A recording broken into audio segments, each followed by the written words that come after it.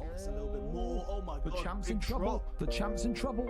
Assassin Banana. This could be it here. DPT Pook has done it. Oh, it's DPT Pook. I mean, up into space.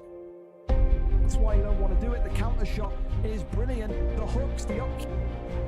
Oh my god. Jab, overhand. Blue still coming off beautifully, and it's.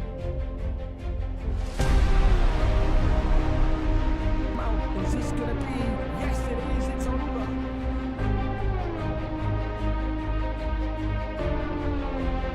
Shots again.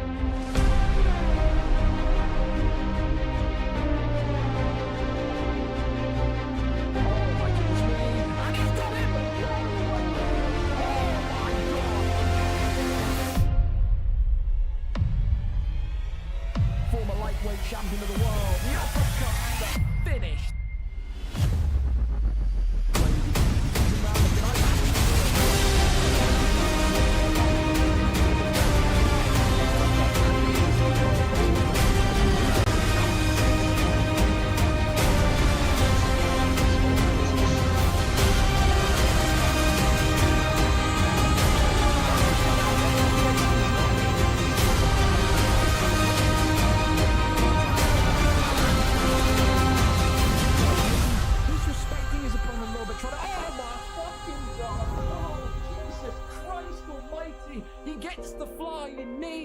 Absolutely slapping. Oh my goodness me. He's slapping something, and it ain't cheap. There's now 1-2's over. Tries to get the takedown and gets another big slam onto him. But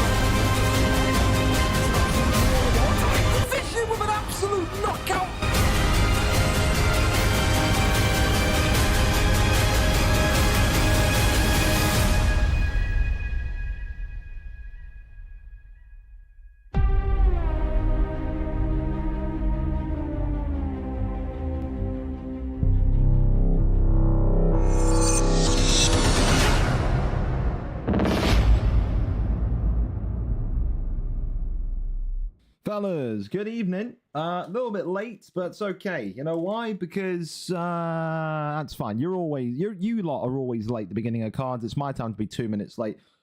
Great fight card tonight. Excuse to get up. I need to get a haircut next week. If I didn't wear the fucking cap, trust me, we'd be overflowing. It's nearly been 3 months of that since I had a haircut. It's, the locks are indeed flowing. It's a mess up there. It is. We need this.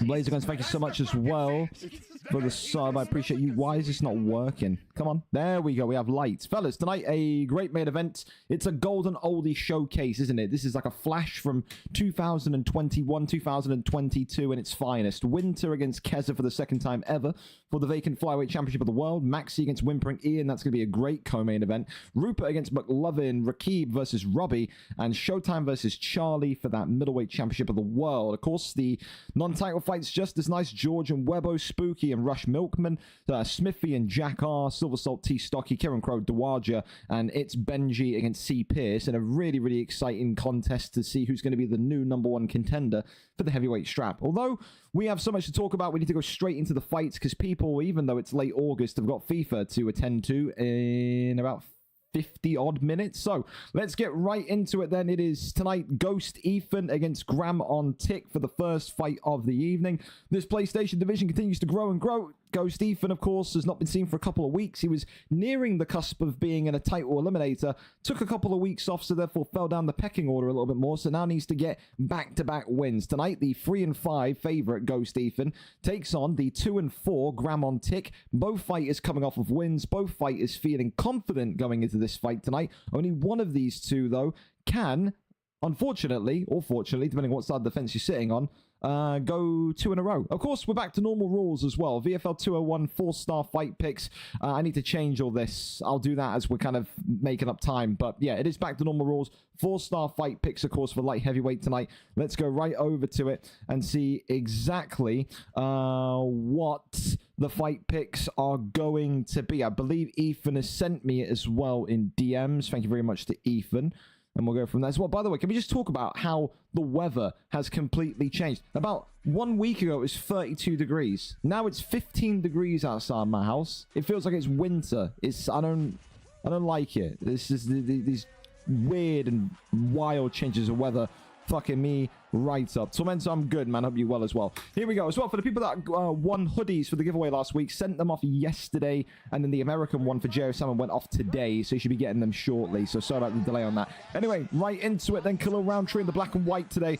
Paul Craig in the blue. Roundtree for the favorite in Ghost Ethan. Graham on Tick coming in with Paul Craig in the blue trunks. Again, reminder, both of these two near the middle of the pack of this beginner PlayStation division, but both of these two coming off of wins in their last fight.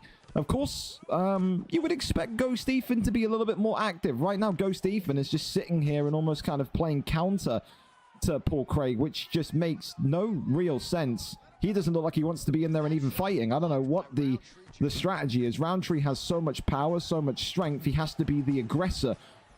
Taking this fight slowly and taking a 2-mile-an-hour speed like Ethan is doing right now with Roundtree does nothing but help Paul Craig establish a rhythm in this fight, and does nothing but help Graham on Tick in the blue trunks slowly get into this fight. I would feel like when you're in light heavyweight and when you're using Khalil Roundtree, you got to make the fight feel a bit chaotic, feel a little bit crazy at points. You got to use that pressure, that force, and that movement of Khalil Roundtree that we always talk about. Feels so much more like a middleweight than the light heavyweight. And there's Paul Craig pulling guard. Look at this already. Graham on Tick getting some submissions and some denies in his game. Looks like someone's been training in the last couple of weeks. And that there, I'll tell you this much, will give Ethan a little bit of concern, because I don't think he expected a groundsman here tonight. I didn't expect the groundsman here tonight. This is so far, this is very impressive from Graham on Tick already. Getting these denies in, using Paul Craig to his absolute best, and now looking to try and get the submission here in round number 1. Turn my microphone down, so I'm yelling into it. It's up for F1 yesterday. Sorry if I was a little bit loud there. So Khalil Roundtree looking like he's going to fade here, and this is a one-and-done tap. Just like that. Graham on Tick, you've impressed me, my man. I didn't expect that whatsoever. We saw you 2-3 weeks ago looking like you were going to be a stand-up, out-and-out boxer. Came in today with denies. Came in tonight with confidence in the ground game. And this is what I'm saying. I just think Ethan took the fight too slowly. You can't go in there with Khalil Roundtree and just be sitting, planting, and waiting. You got to go forward movement and try and make the fight chaotic. Tonight, no striking needed from Graham on Tick. It was all about the incredible and I think, revamped ground game of Graham on Tick. I'm impressed by that. I'm dead ass impressed with that. That's, of course, first of all, submission of the night it's up for. It was a one and done submission attempt. So yeah, I tell you, that's really, again, I love seeing that. I love seeing that. People will say it's boring because it's ground game, but to see someone like Graham on Tick go away for 2 or 3 weeks after a win, come back, and now he's adding ground game to his mix. That is one of the most impressive performances from a newcomer, because he is still new. That's only his, 7th fight. Absolutely one of the most impressive performances I've seen in recent weeks. Really, really, really high on that. For Graham on Tick, the only way is up. And I think if he keeps on doing that, if he keeps on practicing the denies, keeps on practicing the submissions, he's only going to get 5 times better. He's only going to get closer to the title more and more. 2-fight win streak now. It's got to be a big name next for Graham on Tick. Congratulations to him. Really, really well done tonight. And yeah, just levels of improvement. Levels of improvement. So that's fantastic. All right, well, we keep on going to our next fight tonight. Of course, if they're both ready for it, Alparami and Los de Slammer. Fun fact about Slammer here, fighting in Hawaii. So fucking aloha, brother, to you. I don't know.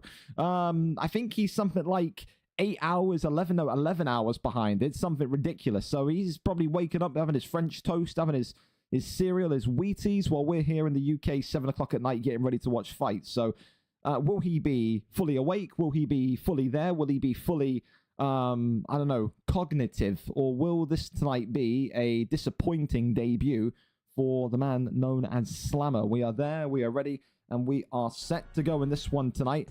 Good morning to Slammer, and of course a big welcome back to Alparami, who tonight does come in maybe with a bit of a favorite tag on him. 3-3. Granted, though, 2-fight losing streak for Alparami. There's been a lot of hype on Slammer as well. Only time will tell tonight if that hype is real or not. We are there, we are set, and we are ready to go here in this PlayStation division.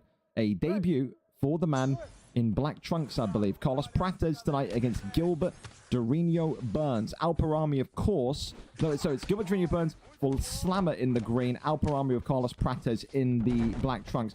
The one thing I'll say for Alparami is he likes to start fights very aggressive. This is someone that very much will do the complete opposite of what you just saw Ethan do there. He wants to get right in there and get right into the business of kind of boxing and damaging his opponent.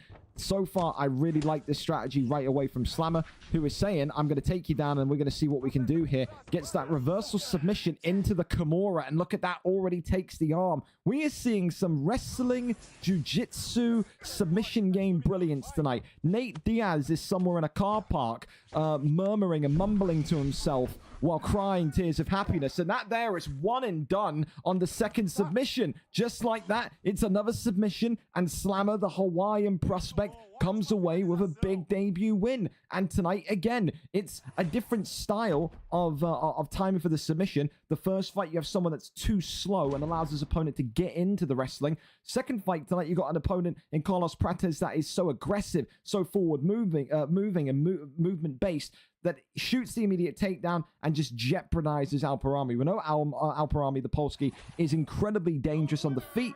Tonight, maybe we saw another element of danger, of a potential pitfall in his game, in the ground game. A lot of these kind of beginners, intermediate fighters in the PlayStation division, it's a case of sitting down and committing to learning the ground game. Once they do it, just look at Graham Tick, looked phenomenal tonight. However, Slammer had it done, Slammer got it done, Slammer gets it done in round one through a brilliant submission courtesy of Gilbert Dorino Burns. And again, Gilbert Dorino Burns, someone that has got a bit of a kind of 50-50 success rate. People, again, in this welterweight division, some love Gilbert Burns, some hate Gilbert Burns. I'm personally on the side that hates Gilbert Burns. I just feel like he's too you know what I mean? It's not inspiring. There's better picks in there for me. But listen, you can do it, and you like Gilbert Burns, then hey, you know, who am I to call it a shit pick, especially when you're winning in round one via a submission.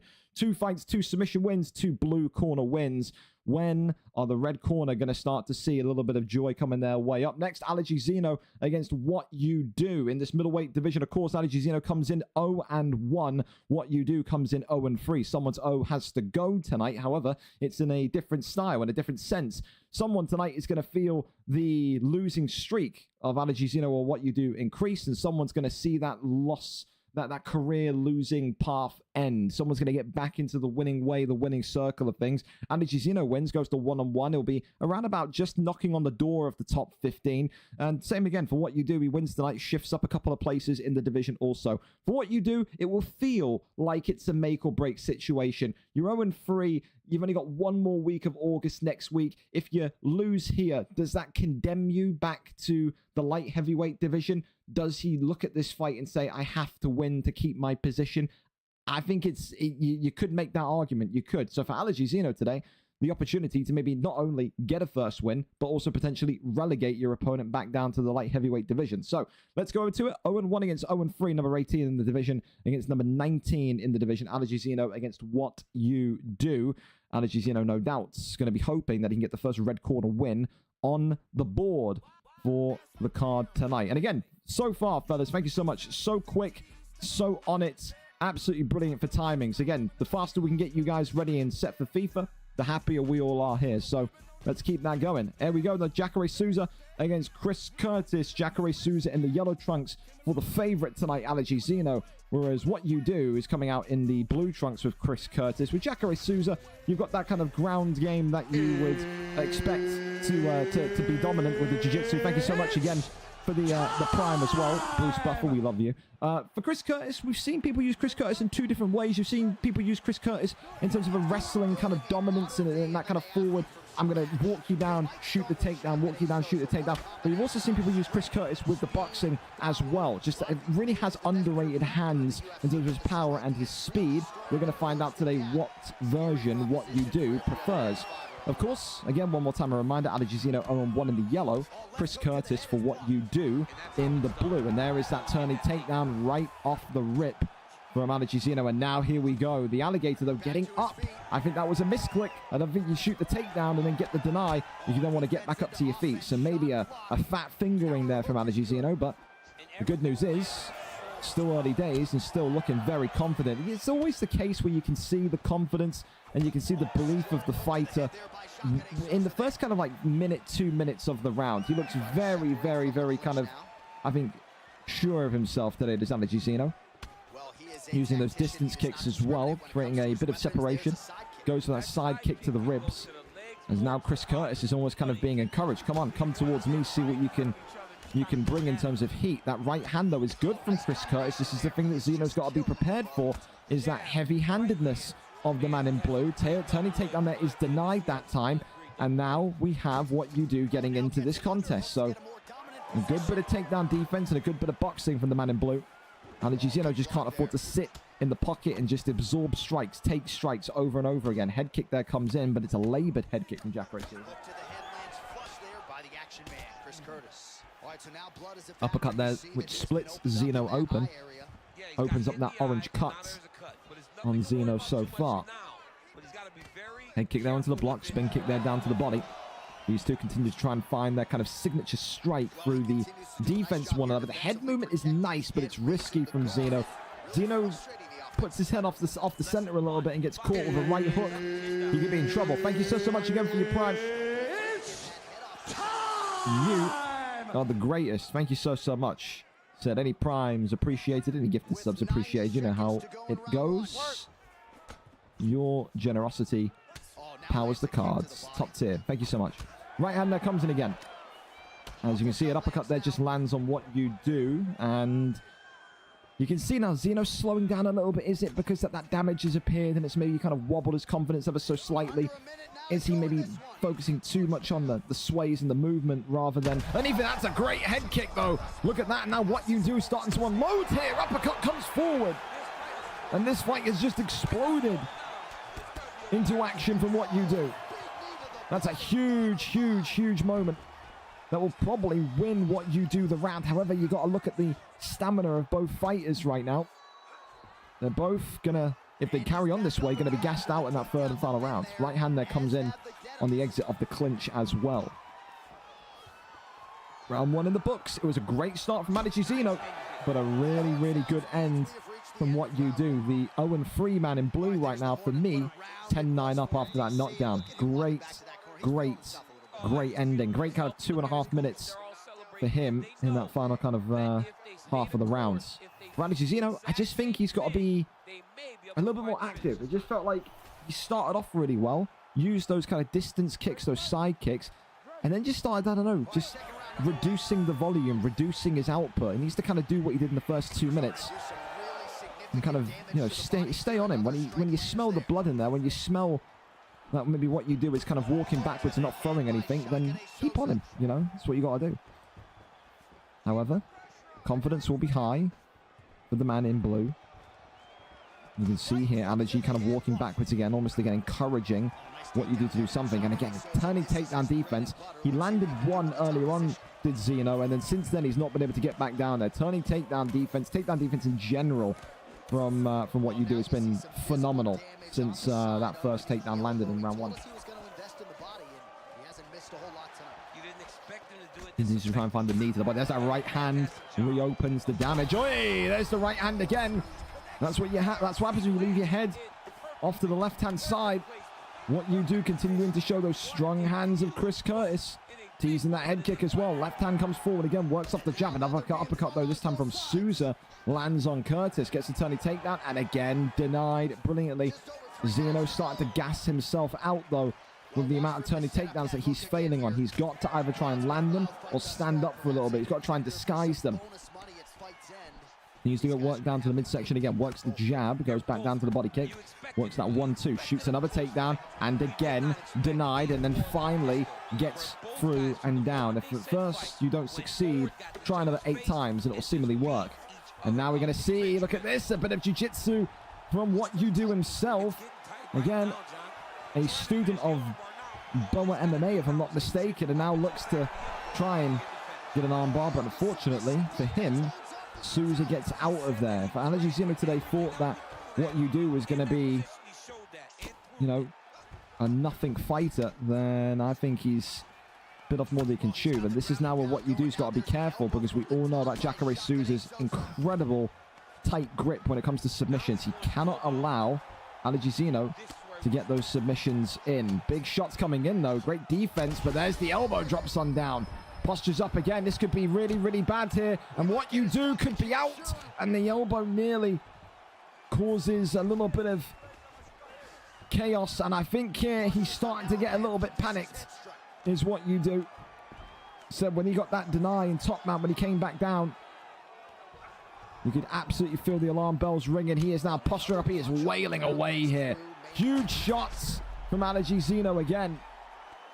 It is Habib-esque, but he gets out that time, goes to the right-hand side and survives it. Big shots now ready in, gets that flip and rotation. How needed was that from What You Do? Trying to go for the Kimura. That one there is denied. 18 seconds left of round number 2. So far, going into the third and final round, this is a 1-1 fight. This has been a great fight in the middleweight division. You would not think that both of these two are winless. Phenomenal fight, absolutely. Third and final round coming up, 1-1 after 2. A great rebound round, a great bounce back round, or whatever you want to call it, from the man in yellow there. Alejandro dominant in that one.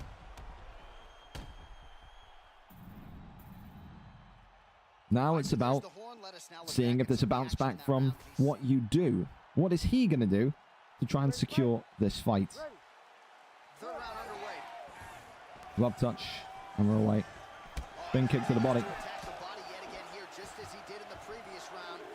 Shoots a takedown, that one there, and lands. Okay. For the first time tonight now, What You Do being the superior party, being the party that has got dominant position. He could just try and point fight this one into a decision victory. We know how dangerous that can be. But we also know how dangerous Alejandro's ground game can be as he gets position back, has back mount, or back sitting, should I say, goes into backside. And now looks for the posture up. That one then being faked and teased, but gets the deny as well. Rips him back down. Down, now takes back mount. And if he flattens him out here, he's in huge trouble. Instead, gets him right back into top mount, where we had him for the entirety of the second round. And now puts him into a triangle choke. This is not where you want to be. Gets that flip and rotation, back through into top mount again. And then collapses back down. Rolling around. And he gets the top mount deny as well. It's really, really clean and classy from Alejandro. Rolls him back through into that triangle choke once again. And now he's got to try and get out of there. What You Do's in trouble, though, is the triangle choke is going to be locked in. Half of that submission bar gone. And What You Do has to find a way back to the feet. He is not going to survive down here. He is not going to last down here. Over into backside. Going for the get up and finds it. But then takes the back. It's so good. It's so, so good. And he doesn't know how to slam him down. What You Do is about to be taken down for a choke. And you would think here that this is going to be game, set, and match. Goes into an arm bar. It's brilliant jiu-jitsu knowledge. It's great fight IQ. And this here is going to be the fight in 3. Alejandro gets his first win in the middleweight division. A tricky first round. A great and beautiful bounce back in the second round. And then ultimately the submission comes from Jacare Souza in round number 3. For What You Do, the fight started like this and just went downhill from there. The second round, once he started to be in that top mount position, he just couldn't find a way out, couldn't find the answers, could he? And that there was the difference. Did the damage in round 2, did Alejandro, and then eventually gets the tap in round 3. So Not maybe his cleanest work tonight for Zeno, but he'll be very happy with that one. I think he'll be very proud of the fact that that's the O off of his record, and I think that's a great testament to what he was showing in the light heavyweight division before he moved up. For me, so far, early days, of course, fight of the night. A good back and forth in the middleweight division. And for Zeno, a first win at 185. Congratulations to him tonight. So far, again, 3 fights, 3 submissions. We've got the night of living submissions here tonight. Who's going to get the first knockout, I wonder? For now, though, Zeno gets the dub. Up next, we go over to Echo Doki and Lucky 13. So, Echo Doki tonight comes in 5 wins, 7 losses, a late replacement after Heliker had his nan go to hospital. We all know what that means. Of course, for Lucky, comes in 0-1. His only loss in this fight, in this division, though, was against Kingsley for the title when he was brought in as a last-minute replacement at VFL 200. Of course, we know Kingsley is going to be sailing up and through the divisions. He won't even be going to the light heavyweight division. He has showed so much development, you would expect him to be either a middleweight or welterweight. So for Lucky, he's got to ignore that fight last week and just go back to basics this week. Echo Doki, again, a bit of a 50-50 fighter in recent weeks. Loss, win, loss, win, loss. 5-7 as his record, so not, of course, championship material yet. But this would be a huge victory for Ben, Echo Doki, that's his first name. If he can beat Lucky, it's no doubt the most reputable win in his career. And if you're lucky as well, it's kind of a big deal because you need to kind of get over that mental obstacle of do you or do you not think you can cope and swing in the kind of top end of this heavyweight division. Needs to get to 1-on-1, needs to find a win today. Let's go over to it and see who comes out on top. Echo Doki 5-7 coming off of a loss. Lucky 13 0-1 coming off of a loss against the champion. Nothing to be ashamed of that loss though. We go over and up to it. Let's see what the picks are going to be here in this heavyweight division tonight. Sergey Pavlovich against Lucky Smith.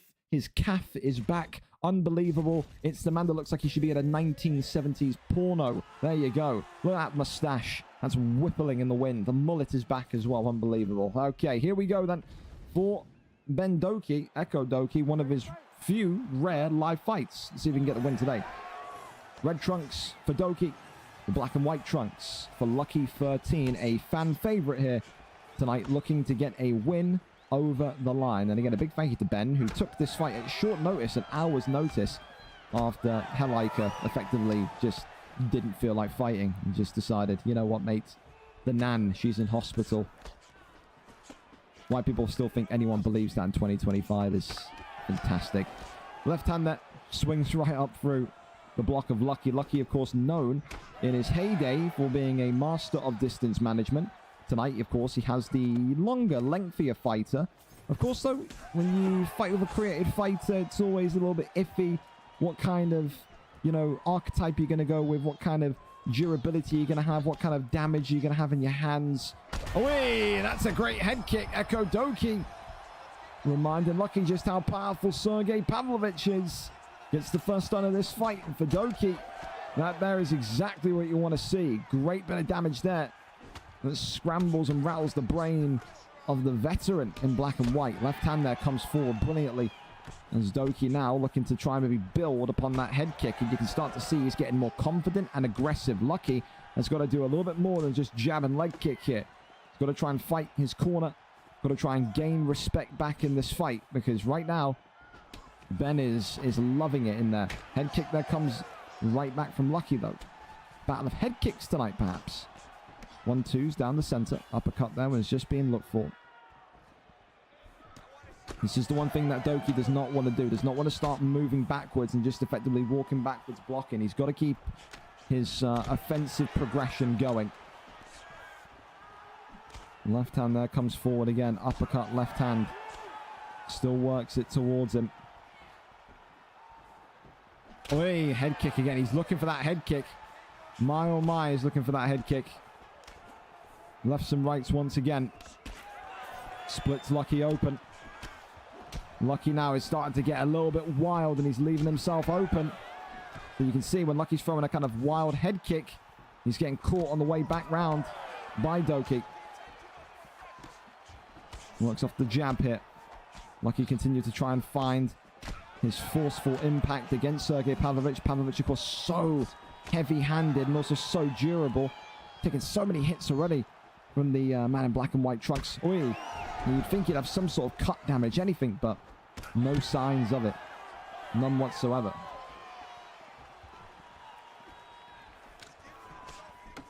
Works off the jab. There's that left and right hand again. Big straight. There's another left hand. Works off the jab. Left and right. Oi, elbow. Uppercut. End of round 1. Lucky looking beaten and battered here at this minute in time. 10-9 to Sergey Pavlovich, absolutely. Just got off. It's the thing I always say. It's like, you know, you see guys like Aussie Kid work so well with these calf picks. I'm still never going to get on board with it. I just feel like there's so much benefit to using an actual person. Just doesn't feel like Lucky has the strength in his calf right now to be able to launch a knockout. Maybe I'm wrong. I'd love to be wrong, but Doki tonight looks good. Looks very confident in his pick. Left and right hands coming forward again. Body shot now. Rip-tiding forward. Thank you so much again for your sub. Appreciate you. Lefts and rights continuing swinging on down. Lucky, though, eating another shot. Going back to the body, however. As this mullet man continues to try and find a way through. Look at that, though. Quick and deceptive. Those left and right hands fast from the man with the porno stash. Maybe, just maybe, Lucky starting to find his feet in this fight. Look at that, the speed of this heavyweight. This is what he's put maybe everything into his calf. It's all about speed. However, he has taken a lot of damage. Doctor coming in to check the eye. Of course, fight will not stop just yet, but that's the thing. You've got all this speed, you've got all this fluidity, but you do not have the durability. Lucky's got to be very careful now and be absolutely up here in terms of his quality of defense. He cannot take more shots to that right eye. He cannot have that cut get any worse. Love touch. Here we go. Swinging a miss on that one. 1-2's right off the rip again. Oi, right hand. Okay. Lucky now trying to go forward. And Ben Doki is now just starting to take shot after shot. He's got to be careful. Oh my God, that could have been a knockout of the year contender if that connected. Ben's got to be so wary. Head kick there, drops him, and this could be it. Lucky pouncing with the ground and pound, and this one is all over in round number 2. It's a devastating loss for Ben because he was in control of the first round. He'll be looking around and saying, how did I let that one slip through my fingers? Such a great first round from Doki, but a fantastic, brilliant recovery round from Lucky 13, maybe showing that importance of experience of his veteran status there to sail through that one. I think the one thing that Ben's got to be proud of tonight is that his boxing looks really good. One of the better boxers in the heavyweight division, no doubt. Gave Lucky a run for his money tonight. However, that calf, it was not about the durability. It was not about the power. It was about the speed of the archetype tonight. And I tell you, that tall, lanky bastard there with the mullet, he's got the speed of Floyd Mayweather in that heavyweight division. I'll tell you that much. Impressive. Lucky gets it done in round number 2. Wait for his arm to be raised. Here you go. There you go. Look at that. Wonderful. That there is a picture that only a video game can have. A man with a mullet and a porno mustache having his arm raised after a victory. Fantastic. Gets it done in round number 2 for Lucky 13. First knockout of the night. Contender, you can maybe say. It was a knockout, but not knockout of the night contender for me. I think we're going to see better than that. It would feel disingenuous to even give him hope and give that knockout of the night. No offense, Lucky. It was a nice knockout. Good comeback victory, but standard. Standard knockout. Commiserations to Doki, though. Said, take positives from that, Ben, because that was probably one of the better performances I've seen you have on the feet. Against a very 0-1, yes, but this guy was something like 19-21 light heavyweight. So you hung in there with a dangerous opponent, man. Don't feel too bad if anything. Up next, we keep on going. It's Kanto against ATA 77B. The Turk is back in this one. Of course, a middleweight matchup. Kanto coming in tonight, 9 wins, 8 losses. Coming off of a loss last time out, but 3 wins in his last 5. ATA 77B 0-1 will continue to try and hunt for a fast-track road up the divisional rankings. He said, give me the best possible matchup that you can. Give me someone that will get me tested, that gets me ready for the higher end of this division of 185. He asked, I answered. 9-8 tonight against 0-1. Both of them, of course, coming off of losses. Maybe Kanto will feel a little bit more pressurized tonight, especially considering the fight difference. Like I said, tonight for Kanto, his 18th fight in middleweight, Whereas ATA 77B coming in for his second fight, you know, it's one of those. Hey, but I'll tell you though, don't sleep on ATA 77B. This kid, AB, when he was in light heavyweight, was kind of up there competing at his, I think, absolute best in the light heavyweight division. Had some incredible ground game, then kind of disappeared, went on holiday, went on vacation, came back in the last couple of weeks and wants to kind of now ascend himself up the 185 rankings again. I think he will be someone, over time, gradually, will be a serious contender for the strap. Let's go over to it and see exactly what the picks are going to be as we keep on going on this early road. I mean, this is fantastic. Like I said, the earlier we go, the happier we all are. Here we go, though. It's going to be Shara the Bullet, the Cyclops, as he's known, against Darren Till. I will always sit, just like I said about Gilbert Burns in welterweight. You're going to hear me say it about Darren Till in middleweight. I don't know what possesses people to go with Darren Till. I feel like he's too bulky, too slow. I don't know.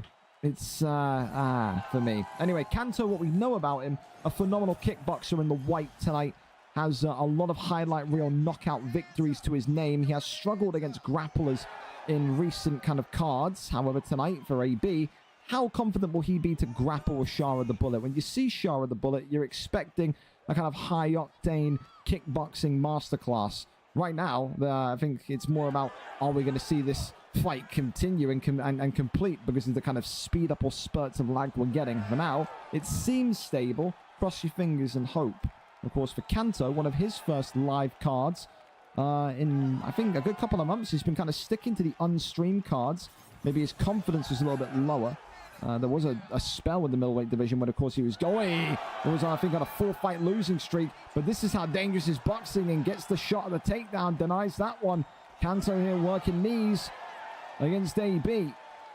And now we've got a real kind of firefight here because Shara the Bullet cannot miss too many shots. Goes down low. Darren Till expending a lot of energy there. This is the thing. Kanto, we said it before when he was in the I think the welterweight division before middleweight, is that he likes to piece together combinations, but they sometimes get him in trouble because the combinations are so long that it can put him on 12, or not 12, but 25% stamina. Now, 12 would be very specific, wouldn't it? But you've seen him be knocked out because he puts these 7-piece combinations together, doesn't clock his stamina, and then boom, one counter shot, one uppercut, and then it's all over. So has to be careful in that regard tonight. But his pressure, his presence when he's fighting like this at a confident level, so difficult to overcome. He really is. Uppercut there, comes forward again. Darren Till now teeing away. Shara the Bullet dropped that against the cage. And Kanto here looking for the finish in round number 1.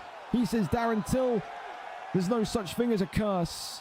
There's only hard-hitting action from the Scouser. Drops it again against the cage. And AB here, the Turk, is in big, big trouble. Big shots raining in. And this one tonight not over just yet. But AB is in so much trouble. Kanto is taking it to him. He is whooping him. He is absolutely killing him. Has to find a way, does AB, to get some sort of footing, some sort of foundation in this fight. Because right now, this is a man against a child. It really is. Body shot comes forward. Uppercut, clips him and drops him. There's the knee on belly. Whips him into the armbar. And AB here could be about to be not only not dropped, but stopped, courtesy of a submission. AB having his armbar escape denied again, and that will drop the block even lower. Round 1 continues to tick on down, and he gets into top mount here, rains down the big strikes, the heavy shots here landing as the elbow cracks in again. AB has got a hope that he can survive into round 2, to which he more than likely will. And although he gets the submission off, it's not enough to get the tap. Round 2 coming up and underway. AB so far, though, is being given an education in this 185 division. Knockdowns, submissions completed. That could be that has to be a 10-8 round. It has to be a 10-8. Thank you for the follow as well. I didn't catch who it was, but thank you so much coming in tonight. So many fights were live here until around 12 a.m. UK, 7 p.m. Eastern. Fights all throughout the evening, the afternoon if you're in the US. We'll be here. Big shots are coming in again already. Look at the block and head health of AB. Absolutely in tatters at this minute in time. Shoots a takedown. That one there is denied. AB continuing to just try and find his way forward. Uppercut there comes in. Puts him into tight clinch. There's the knee from inside the clinch now. Lefts and rights again. Has him here against the cage. Big ones coming forward. AB absolutely in trouble once more as he crosses over into stack guard. Rains down the strikes here. Kanto still not able to put him away. And AB kicks him away. How much more damage, how much more punishment could AB take it? Oh my goodness me, like a baseball bat crack into the dome. And there you go, it's a Darren Till straight that sees Kanto back to winning ways. And I'll tell you this much, if he was lacking confidence a couple of weeks ago, he is fighting like a man possessed tonight. That is the Kanto that can be right back on the track for the middleweight title. That's the Kanto that I once upon a time called one of the best boxers in the 185 division. Maybe that will be a message to Showtime tonight. Maybe Kanto wants a crack at the gold. Who knows? But a dominant performance, a fantastic performance of Kanto. Looking recharged, looking rejuvenated, looking like he enjoys it once again. There was, like I said, a period when he was going on a 2, 3, 4 fight losing streak, and you thought, how long is this going to go on for? But the last couple of months now, I'll tell you, he's back to his absolute best. Gets it done tonight with a devastating Darren Till knockout. We keep on going. We go over there to D1 Smumlinger and Oysin up next. Smumlinger, of course, coming into this one tonight. 14 wins, 14 losses. The once upon a time #1 contender for the middleweight strap is on a little bit of poor form. 2-fight losing streak that he needs to overcome tonight. He does not want his record to go negative. He wants it to go positive.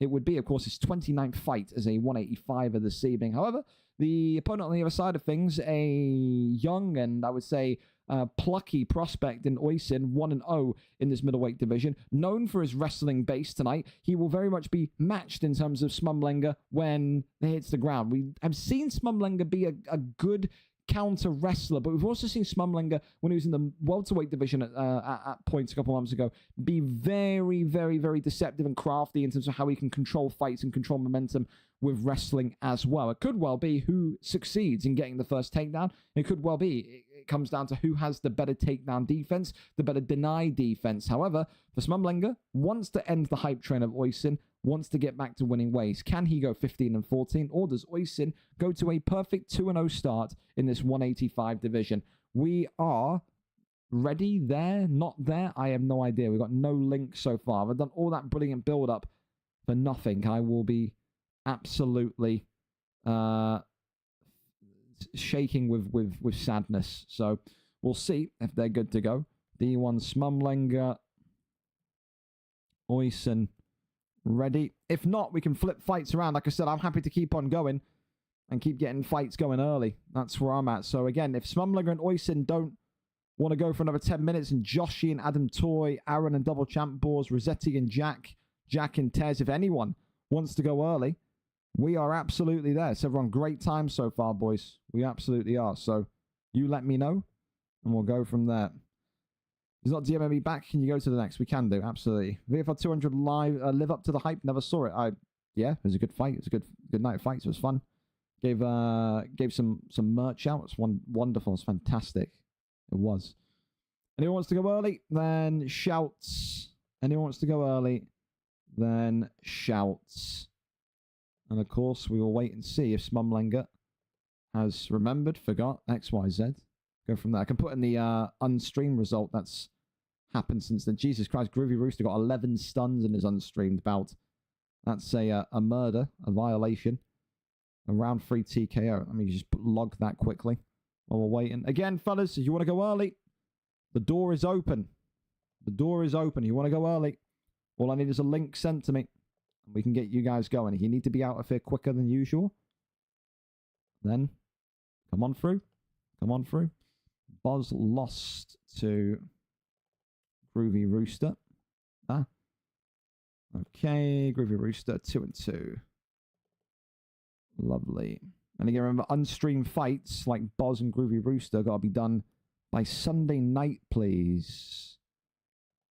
Do not forget, I will chase you with a big stick and yell at you to do your fights.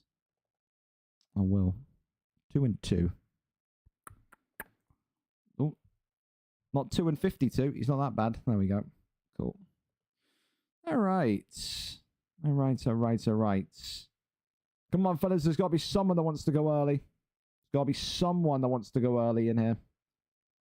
Surely one of you Neanderthals wants to get this one done and dusted. If he's not here, will it be unsafe? No, if he's not here, he'll be kicked out of the league. So you got to sit and wait.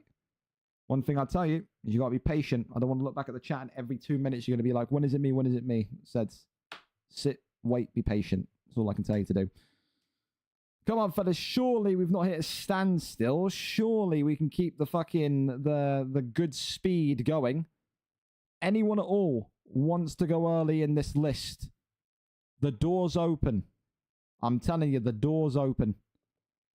Come on down. We've got a stream link. What's this for? Tez is loading up.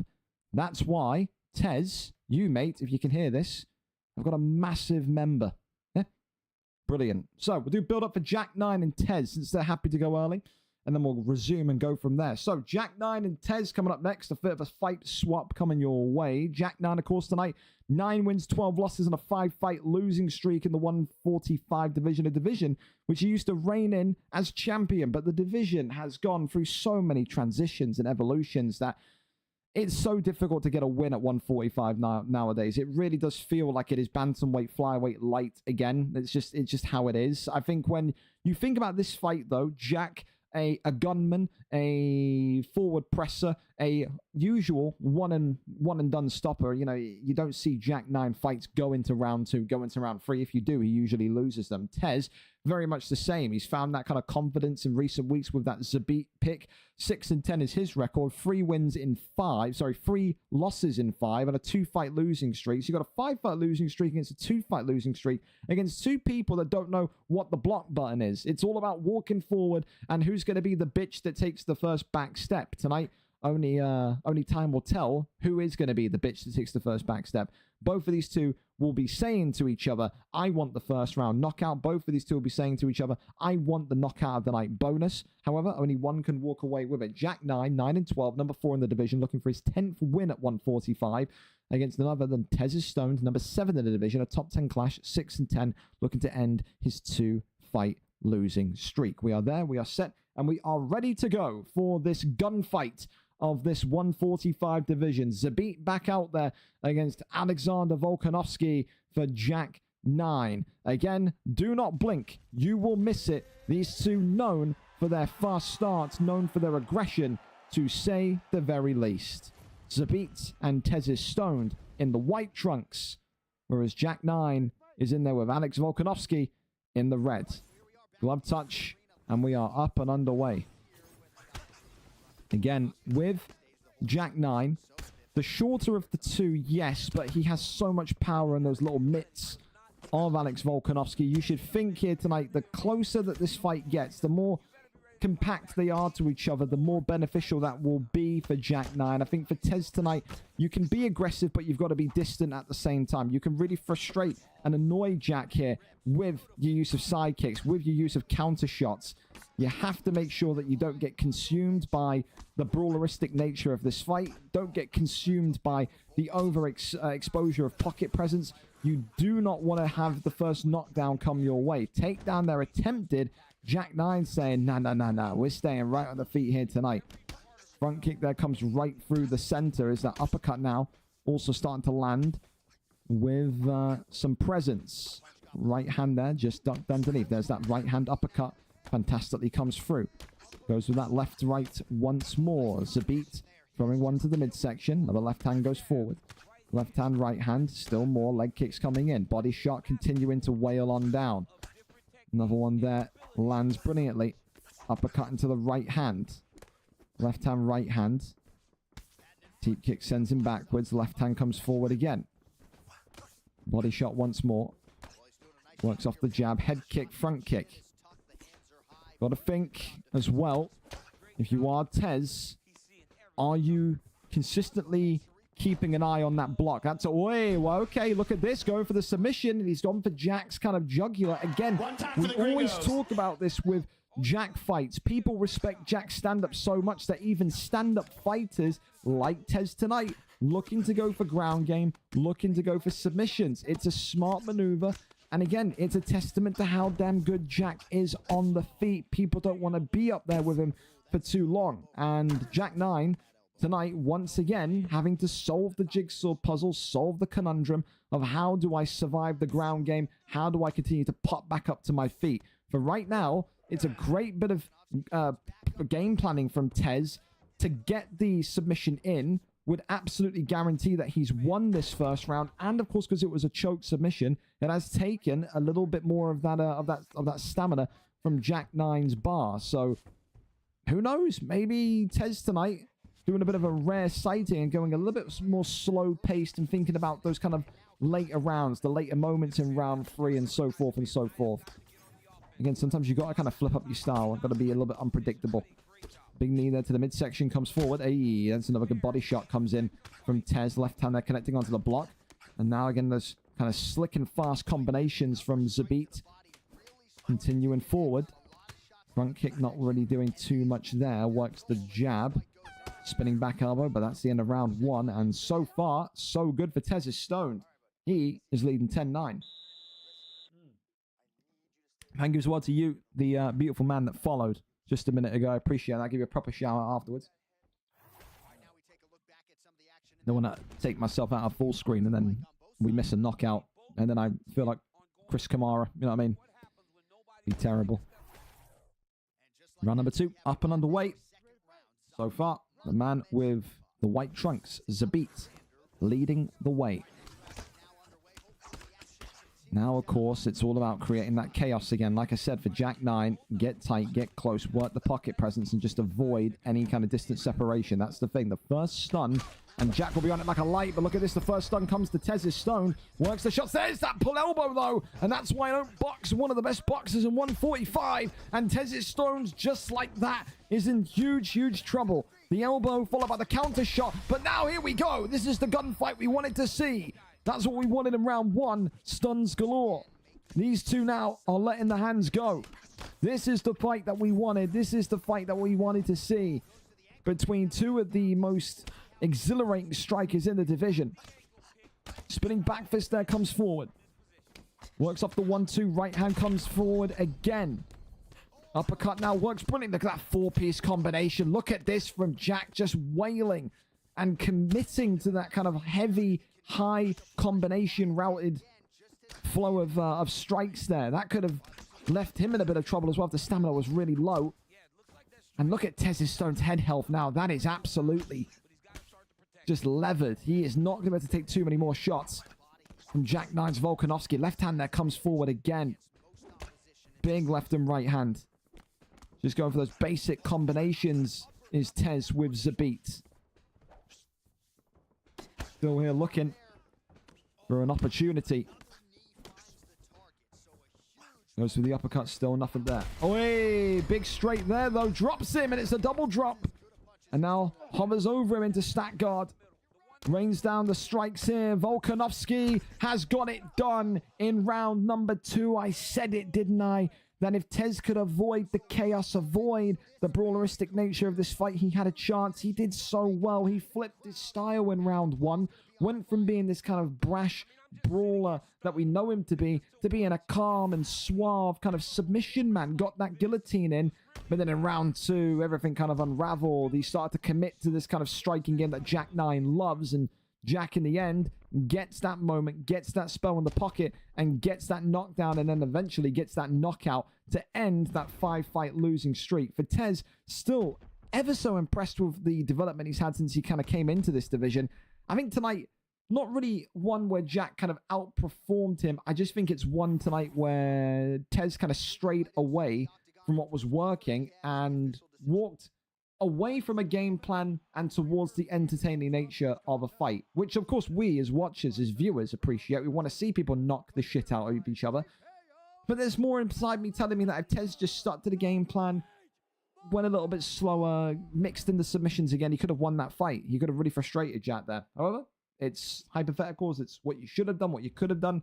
It doesn't matter. Jack 9 walks away with a victory tonight, and that will feel like $1 million because he has been waiting for that. It's a long, long time that Jack 9 has had to wait since getting a victory in that 145 division. Great fight, great action as per usual, but tonight Jack walks away with the dub in the 145 division. Congratulations to him. All right, up next then, what have we got, fellas? We still haven't heard anything from Smumlinger, so no idea where that fucking clown is. I guess we'll have to wait and see what's going on there. Wake up. I don't know where this this Neanderthal is, but I'll give him a Discord call. Oh, nope, never mind. I thought he came on Discord there for a minute, but not someone else doing it. Yeah, he's got his Discord, his phone turned off. There's always one, dude. There's always one. Fucking D1 Smumlinger, the absolute liability dickhead. Oh, brother. I guess we'll have to wait and see. Well, listen, fellas, any fights want to go early? Again, anyone wants to go early? Toss the link. Again, any one of these fights that are lobbied up, we can go. I'm absolutely down for it. I am. I absolutely am. So, that's funny as well. Lello, who refused to show up to his fight last week, was sat talking in the fucking Discord. Didn't even send me a message apologizing. That's interesting, isn't it? Lello, ladies and gents, the guy that can talk and talk and talk and talk and act like he's some sort of super player when he's winning, and then when he loses, you can't show up to his fights anymore. It's funny, isn't it? It's all good. When he goes inactive and he gets kicked, he won't be welcome back in UFC 6, and then we'll get novels and paragraphs and essays again in the DMs about being allowed to play. So that'd be great. Not interested. Not interested. Not interested. There you go. That's my reply back to you, Tate. Not asked, mate. You keep your weird friends away from me. Cheers, though. Thank you to Baba as well, and also Fada Blacks Gaming 25 for the follow. Appreciate you. Appreciate you.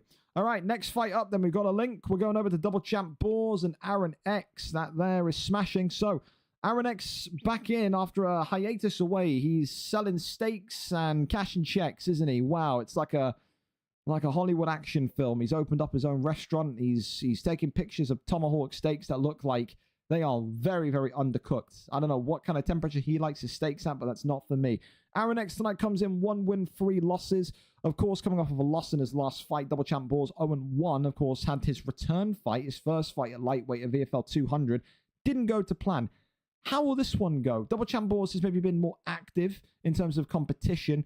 Aaron X has been, I think, rusty. He's been out of... Again, this is the thing with Aaron over the last kind of like 2 years. He kind of like comes back and then disappears. Comes back and disappears. It's like the consistency for Aaron is the only thing that harms him. Today, will the break of 4 weeks or whatever it's been benefit him, or will it be another disadvantage and another loss to him on his record? Lightweight division, brace for impact. 1-3 Aaron X against the 0-1 Double Champ Boars. 2 fan favorites, absolutely. Let's go and see who gets this one done. We are there, set and ready to go. Conor McGregor tonight against who will it be? Of course, 4.5-star picks the maximum. Well, sorry, 4-star picks the maximum in the lightweight division. No. 4-star. 4-star. There you go. The bold Dustin Poirier. As we get ready to go in this one again. Do we have no volume in this? Are we in the Emirates Stadium? We're in a library, are we? Turn a light on. It's getting dark early. Tell you what, mate. Give it like a month or so, it's going to start getting dark at 6 o'clock again. That's the way that we like it. I love winter. I do. It's the Slavic roots in me. All right, well, we may not have volume, but we've got picture. So just imagine the sound of fist connecting with head. Here we go, then. White trunks, of course, for Dustin Poirier. And Double Champ Boars. Green trunks, of course, for the returning cult icon, Aaron X, of course. Usually in camp with the likes of Mark Jeffen and the Mac. Tonight, these two, again, fighters that you would probably say have got a bit of a tooth for violence. Aaron X, of course, has got some of the great knockouts of UFC 4 when he was here. And he may well add another one here tonight because Double Champ Boars is in huge trouble already. That's a huge right-hand knockdown. And Aaron X there just kind of collapsing onto Double Champ Boars, onto Snoop Dogg here, and not giving him any room to breathe. Again, he walks forward. he gets that kind of pressure boxing going, this is what he does. Not a person that is able to kind of cope with ground game. So maybe you'd say Snoop Dogg's best opportunity here would be to use that jiu-jitsu of Poirier. However, he is taking head health off of Aaron X in quite a chunk there. That's quite surprising how powerful this Dustin Poirier is. Had a lot of damage there. Shoots the takedown. Aaron X, though, a good takedown defense. Walks him back against the cage and now looking maybe to reestablish that kind of forceful pressuring movement that he's enacted in the first 2 minutes here of this round number 1. Got to think as well. Oi, right hand. He can't just walk towards double champ balls with his hands down. This Poirier pick, I'm always surprised by it. It always takes me by surprise. I've seen it about 5 or 6 times, and I always say the same thing. It really baffles me how powerful it is. For a 4-star pick, it's really, really dangerous. It's a great counter in terms of damage being done to Conor McGregor. It really is. Continues forward, though. It's a good start to the round for Aaron X, but for double champ Boars, he's coming back into this one. And now for Aaron and his McGregor, got to be very much aware that how much pop this Poirier has in his step. There's that elbow that comes in and cuts open Aaron's McGregor again. McGregor got to use more of that kind of nimbleness. Again, you can see just through how they strike that McGregor is naturally faster, naturally more streamlined than double champ Boars and his Poirier pick. Whereas Poirier is focusing on power shots and counter shots, Aaron is focusing up on punches and bunches and gets a right hand there and against the cage. This could be a really tricky situation here. Still survives it though. But that's huge damage. Gets the judo toss. And now we have Aaron here in a rare position of 40 seconds of ground game dominant control. So let's see if he can maybe make his way to top mount. Again, Conor McGregor, not the greatest wrestler, controller on the ground. But again, you put McGregor, you put anyone, Rumble Johnson in UFC 4, you put Taporia into top mount, it's a very scary position. Anyone that goes into that position with a little bit of strength is dangerous. However, round 1 ends. Equal rounds. Honestly, a really equal round. A good start for Aaron. A good kind of middle part of the fight for double champ Boars. And maybe just slightly pulling ahead at the end of round 1 was Aaron again. So I'm going to go just marginally 10-9 to Aaron X, 10-9 to Conor McGregor. Double champ Boars is hanging on in there. I just think he's got to make sure he's aware of the game plan here. He can't cope with McGregor's speed and combinations. But where he can compete and where he can cope is what he's done in the middle section of that round, which is counter shots and timing. He just needs to be perfect with his timing. Round 2 up and underway as these two sluggers in the lightweight division carry on. And Aaron here looking for a quick finish in round number 2. Continues to work off that jab. Right hand there comes forward brilliantly. Covers up nicely. Teep kick there sends him backwards. Right hand body shot. Goes back down low to the midsection now. Got to try and find a way to stifle McGregor here, because when Aaron is in this kind of form, when he's just walking you back, that's a great body uppercut, by the way. That is huge from Aaron. Look at that work in the body and causing confusion. You've been taking headshots all night. You're not going to expect body shots in that penultimate moment. It's absolute wonderful IQ from this forward pressing lightweight contender as he's going down low to the midsection again. Snoop Dogg's in big trouble. He's now not just got the head health to worry about, the body health is now starting to scream at him.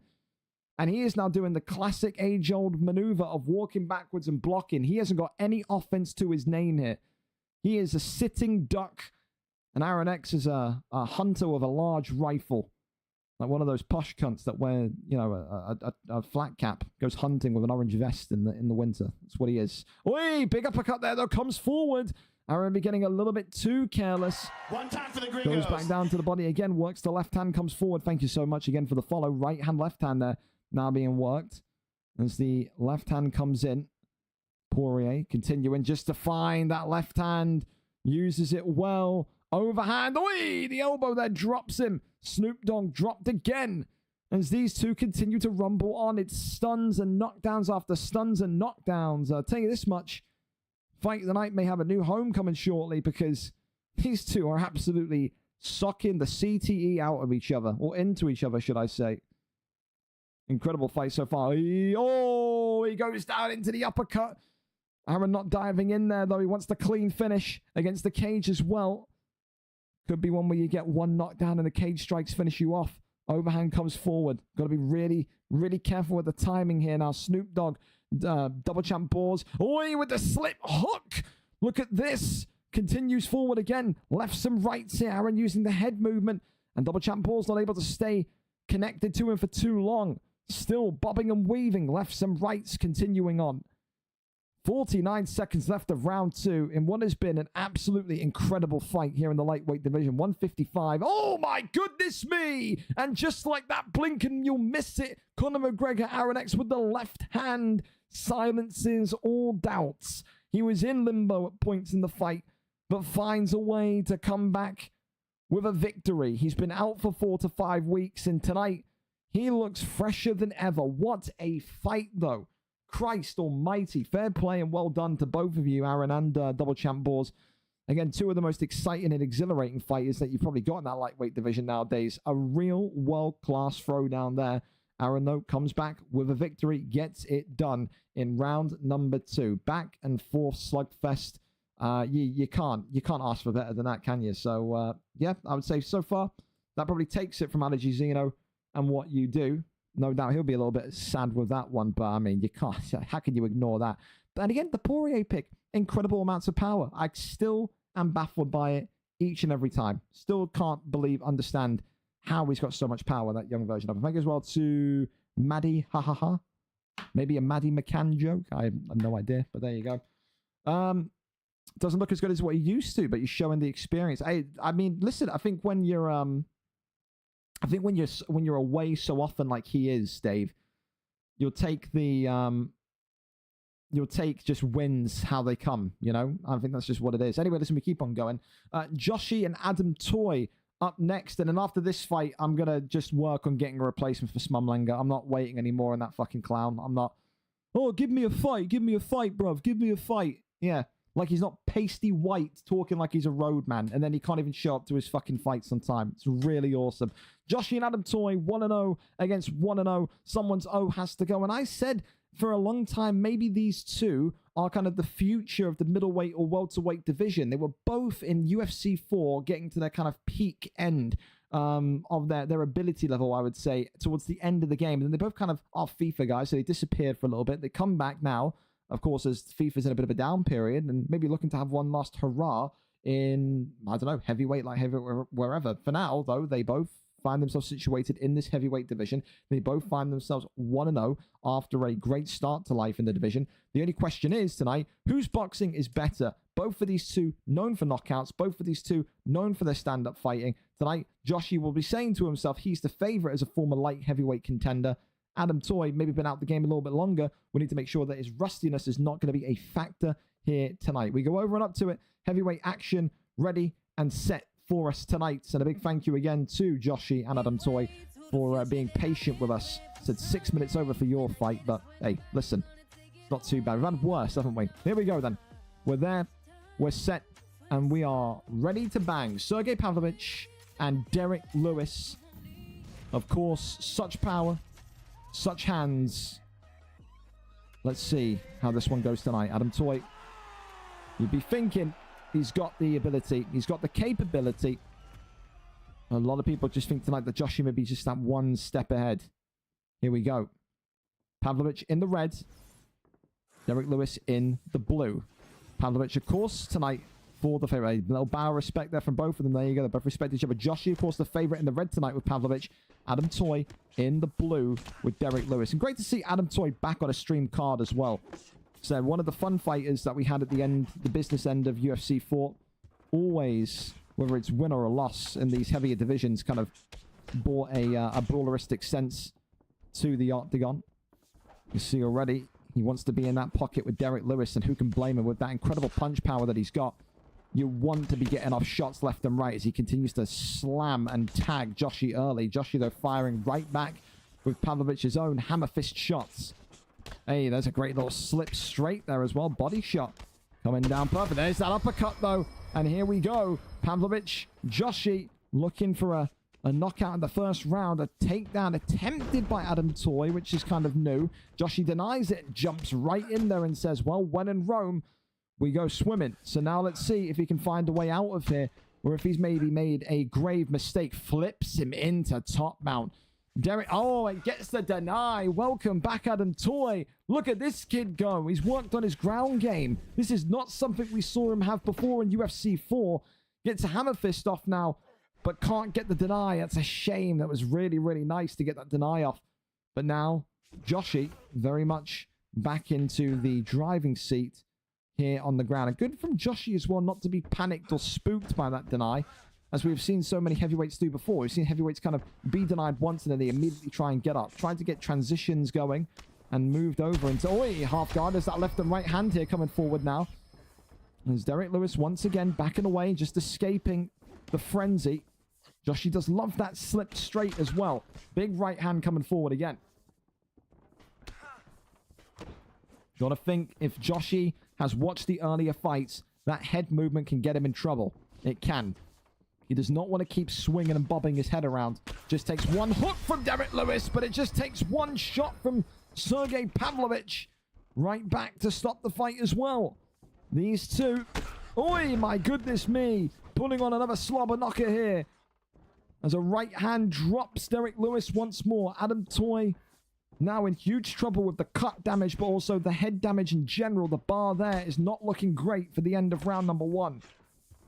We said that Joshi was kind of more, I think, ready for fights. He was more kind of drilled. We were concerned about the rustiness of Adam Toy, and it could well be coming home to roost here. Joshi with a round 1 knockout here tonight. One of the best kickboxers in the heavyweight division, and it's not even a conversation. He will be waiting, counting down the minutes, the seconds for Kingsley to head into that middleweight or welterweight division. He wants a crack at that heavyweight title.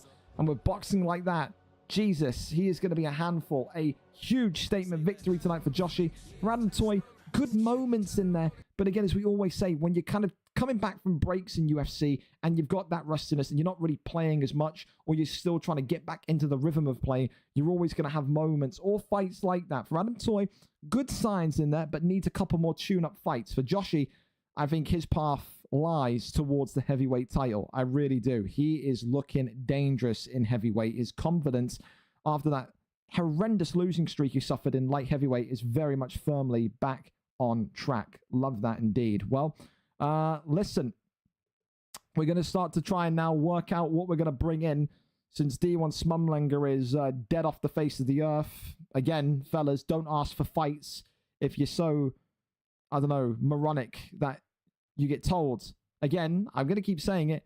You get pinged on Monday about when your fight is. You get reminded in DMs on Wednesday that you've got a fight.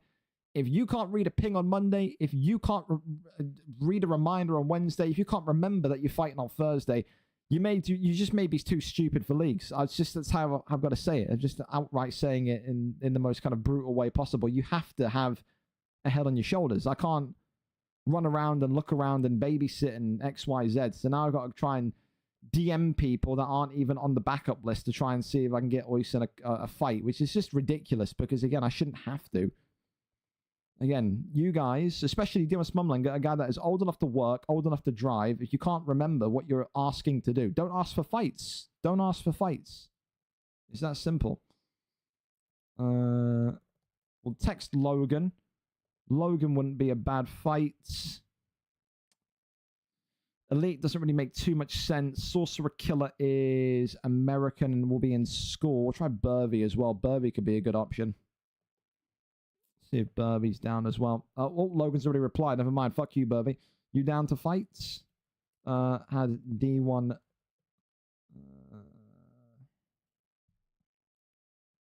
See if he's down for it. If he is, then Mr. Royson, we got you an opponent. 10 minutes. I'll do the next fight, then head to you. Makes it less rushed. Right, Oyson, if you're in here, by the way, I'm sending Logan your Discord so you two can get lobbied up. Okay? So expect a DM from him. His Discord should be like Logan. You know what I'm going to talk about? I'll just send you his DM, his Discord ID as well. So there you go. Add him. Get connected up, get lobbied up, and then, of course, we'll come over to you, okay? So, yeah. We'll do the next fight and then go from there. So we'll do Rossetti and Jack 13, or of course, if they don't want to go early and anyone wants to go early, the opportunity is there. Anyone wants to go early? We're ready and waiting for you. We're ready and waiting for you. If I win, do I get a title shot? I wouldn't say a title shot. You 1-1. 1-1. Anyone beat my 0-6 and say, is that Salt and Pepe, Nathan? Hello, son. How you been? How long do you think I have? Again, I can't really put a figure on it, Alfie, because you guys, we're so ahead of schedule that it's like, you know what I mean? It's we're in a bit of a weird position where we are so far ahead, and I want to keep that going. Again, if any of these guys, if any of you right here want to go early, then boys, it will be my pleasure to let you go and get you in early. So as soon as you're down, as soon as you're ready, then please toss me a stream link.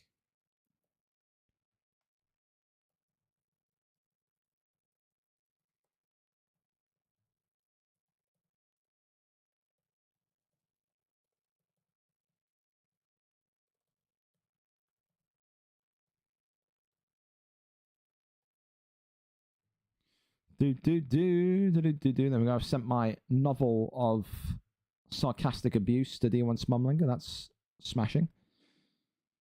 I beat number 3. I deserve a title shot. Yeah, well, you're not going to get a title shot, Tim, at 1-1. Coming off of a loss, are you? Impress me tonight. Maybe you'll get a title eliminator. I don't know what to tell you, buddy. I don't.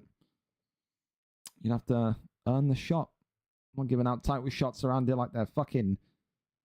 like they're sweets, mate. What are you talking about? What are you talking about? Anyone at all, fellas? Anyone wants to go early?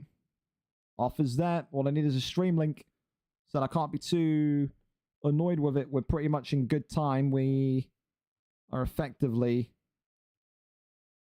like 5 minutes on schedule, pretty much. So you deserve a smack, Tim. You tell him.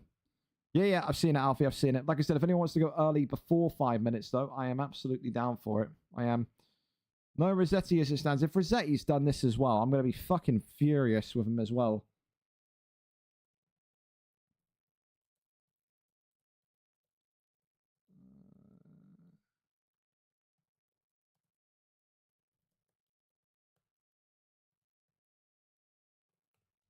Jesus Christ. VFL 200 goes brilliantly, and then all of you just magically just can't remember how to fucking show up to fights, dude. Unreal. The fight, I knew we were going too smoothly. I fucking knew it. I knew we were going way too smoothly. I knew we were. Fucking honestly. And it's two people you would think would be good for showing up because they've been great recently in Smumlinger and Rossetti. Like, how the hell am I supposed to even prepare for that? I mean, we'll get replacements, but it's just stupid. It's crazy. It's crazy stupid. Of course, I know there was one guy in the Discord, wasn't there, earlier on that was, like, asking if he could fight today, but I think he's on PlayStation in the end. So, again, not even one that I can help with there. But we're kind of just there at the minute. I guess while we're waiting, I could try and work on a replacement for Jack. It's great, though, from Rossetti. He'll be on unstreamed. I said Smumlinger and Rossetti will be fighting unstreamed fights for the next month. I just can't keep doing this with experienced people. You've had the entire week to tell me you can't fight, the entire day to tell me on your Discord and tell me you can't fight. No excuse. It's ridiculous. It's stupid. It's silly. Causes delays. Utterly, utterly stupid. I want to see if SL Danny can fight on stream, because I would do that. That would be a good fight. Danny down to fight live. See if he's here or not. Run that.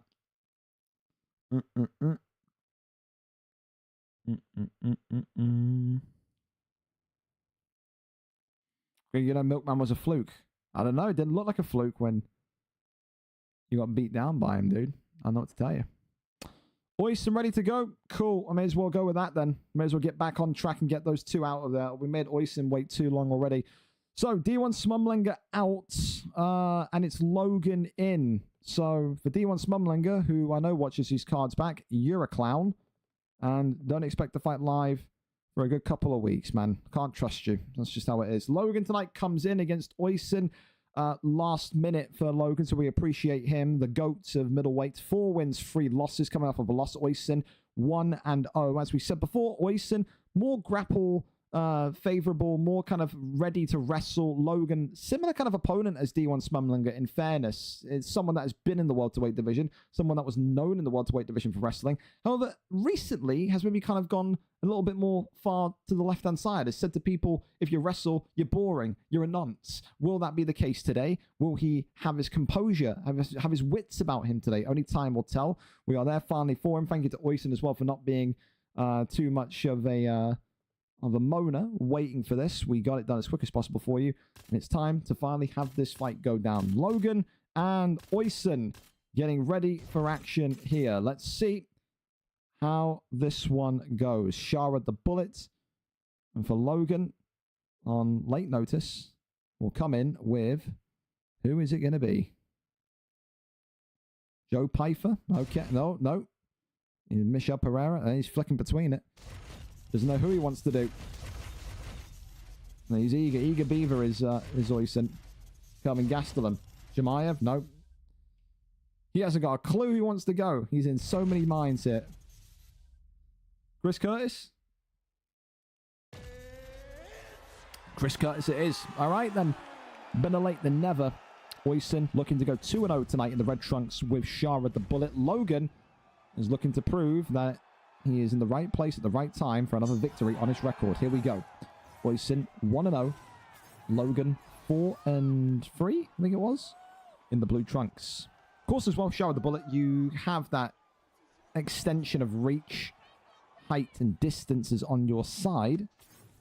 One thing that you have to pretty much remember is that Oysen is a pretty unpredictable fighter at this point. We've had one fight in terms of record and data to kind of look back at, but not really too much to kind of unpack and digest. The one thing for Logan is he's got to use his experience. He had that welterweight trip. He had that kind of welterweight spell where he was kind of one of the higher end guys. Then went on a bit of a losing streak, drops down into the middleweight division. Had a bit of a tough start, but then found his feet as of recent. Now very much wants to regain the top spot. Hold gold once again. No doubt a win here tonight against a very, very big hype train in Oysen would be something to write home about. Of course, you can ignore the fact that this fight says it's 5 rounds. It's only 3.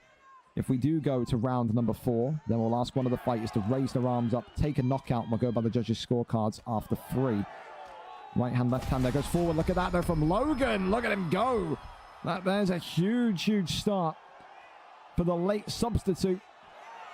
Logan and this Chris Curtis pick very much coming alive here.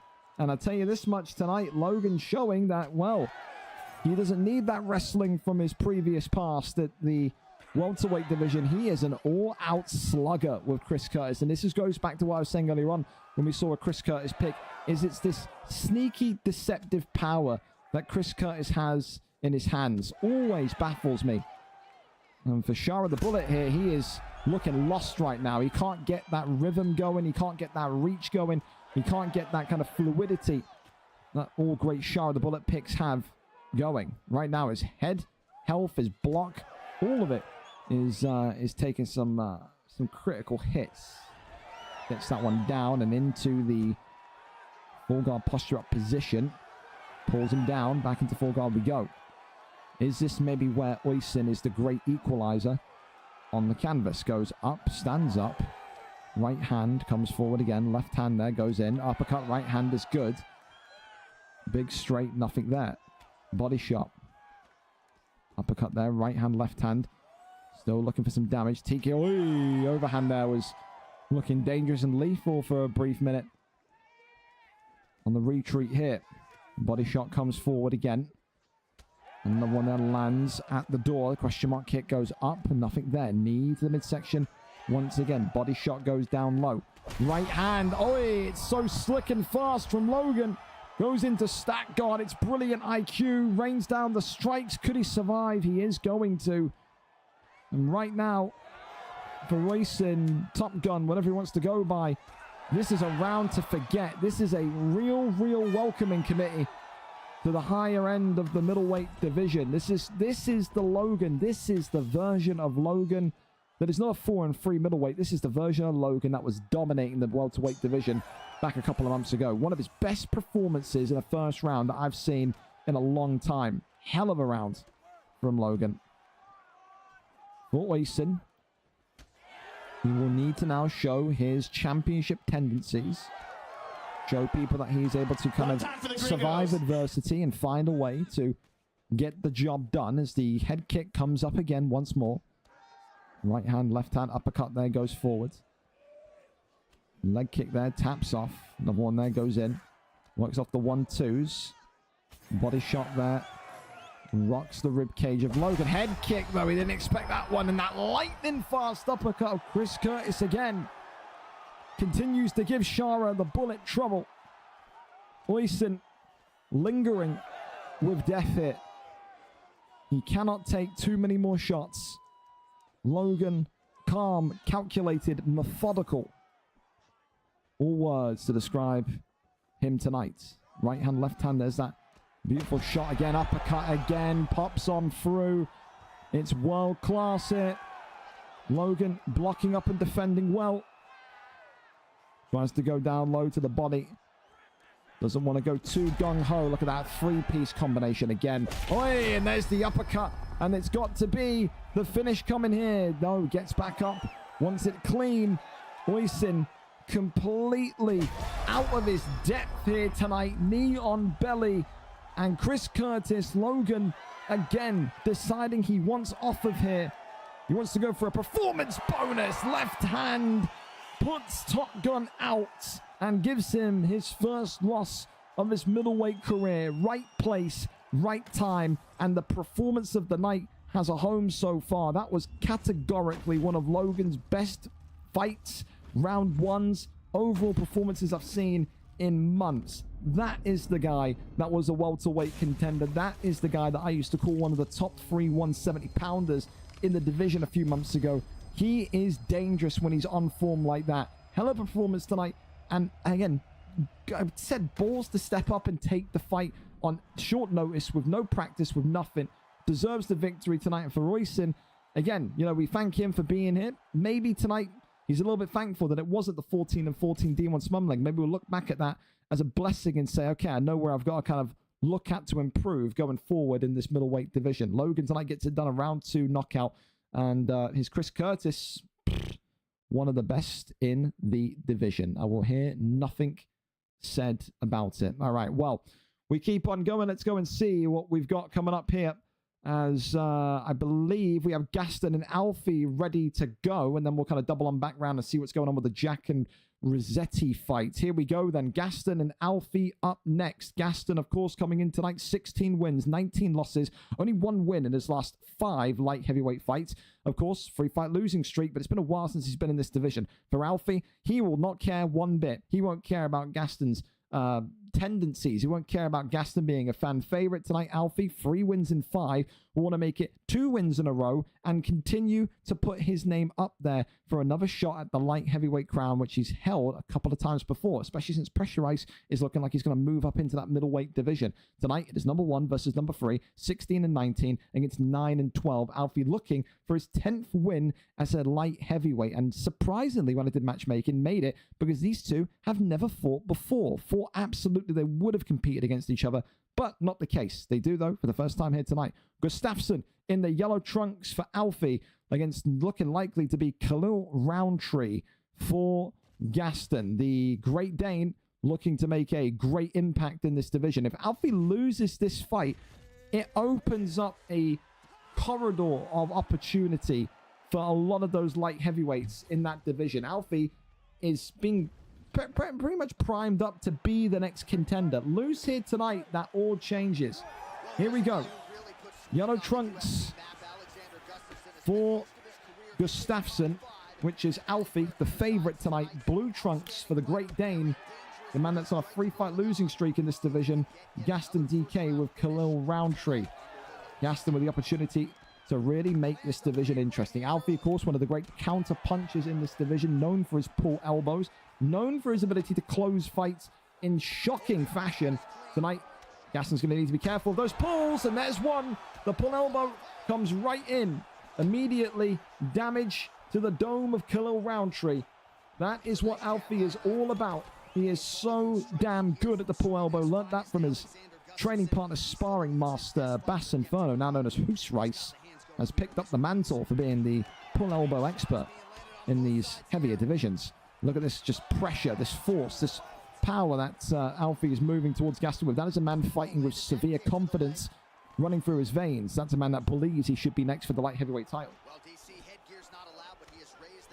Continues to work that right hand forward, uppercut there. I thought that could have been maybe the shot stopper again. Left hand there comes forward from Khalil Roundtree. Still works forward. Gaston here working the jab. As Alfie continuing to just try and break through the block here of Khalil Roundtree. Right hand lands in nicely. Gaston getting the odd shot nicely in. Alfie just getting the odd combination of bunches in. And look at this. Look at this again. The uppercuts now coming forward thick and fast. When he gets that stun in, he is looking to lift his chin to the stratosphere. But now Gaston landing his own couple of big uppercuts. Alfie can't afford to sit there and take those uncontested. Overhand swings on in. Followed by front kick. That one there, though, blocked nicely. Avoids that one. No counter elbow that time, though. One, two, hey, the uppercuts here. Khalil Roundtree starting to let that power be known here. Alfie got to be very careful. He's in a great position, but he does not want to sell this one away. Elbows now coming forward from Alfie once more. Looking to try and find the finishing moment. And this could be it here. More damage coming, but Gaston continues to fight like the Danish warrior he is, the Viking that he is. But he's dropped against the cage. And Alfie here reining in the strikes. Not going gung-ho. And my oh my, that could have been really bad. Gaston somehow survives it. Gaston somehow maybe will see the light of round 2. But this is really, really troubling. It's a great start from Alfie, and he's used Gustafsson absolutely brilliantly.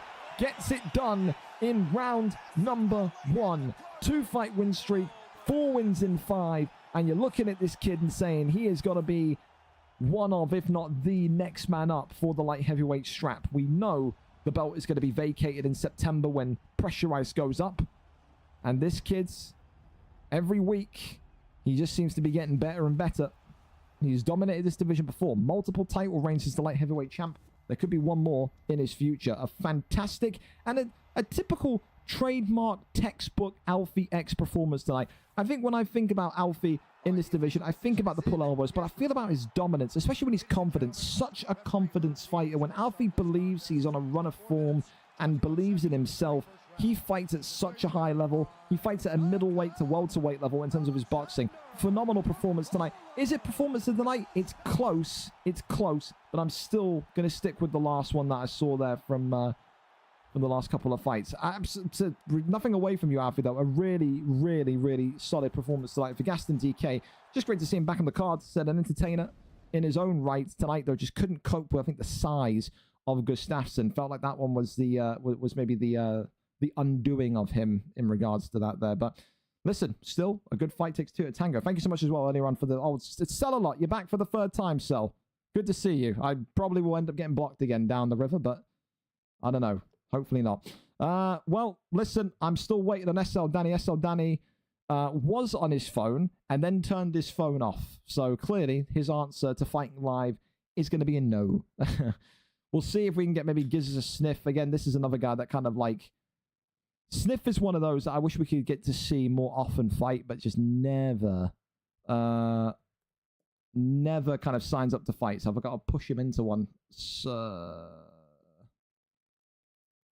yeah, and down to fight. See if we can get him. I wouldn't mind that fight. I wouldn't mind I'll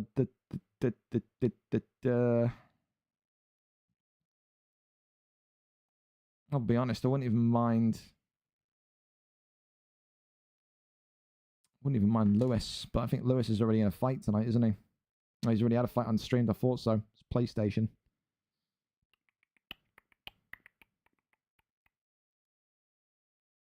God damn it, Rossetti. What a liability, eh? Mikeyno and Jack, I feel I've seen like 3 times. I feel like we did that a lot back in UFC 4, so I don't want to run that. Fear 209 could be an option. Not opposed to it. Okay, that's the fucking scene. Not opposed to it. Thank you, Sel, for the sub. Mikeyno was 4-10 games gone. He had a spell in the welterweight division as well. He won the welterweight strap. Let's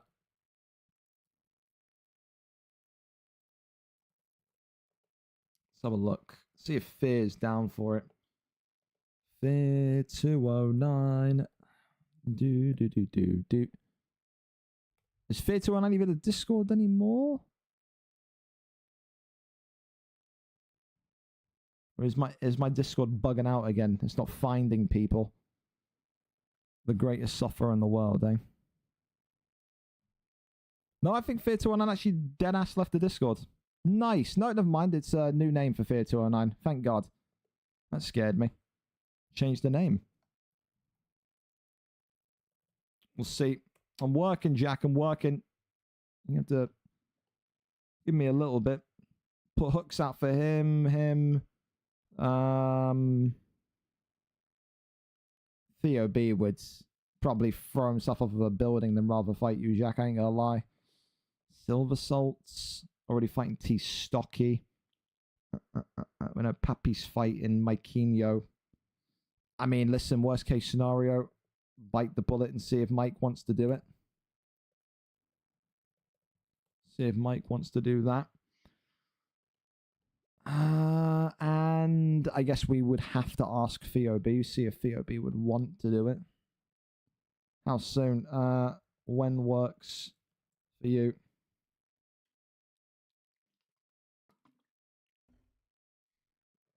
We could have a fight here, Jack. Yeah, there we go. We're gonna get Mike. Anybody needs to do it now, Jack. So yeah. Yeah. I need to find out how many times you two have fought, because I feel like we've seen you and him fight like 85,000 times. Which again sucks, but I have to do it. If Rossetti is a liability, if he's got the availability of a cauliflower, then what am I supposed to do? Mikeyno and Jack. Jack and Mikeyno and Jack. It could have been Vapes League that I'm thinking back to, that you two fought a bunch on. It could be. Mikeyno and Jack. Mikeyno and Jack. Mikeyno and Jack. Jack and Mikeyno. Mikeyno and Jack. Axledge. Jeez, that's a name I've not seen in a while. Mikeyno and Jack. Mikeyno and Jack. Nothing. Yeah, I must have been Vapes League. It must have been. Yeah, they never fought. There must have been Vapes League. May. Happy days with me. I'll take that. Mikeyno and Jack it is then. Okay, Jack, invite this gamer tag. That's Mike's gamer tag. Invite that one. I've sent it to you on Discord. So, yeah. All right, cool. We'll do that one then. Mikeyno and Jack. Hey, brilliant. So, we'll do the build-up while they're loading in. Mikeyno tonight coming in 4 wins, 10 losses. The American grappler, former welterweight champion, comes in. Only being back in the lightweight division for a week already, but is 4-10 coming into this one tonight. 4-fight losing streak for the American. Has struggled in recent weeks, or I think recent weeks I say kind of, because even in the welterweight title when he had a couple of weeks ago, he was getting beat and then he just managed to find a way to get through. It's not been convincing, put it that way, from Mikeyno, even when he's been winning. Needs a convincing victory tonight, but it's easier said than done against probably one of the most dangerous grapplers, one of the most dangerous, well-rounded fighters, because Jack in this division, as a boxer, is even dangerous. Jack will be saying to himself, this is another obstacle to get past, to get by, to get beyond, to go and fight for the lightweight title. He believes he is absolutely well-equipped to be lightweight champion. However, maybe the ping today could be a contesting point. Maybe Mikeyno will be fired up, ready to prove something. Only time will tell. 4-10 for Mikeyno, 1-0 for Jack 13. Both of these two have held gold in multiple divisions. Jack 13 most notably, a former featherweight champion. Mikeyno, of course, I think as well, had a run not just once but twice in the lightweight division. Did he win featherweight gold? He may have done, but they've both been usually bouncing around roughly in the same divisions as one another. So you would expect them to be giving each other a good fight here tonight nevertheless. So with that, we wait for the comms from Jack. I don't know if it's going to be Jack or Mike streaming, but as soon as we know, we'll be going over there. And there you go. Jack's just said he's just sent to you, Mike, because I've seen that you're in the chat. So yeah, you should have an invite from Jack13. And then from there, we will get ready and wait. Can put a stream up and hope it didn't work last time, but we'll see. Oh yeah, because you had that fucking thing with your Xbox, didn't you? Where it was like loading but not loading. I remember. We'll see. We will see. Oh. There you go. Hey, you got it working in one. Smashing, Jack. Must have been a Twitch thing the last time.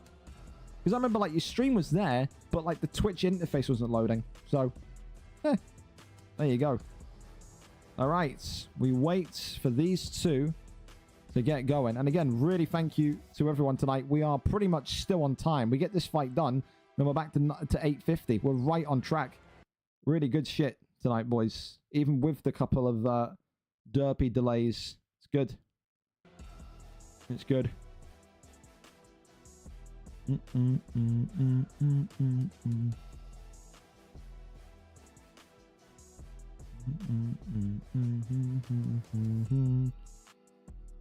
Well, we wait for it. And let's see. All right, are we in? Okay.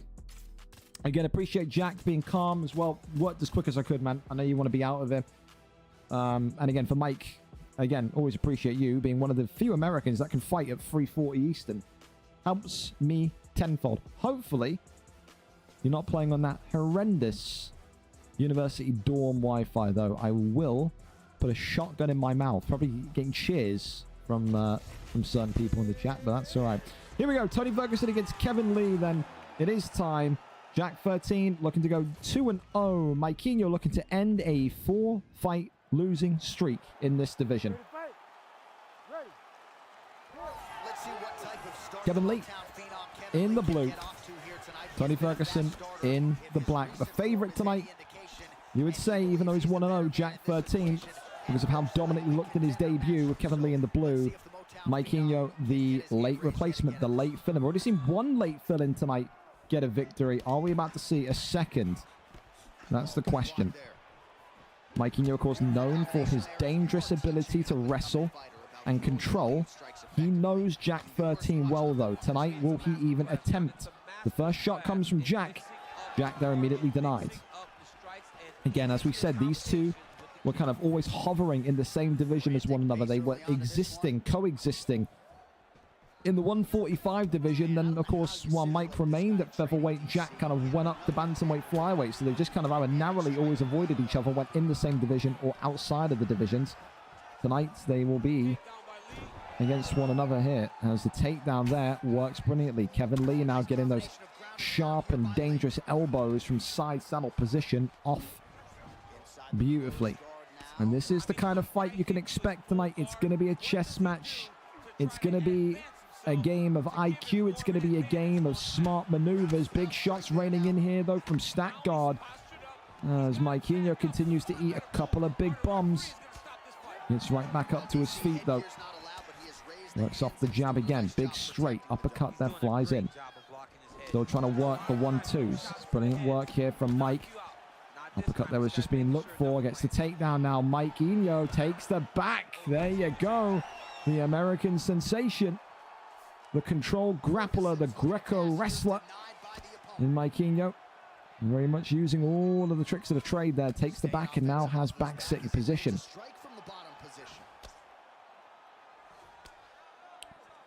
Works little taps here, trying to go over into top man. That one there, though, is being denied instantaneously. Jax denies on a day, on a good day, some of the very best. Right now, showing that. Looks like the double jab. Right hand there comes forward again. Right hand comes forward once more. Front kick goes forward again. Looking for the left hand, right hand, gets the swing and takedown, and there is the land. Half guard immediately gets him over into top mount position. Right hand side, that one there is denied. Posture up. Rains down the strikes, big shots, hunting for a finish here, and Jack 13 gets it done in one. What happened to Tony Ferguson and his block there? Was it a controller disconnect? I don't know. It just felt like he was, I don't know. His block was low, so you think he can't protect himself. Is that a block issue? Is that a controller issue? And I felt kind of almost kind of shocking from Mike Kings to just kind of concede in that way. But for Jack 13, doing what he said he would do in this division, coming in and shutting up shop. Another dominant victory, another wrestling-based performance that just gives you the reflection, the kind of reminiscence. We're reminiscing about Jack 13 and what he used to do in featherweight to people, and he's doing it here again in the lightweight division. A brutal victory tonight, and for Jack 13, he continues to knock at the door and say he is coming for the lightweight title shot. A division filled with brilliant wrestlers. They've just added another one to their list. Jack 13 gets it done. And again, thank you, Mike, tonight for, again, coming in short notice, late notice, and getting that one done. Said it's saved Jack the disappointment of not getting a fight, my man. So, again, I know that he appreciates it. I appreciate it. So, there you go. Oh, and there's Rossetti. Rossetti has now just realized that, fuck, I had to borrow a charger from my neighbor. My phone hasn't been on. I'm sorry. Well, at least he's replied. At least you replied. No problem. Yeah, at least you're actually here. I can believe that. Unlike Smumlanger's probably fallen asleep. So, yeah. Anyway, we keep this one going, and we keep these fights cracking on. Pappy Gaucho's DMing me. Morgs will be here, Pappy, don't worry. Hey, trust me, if there's one person I believe that will be here, it will be Morgs. Again, 20 minutes, 30 minutes later, he'll be here. He loves this too much. He won't miss it. Mark Grant against Zeus is him up next. Then Mark Grant, 4 wins, 4 losses, 2 wins in his last 5. He is a PlayStation veteran from UFC 4, looking to go positive in his UFC 5 career tonight. His 9th fight in this division. However, Zeus is him, is living up to his name. 3 wins, 1 loss for him. The number 9 ranked PlayStation contender will say tonight, I'm going to go 3 wins in a row, and that there will give me the same form as Robbie. When I win tonight, I want the next title shot. And if that is the case, and if it is a dominant win, it would be very hard to deny that Zeus would be next for the winner of Rakib and Robbie tonight. So, yeah, for Zeus, the kind of attention's there. This is a number 1 contendership fight if you are treating it that way. I think very much so. It could be in your control, in your power. And for Mark Grant, what an opportunity that means as well for him. Win here tonight, overcome a 2-fight losing streak, end the streak of Zeus, and then potentially take his position as the next man up. There's got to be a contender in there somewhere. If Zeus loses tonight, there is nobody in this PlayStation division other than the champion potentially that will have a winning streak. Only 1 fight, 1 win. So I think it is very much that. I think if you win here tonight, whether you're Mark, whether you're Zeus, you're next. Here we go then. 4-4 against another than the 3-1 favorite. Zeus is him. Let's go over and see exactly what the fight picks are going to be. We're here, we're set, and we are ready to go. Michel Pereira against Chris Curtis here this evening. Let's see if Zeus can continue that fine form and extend the win streak from 2 to 3. Here we are. A lot of Chris Curtis love tonight. The first Michel Pereira we've seen, though, which is good because I think that's a great counter to Chris Curtis. Maybe you disagree. Maybe you don't. Here we go. Michel Pereira coming out in the black and gold champions trunks from Zeus. Maybe a message being sent to the champion, to the contender tonight, that he feels like he's the current guy gunning for the gold. For Mark, of course, he has been there.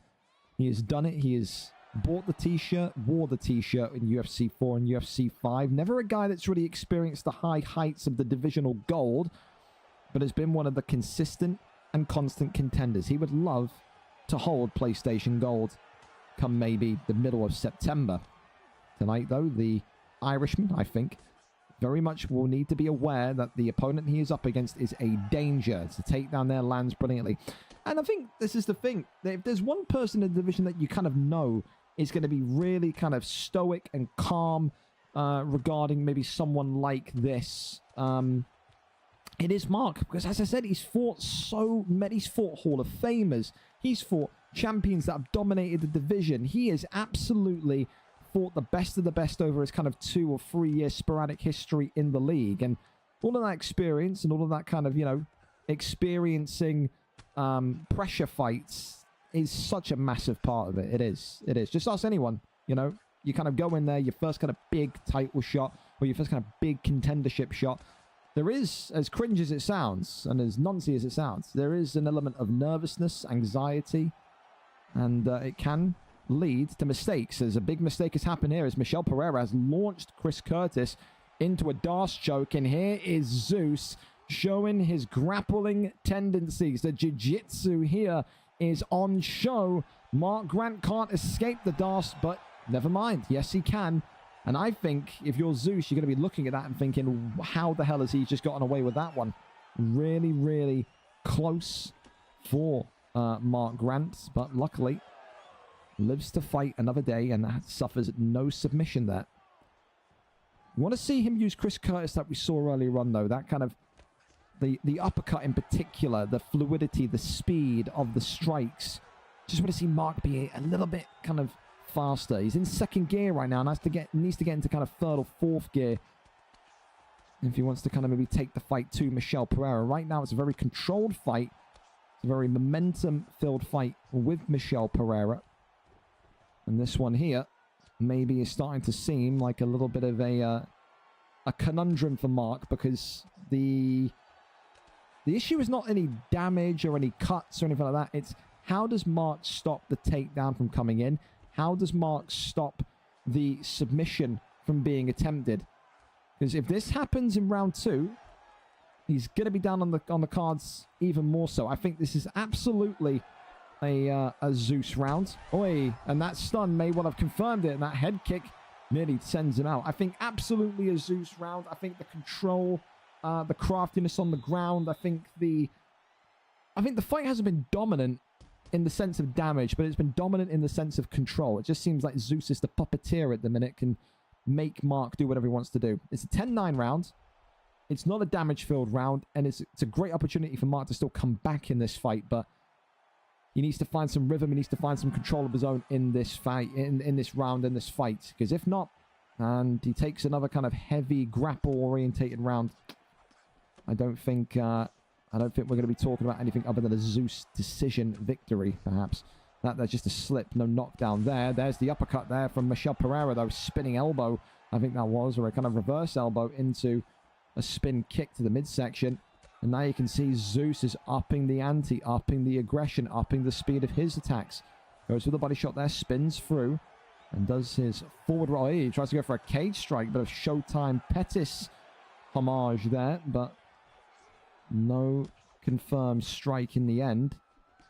Goes with that jab down the center. Spin body kick there, just whiffs. Uppercut there now. As he clinches and grabs him down, sends him down. Goes for the get up. Finds it. Deep kick, nothing there as of yet. Spinning back elbow. Just got to think it. If you are Zeus, at what point do you push the button to go aggressive again? So far, I like the plan. He doesn't need just yet to kind of go for it. And maybe you could ask the same question of Mark Grant. At what point does he need to start kind of swinging and leaving everything out there? Because the distance right now, the distance management, the separation, and the takedown execution. Again, the way that he's just getting the takedown in when Mark Grant kind of lets his guard down and least suspects it is really, really nice stuff. Over into sprawl now here with less than half of round number 2 remaining. That one there. Goes to backside. That one stopped. Once more. Goes into the Darce choke position. North-south there just being denied. But look at this. That could be the first submission in. Mark Grant's in trouble. Mark Grant does concede the first submission. He escaped it in round 1. There is no escaping it in round 2. However, Zeus now going for another Darce choke. And this could be a really sticky situation for Mark Grant. It is again. 2 in a row, and a sliver of submission remaining. Mark Grant is walking a tightrope here now in regards to, oh dear God, he's jumped the gilly. He's Dustin Poirier. Chris Curtis is in trouble, and I think we could have our submission of the night here. Mark Grant is out, and Zeus is him, continues to live to his name. He has jumped the gilly, he has got the submission, and he is telling Rakib, he is telling Robbie, I will see you next. That there is a guy fighting like a championship level fighter, and he will need to keep his eyes peeled on that PlayStation title fight tonight. Next stop for him, PlayStation Gold. And for Mark Grant, again, a night where I feel sad because I want to see Mark Grant do so well, man. But it's, again, he's a great boxer, the Irishman. But I tell you, when it comes to the ground game and stuff like that, I just think he's so busy with real life stuff. He just can't really ever commit to kind of, you know, getting it down like some of these other kind of crazy killers can. But super nice guy, super respectful guy. Always got room for Mark on the card. Love that kid. And realistically, I think one of those tonight, he'll look back at that, the guillotines, the Darce chokes, the control, and he'll say, you know what, you just had my number. Fair play to you, man. Good luck in the title fight. Congratulations to Zeus. So far, you're up for submission of the night. So see if you can hold on to that. GG's. And a solid performance once again. Well, give me just a minute because I need to just kind of read DMs. Are there any managerial spaces for FC26? Again, form opens in 2 weeks. Don't ask me about FIFA. I'm not interested. I'm not interested. What's Killian needs? Busy with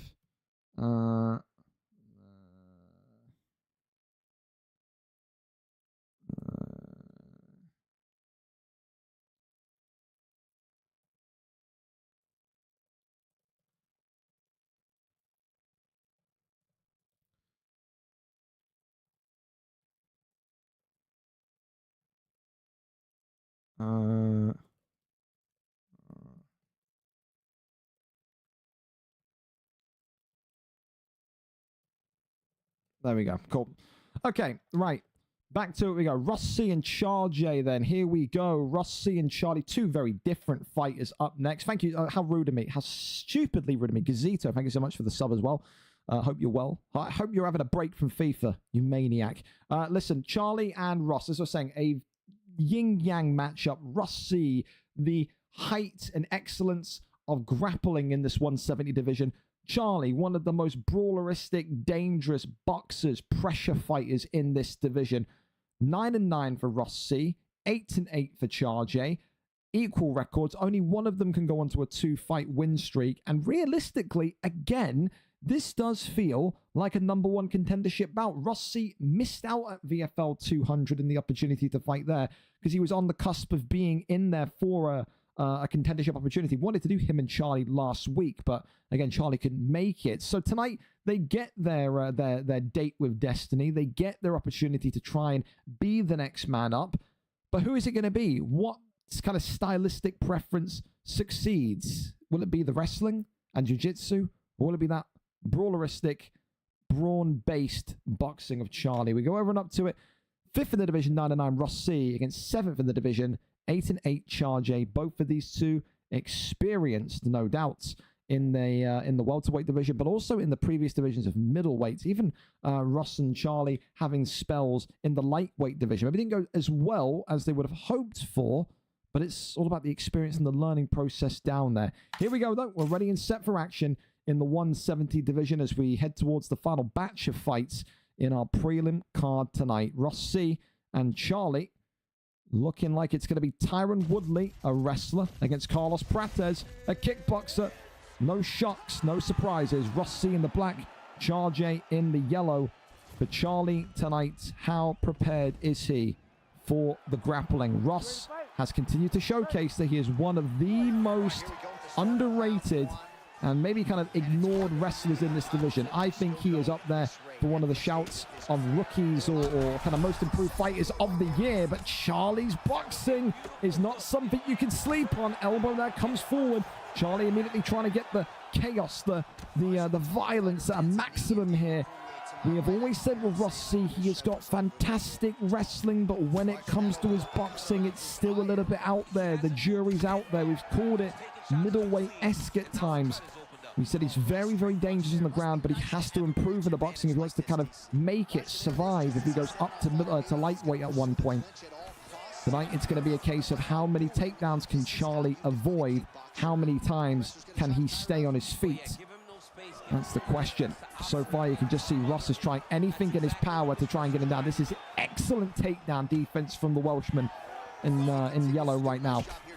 Left hand, right hand coming forward again. Slip hook attempted to be used. Tyron Woodley's got great boxing, heavy hands, doesn't he? But Carlos Prater's just a little bit more fluid, a little bit more slinky in terms of how he moves and operates. Charlie, I don't know why I call him Charlie. Charlie using Carlos Prater tonight as a great anti-wrestler, and then just countering those kind of exit strategies, his exit kind of pockets with some boxing. But there you go. Finally, Rossi, about halfway through into round number 1, finds a way to get him down. And now this is the difficult part. How, if you're Carlos Prater, do you get right back up to the feet? Rossi, not going to be an easy character to shake off. Pulls him in. Charlie continuing to build the GA. Posture up is there. Momentum transition. Gets him into half guard. Now postures up. Looking to get a couple of strikes in. Goes back down. For Charlie, he will have to be aware this is going to maybe be a fight which will have to kind of go the distance. Will have to kind of be patient on. You can't rush this. He's done it before when he's fought core wrestlers. He's rushed. He's kind of panic transition here and there, and then he gets tapped out. Does not want to have that happen to him tonight. He's got to use all of that experience in his past divisions and fights to find a way. That one there's denied. He goes over now into sprawl. Works the body shots again. Right back up. Left some rights here. I think what Charlie wants to do now is just get as much damage off as possible in the next 18 seconds. Kind of Max Holloway type shit. Point to the ground and just go. I think if you're Ross, you've got to avoid all of it. Big right hand comes in, and Charlie taking some big damage here now as well. Hey, good elbow in the end from Ross. Hey, listen. Good start to the round from Charlie. First 2.5 minutes, you got to say it's in his, favor. Second 2.5 minutes, second half of the round was all Ross as well when he got that takedown. That just shows you, avoid the takedown, you avoid the threat. A little bit of a bow there as well from Ross. Tried to pay Charlie some respect. That big right hand comes forward as that slip hook has reopened the crimson mask of Carlos Prater's. Body shots there. Look at that. That's a nice combination. Nice flurry of body shots. As Tyron Woodley now going for a takedown, and Charlie didn't expect that one. He expected the pull and gets the land. Right back down to ground zero we go. Over into side control. Now finds sprawl. Continues to work the body. Now into half guard. Transitions over to side control. That one is denied. Brilliant work there. Looking to go for the cross, the top mount, but avoided. Still nothing. Little taps here to the dome. Goes upwards into half guard. Now gets over into top man. This is not where Charlie wants to be. This is the devastating position that Rossi has used Tyron Woodley on so many occasions. Goes for the armbar. And now Charlie's in some trouble. Carlos Prater's stamina is low. And this is that control. This is that dominance that we were talking about with Rossi. He may not have the boxing, but he has the ability to make 5-minute rounds be 4.5 minutes in his favor. He is great in top mount defense as well. Denies Charlie. Goes for the armbar. That one there is denied that time. Is he tries to go for the posture up? Yes, he does. Rains down a couple of strikes again. Big shots. Doesn't break the block to get the stun. And then Charlie, thankfully, just gets out of that. Couple of strikes now. Onto the head again. The Rossi is One submission away from a title opportunity. Charlie, though, thankfully, again, gets back to his feet. That damage, that damage is starting to look really, really tricky. Charlie to manage. Oh, I tell you what, the slip hooks from Tyron Woodley, so much power in them as well. Gets him back into tie clinch again, avoids any takedown. The cut's looking bad though. The doctor could step in and end this one in doctor's stoppage any moment now. Spin kick upstairs. Charlie can't take too much more. Avoids that one. He was thinking about the... And the doctor's going to come in and just about... This is still going to carry on. I tell you, I thought that was going to be it there. The health pack is bright red. The cut is right on the eyelid. Jesus, that would be horrendous. Imagine having a slit on your eyelid. Yikes. Well, thankfully, he's going to be able to continue, but how much longer for? Right now, Ross is in complete control. Second round back underway. 30 seconds left. There's now the hands coming out again. Elbows now flying forward. More and more. Oh, again, he's trying to get that elbow off. Oh, he's a slip hook. Could have been it. I don't know why Ross pulled out that one. He didn't pull out that one, though. Charlie just about on his feet. But Ross C looking like a killer in that final round.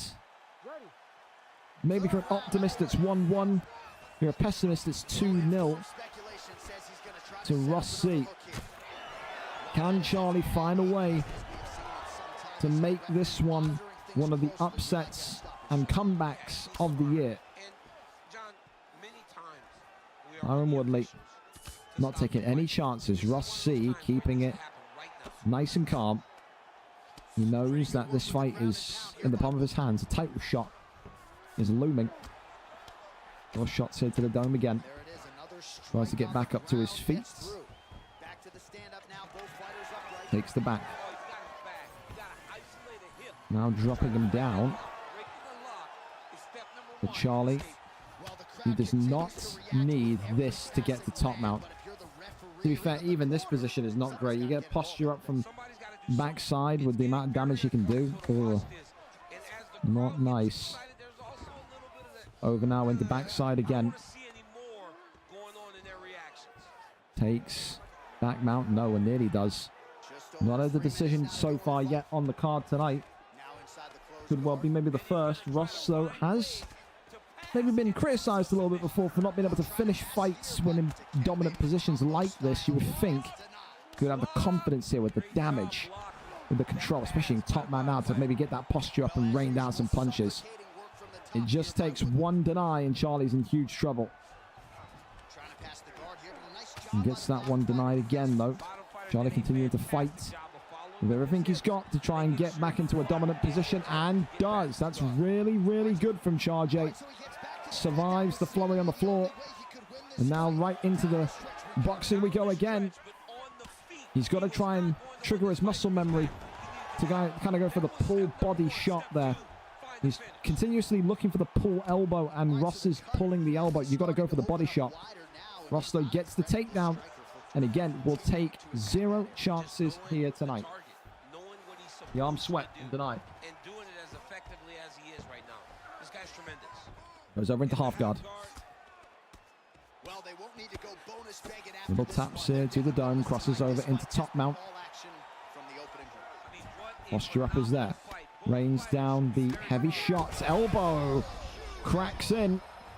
That is not good. That is really not good. That's not what Charlie wanted. Armbar potentially. No, that one's denied. This just feels right now, it's like Charlie saying to himself, I'm going to get a consolation here and at least say you couldn't finish me. It will further put question marks, doubts on Ross C's ability to put people away. But he has been dominant here. He's going to win this fight on the cards regardless.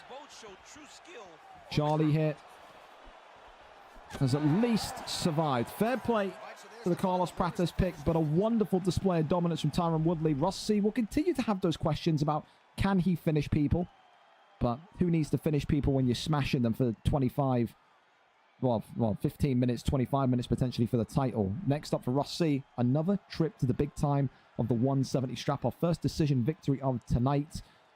No real debates or concerns or queries on that one. No robbery there. Rossi gets it done after 3 rounds of action. Congratulations to him. Another solid performance tonight. One of the best wrestlers at 170. I will hear no other than that. All right, so we go over to this one. It's Papi Gaucho and Morgs up next. Papi Gaucho and Morgs, it's another exact identical copy of what we just saw. Papi Gaucho, the lightning fast West Coast kickboxer tonight, coming in against the Welsh grappler, who again continues to call himself the most boring fighter in the league, and he's proud of it. He says, I don't care if you like it or not, I win fights this way. Tonight, Papi Gaucho are going to need to be very much aware that grappling, control, and I would say the half-guard position is going to be his worst nightmare. If Papi can deny the takedown, work the strikes, and get that kind of free-flowing kickboxing that we attribute him with flowing, I think Morgs could be in trouble. Morgs, again, very similar to Rossi, great grappler. No offense, Morgs. Terrible boxer. People say that Morgs has got the boxing of a light heavyweight, and he's in lightweight. So, again, one of those. How good is Papi Gaucho's takedown defense? How good is Morgs' boxing if the takedowns get stuffed? 8-5 for the American, coming out into this one with a 2-fight win streak. Morgs, 4 wins, 1 draw, 5 losses. Looking to go equal today. 3 wins in this last 5, coming off of a win last time out. Number 4 versus number 6, Europe against America. In this one, we are there, we are set, and we are ready to go. Morgs and Papi Gaucho about to take the octagon by storm. Conor McGregor against Paddy the Baddy here this evening. Here we go. Ready and set.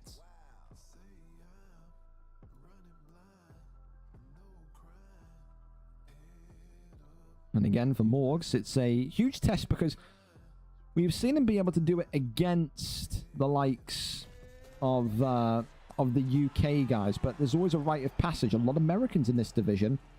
Morgs gets a win here tonight, a dominant win tonight on 180 ping. Then that could maybe open the conversation of a fast tracking towards the belt. Papi Gaucho, no doubt, one of the more difficult fighters to face because of that difficulty of connection, but he is not unbeatable. He is not invincible. People can beat him. White trunks, Papi Gaucho, the boxer. Orange trunks for Morgs, the Welsh wrestler here tonight. Papi will want to do exactly this in the first 30 seconds. Just completely walk him down, work the combinations, and make that wrestling non-existent. If you can take away, rip away that wrestling from Morgs, you find yourself in a very, very easy fight. And that's not me disrespecting him. He knows that that's the case. At some point, Morgs will have to kind of go into the mountains like Batman, Raj Al Ghul style, and try and work on that boxing.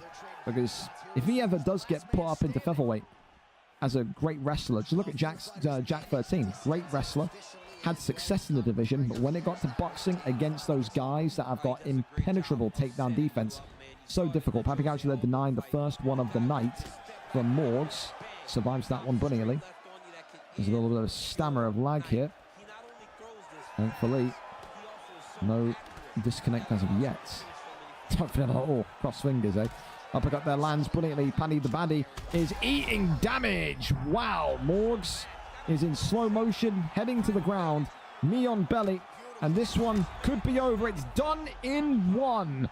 And for Papi Gaucho, he denies the only singular takedown. Again, it's so difficult, not only on the connection, but also with Paddy to sit there. If you get denied and you can't get the takedown with Paddy, we've always said this, he has got weak hands and he's got a face that is just breakable. You don't need to land too many shots. I think tonight it was a bit naive from Morgs to go in with Paddy the Baddy. I think he needed to go in with someone a little bit more durable and expect a bit more of takedown defense than what maybe he's used to. For Papi Gaucho, denies the couple of takedowns he was shot at and effectively uses the hand speed of McGregor to get that one over the line in a relatively easy fashion. For Morgs, it's one of those. I just think, know your fighter. In a UK fight, UK v UK, I don't mind Paddy with you. I don't. I think in those US fights, whether it be Papi, Maikinho, whatever, whoever, you got to go someone a little bit more durable. I think that was your pitfall there. I do.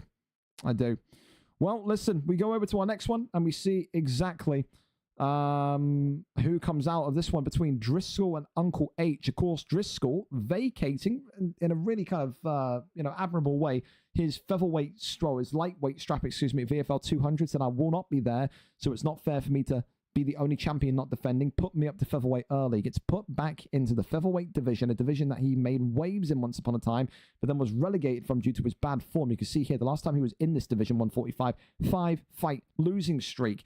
Tonight, Uncle H comes in on a 2-fight losing streak, 1-2 against 5-13, 5 losses against 2 losses. One of these two gets back onto winning ways. If Driscoll wins, he will feel like the experiment, the journey in the 155 division has done what it's needed to do, which is to re-inspire him to find that confidence. Because that was the thing. You saw him in featherweight, and there were moments where he was good. There were periods and fights where he was looking all right.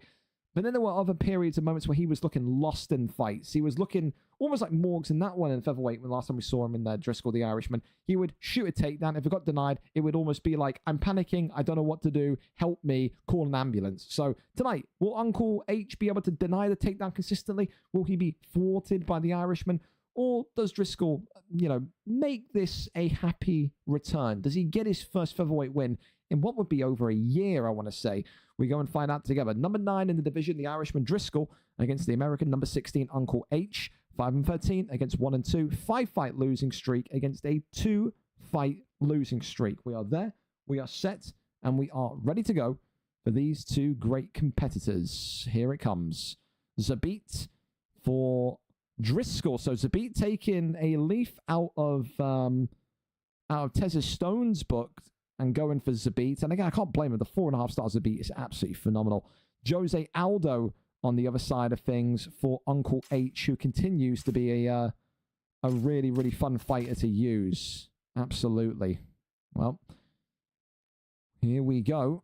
Time to find out whose losing streak comes to an end. Black and white trunks tonight for Uncle H.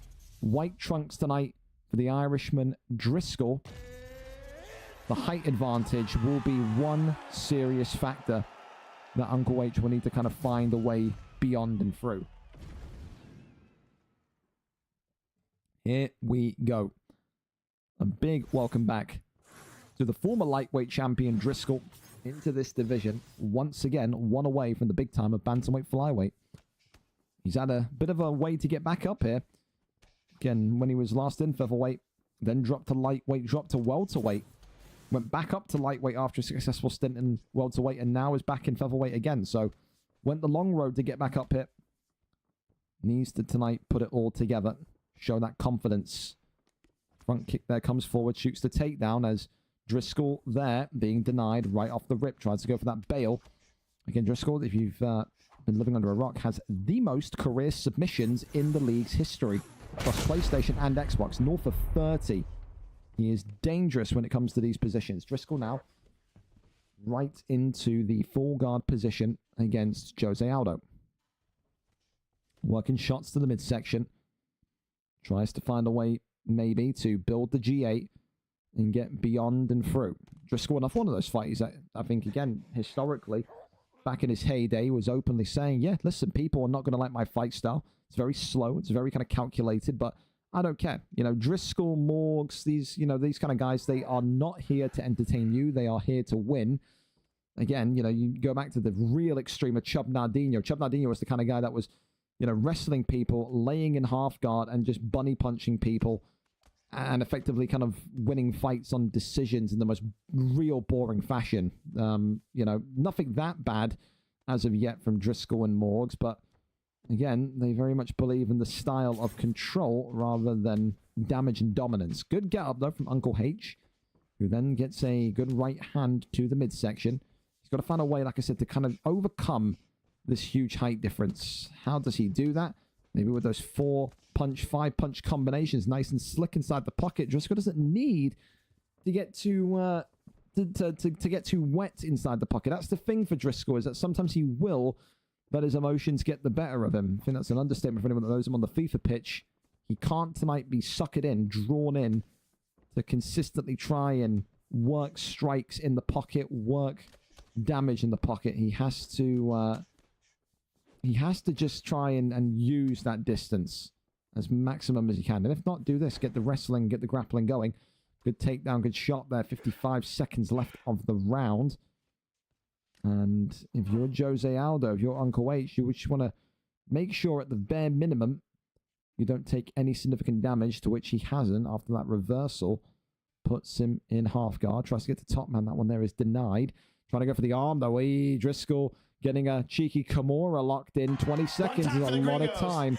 Driscoll here going to go for the submission, but not able to lock that one in. Tried to go for a kind of hit and hope, as we call it here. And luckily, no submission in. End of round number 1. 12 out of 23, 12 out of 28. A very equal round. Maybe you give that round to Jose Aldo, to Uncle H, because, again, 12 out of 23 is a better ratio, a better accuracy rate than 12 out of 38. But both of them landing 12 significant strikes. No submissions landed. Control time was very kind of there for Driscoll. It's a difficult round. It could be a 10-10. It could be. I'll be an optimist and I'll say it's 10-9 to Uncle H, to Jose Aldo. But that honestly could be anyone's. Tricky to call. Absolutely is. Ronaldo, all attention is on round 2. Driscoll, of course, who has less than... Oi! Hang on a minute. Big shots here. And against the cage, he's in big trouble. He needs to get out of there. Driscoll needs to bob and weave back into the center of the octagon. Uncle H there for the first time in this fight. Starting to feel like his weaponry with Jose Aldo is coming alive. It's a really nice flurry of strikes. Works the body shot right back to him. Right hand goes up again. Left hand now being worked, followed by that slip hook. And you can see the way that Uncle H just kind of builds up and kind of lays a foundation for his strikes is great. Jab, hook, hook. You know what I mean? Left, right, left. And then kind of goes in for those kind of 5-punch combinations, including the body shots. Just kind of builds up like a crescendo to do the strikes. Tries to go for the fake body shot to the headshot. Would have been a nice idea, but that one there avoided. Just going to try to go for an uppercut and the overhand in the sequence, that middle sequence of Uncle H there. There you go. There's the body shots we were talking about. And now the knee on belly. He goes for the armbar. He wants to tap out the submission record holder. Driscoll maybe going to be ready for an unwelcoming, bumpy road back in this 145 division. And he does get the first submission in. But now Driscoll looking like he's in a little bit of a problem spot here. A little bit of a conundrum here. For the first time, he's experiencing what he did to so many people in the lightweight division.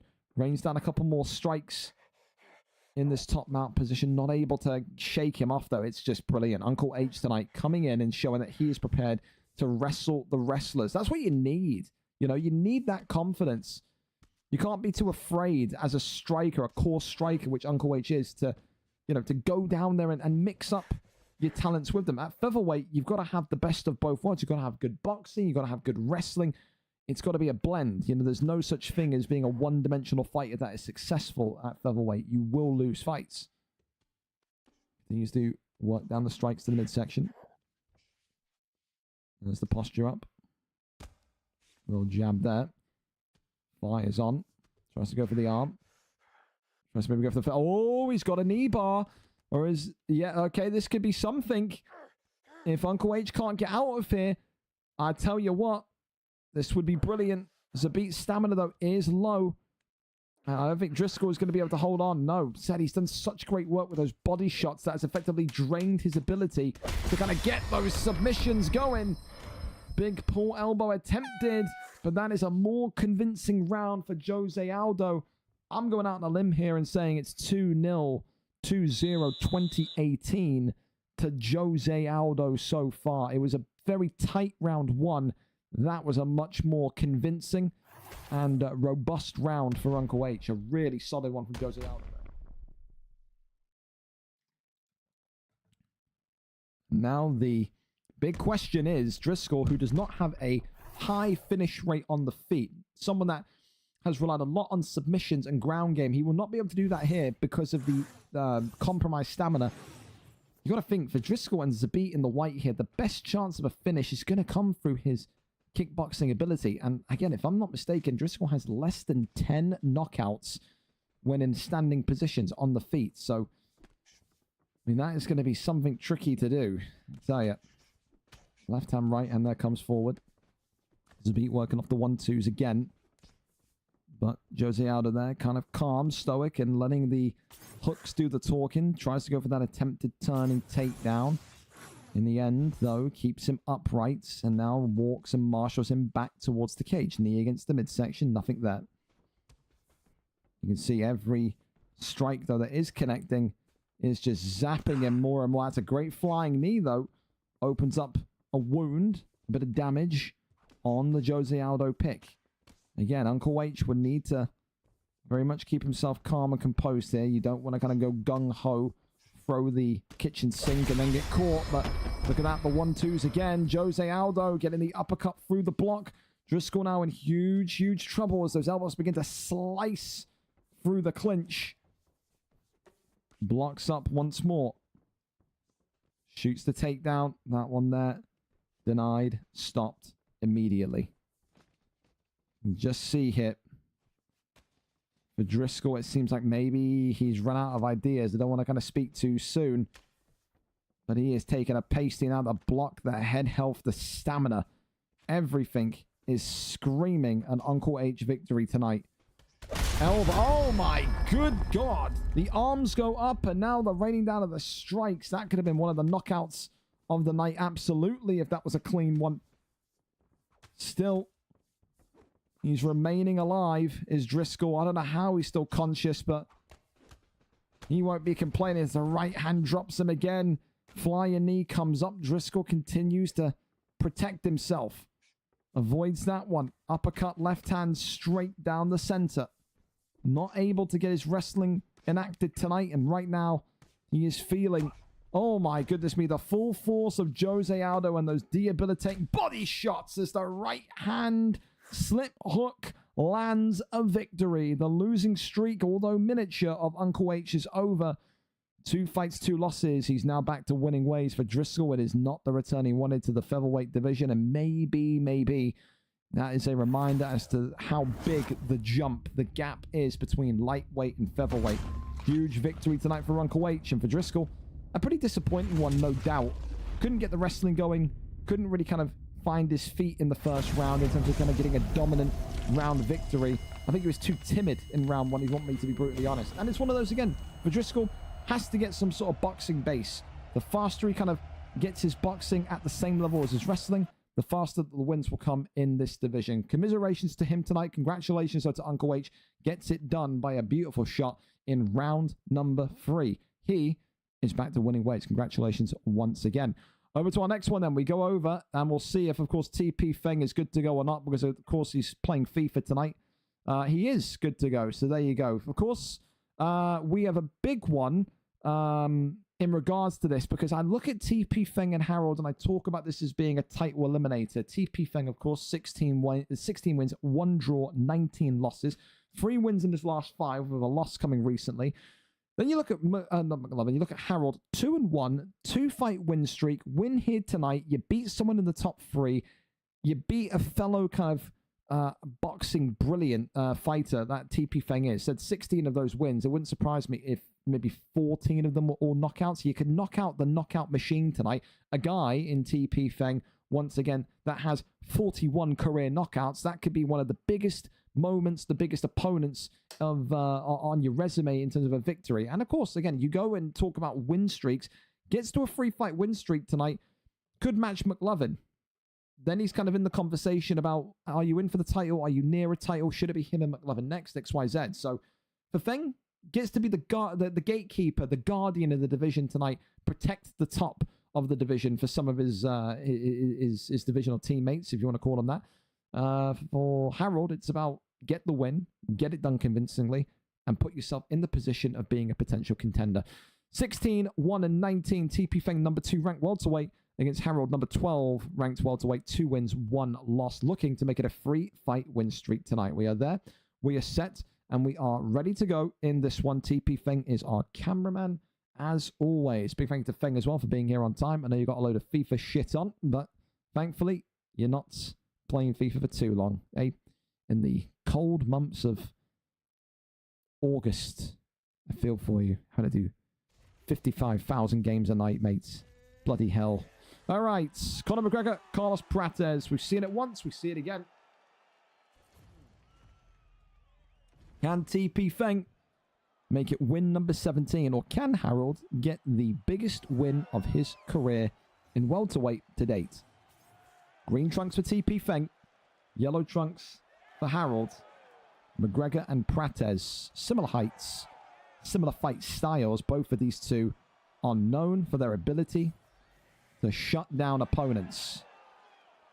The kickboxing will be the main point of contention. It certainly will. Of course, for TP Feng, was the Terminator in the light heavyweight division back in his UFC 4 days, type of guy that would get knocked down 8, 9, 10 times and still get back up and win fights. Don't know how he did it. Really don't, but someone that has a resiliency. Of course, the kind of negative point of TP Feng's fight style is his inability to cope with those kind of core wrestlers. The guys like Ross C in the division are his kryptonite, but he, in a boxer's bout, in a kickboxer's bout, will fancy his chances against anybody in this division. Really believes in himself that he can knock anyone out if the fight remains purely stand-up. For Harold, of course, comes from that undisputed league that we had some months ago, was the reigning PC champion, was dominant. Retired the likes of Ken Muir, retired the likes of WinterxJ. He was no joke on undisputed boxing. Transitioned seamlessly from the boxing ring to the octagon, won the middleweight title, and now wants to go one further in this welterweight division. Has only gotten better month by month. No doubt he can see that as well. Needs to work off that left and right. You can see here, goes back down. Harold has got the opening bit of damage on TP Feng here. Feng a little bit kind of timid again in his own right. Not kind of free-flowing as much as you recognize kind of prime Feng. Maybe that's because he respects Harold's ability here. Maybe that's because of the slight bit of height difference that there is. Maybe that's because he just wants to kind of take it slowly and then kind of execute in round 2. Or maybe Harold's stamina is a little bit more compromised. Only he will know. But if not, and this is just his kind of starting gear, he needs to kind of up it a little bit. Good bit of damage there, though. Opens up the orange cut on Carlos Prates. Body shot there, lands brilliantly. Works off the 1-2. Deep kick sends him backwards. Left hand strike there, gets in. Ducks underneath. Big knee to the midsection, though. Uppercut there, swings in. The nose now broken. As the body shot flies forward again. Works off the 1-2s, goes to the right side. Uppercut. Oh, there's TP Feng. There he is. Wakey, wakey from TP Feng. The end of this round has probably come at the worst time. He has come alive. And I'll tell you this much for Harold. I think he's going to be happy to have that one kind of end when it's ended. A great beginning of the round for Harold. Really one-sided. Very slow, very sluggish start for TP Feng, but he has come alive in that last kind of minute and a half there. McGregor doing what McGregor does best, working the left hand, causing damage, causing chaos and destruction for opponents. I think you got to give that round to Feng. I do. I think Feng's probably taken that with the stun at the end. Of course, it's not all doom and gloom yet for Harold, but he's in the presence of a welterweight great in TP Feng. He really is. Slips underneath that one. Continues now to go for the uppercut. As Harold's here, saying to TP Feng, I'm right there with you, buddy. Goes off the 1-2s. Down the center, big straight. Looking for the body shot. Nothing really there to talk about just yet. Big knee to the midsection. Uppercut, nothing more than kind of damage onto the block. Got to avoid it, though. I tell you, the block of Harold is getting worked into pieces here. This is phenomenal from TP Feng and the way he's come back. And look at all that damage now that Carlos Prates has as well. Harold just can't respond. He can't get in rhythm with McGregor. So difficult when you have McGregor kind of free-flowing like Feng's is right now. Deep kick sends him back. Front kick just out of distance. Let's go for the uppercut. Nothing there. Right hand, left hand. Again, double, triple hooks that. Oi, big straight. The left straight, of course. TP Feng on the saddle again. Gets the right hand this time. TP Feng again against the cage. Drops him against the cage. And this one here, not over yet. How has Carlos Prates survived that? Whoa, he's not survived that, though. As the knee drops him. Top mount. TP Feng, the top of this division, remains untainted. He says that is the difference between the mid-card and the top end of the card. TP Feng, again, one of the best brawlers, boxers, kickboxers, knockout artists, you name it, in this welterweight division. When it's a pure stand-up fight, there are very few that can beat him. He gets it done tonight and puts this division into, again, a bit of a position of uncertainty. Who is going to be next? Harold was looking likely to be the guy if he won there tonight, but not to be. And I think he will respect the performance of TP Feng tonight. I think when you're seeing two boxers, Feng, Harold, and they're just both giving a good scrap to one another, they'll probably kind of, dap each other up and be like, that was a great fight, man. So 10-9 to McGregor in the first round as well. So there you go. Round 2 in the end. And yeah, TP Feng, once again, another win, another knockout, number 42 on his record, now closing in on the 50 mark for career knockouts. That there is something special for the former welterweight champ. Congratulations to him. A great victory. And again, for Harold, really good first round. The way that Feng looked kind of destabilized, you forced him to come out and fight, man. He did not look the normal Feng that we know in that first kind of 3 minutes. So you kind of rocked him a little bit, kind of worried him a little bit, I would say. GG's though, Feng. Top work, man. Okay, on to our next one, and it's going to be Mr. Oni J against Tim Lord. Tim LWD, I still don't know how to pronounce the name. Oni J comes in as a late replacement, of course, today. Yeah, of course, the original opponent pulled out. Who was it again? I think it was someone. Oh, yeah, it was, what's his face? Big J, because he's got work. So Oni J comes in. He says, I want to fight. Comes in off of a loss last time out. 14 wins, 11 losses. And I thought this is the perfect opportunity because Tim wants to fight upwards. He wants to have the quickest rise up the divisional rankings to get to the belt. He was asking today, as we were building up to the card, give me a title shot. He's 1-1. You beat Oni J today in dominant fashion. You will be beating a veteran. You'll be beating a guy that's 14-11. You've been beating a guy that has won the belt previously. It would be a statement victory if he does it in a vicious way.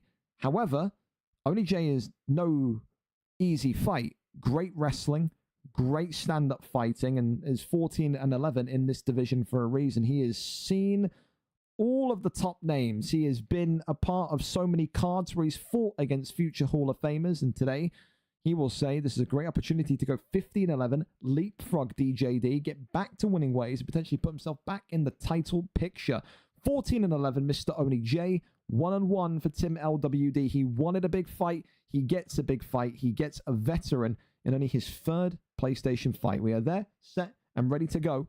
Mr. Oni J and Tom LWD set and braced for impact. Here we go then. Of course, no 4.5-star fighters, fellas. It's only 4-star in lightweight. So make sure you are responding to that. Said 4-star fighters. Ignore this. Said it's just because I forgot to change the thingamabobs. So while you pick that, I will go and edit this because that is my fault. I just basically copy and pasted the same thing from before. Whenever you're ready to ready up, by the way, you can. I can hear it in the background. All right. I can hear one ready up. So whenever you're ready, fellas, you can go. Don't you worry. There we go. That's better, isn't it? All right, here we go then. McGregor and Gene Silva, our second to last prelim fight of the evening. And it is a PlayStation bonanza. Mr. Oni J was eager to be involved. He was blowing me up. Get me in as a fill-in. He gets his wish. Will he regret that wish, though? McGregor in the green tonight for the veteran, Mr. Oni J. Tim LWD, only his third fight, 1-1, coming off of a loss last week with Gene Silva in the yellow.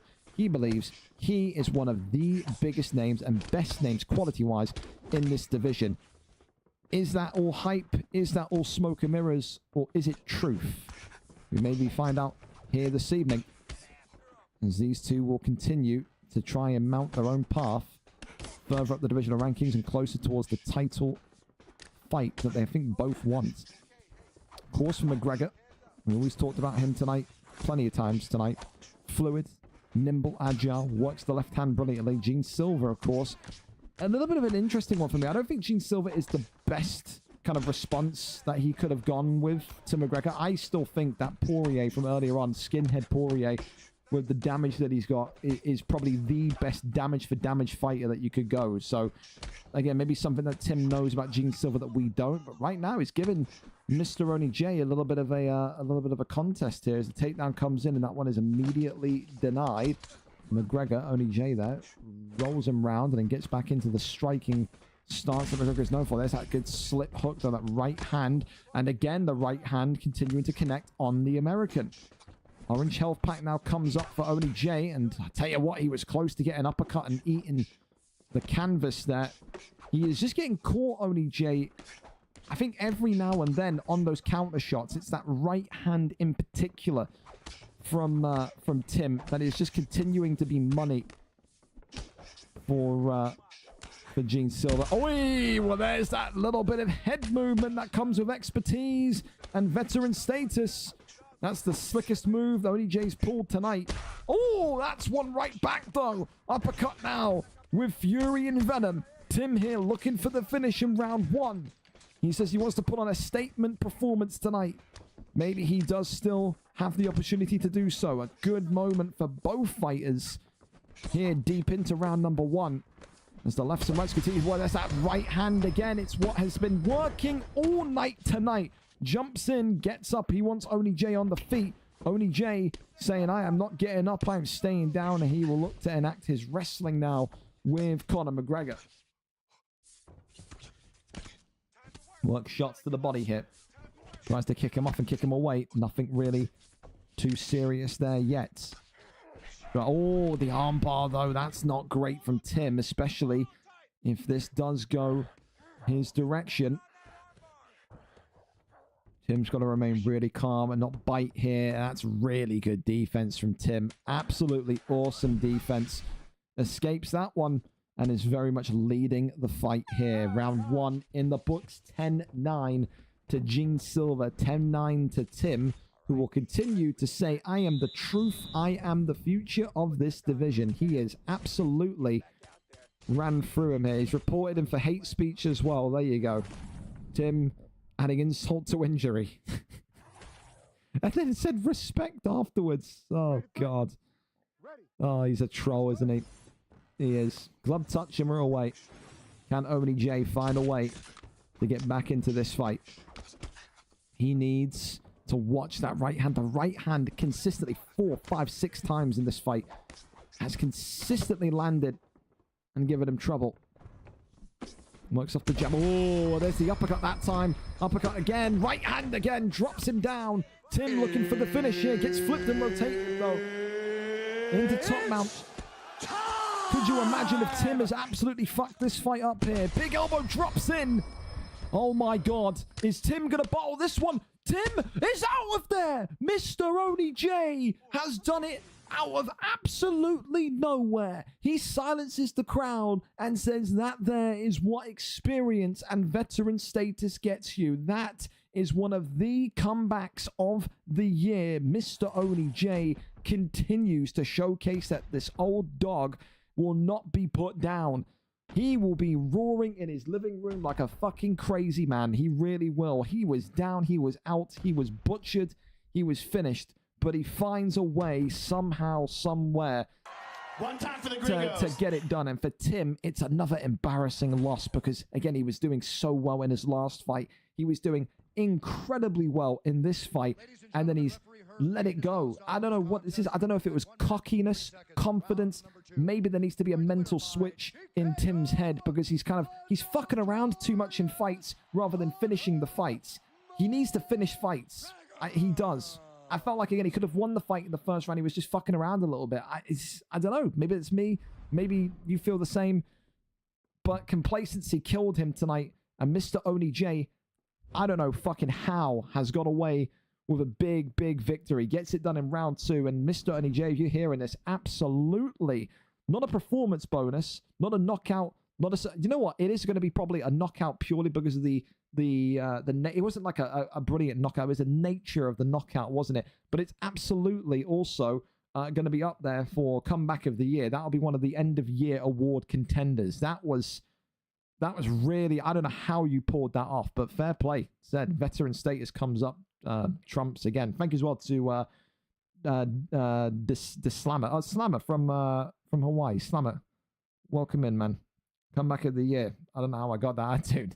There you go. Dan called me right when I was in guard. That's that. Damn it, Tim Senior. He's done it. He's ruined you. All right, let's go and ping the Discord for our final prelim fight of the night. Of course, fellas, remember, this is your last chance to go and get your prediction card predictions in, okay? Final prelim fight is now live. So again, you've got until the beginning of the main card to get your predictions in, to predict who gets all of the wins tonight on our main card. If you get all of the predictions correct, you win a free cash prize courtesy of our sponsors over Instant Gaming. Free to play. All you got to do is put your picks in the prediction card channel. Okay, so don't miss out. Don't not do it. It's free. It takes you 10 seconds to do, and who knows? Maybe you wake up tomorrow with a little bit of a cash prize in your PayPal. Hey?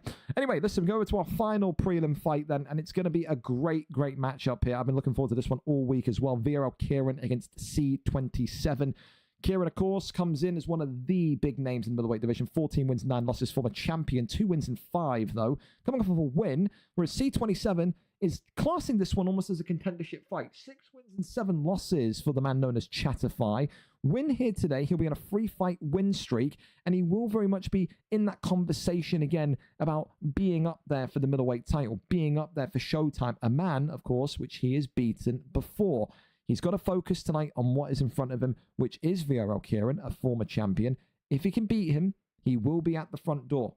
Same thing for Kieran. You beat C27 tonight, you end his win streak, you put yourself on a win streak, you could be up next. So both of these two got to be looking at this tonight and saying, this is for the #1 contendership. Let's go over and up to it.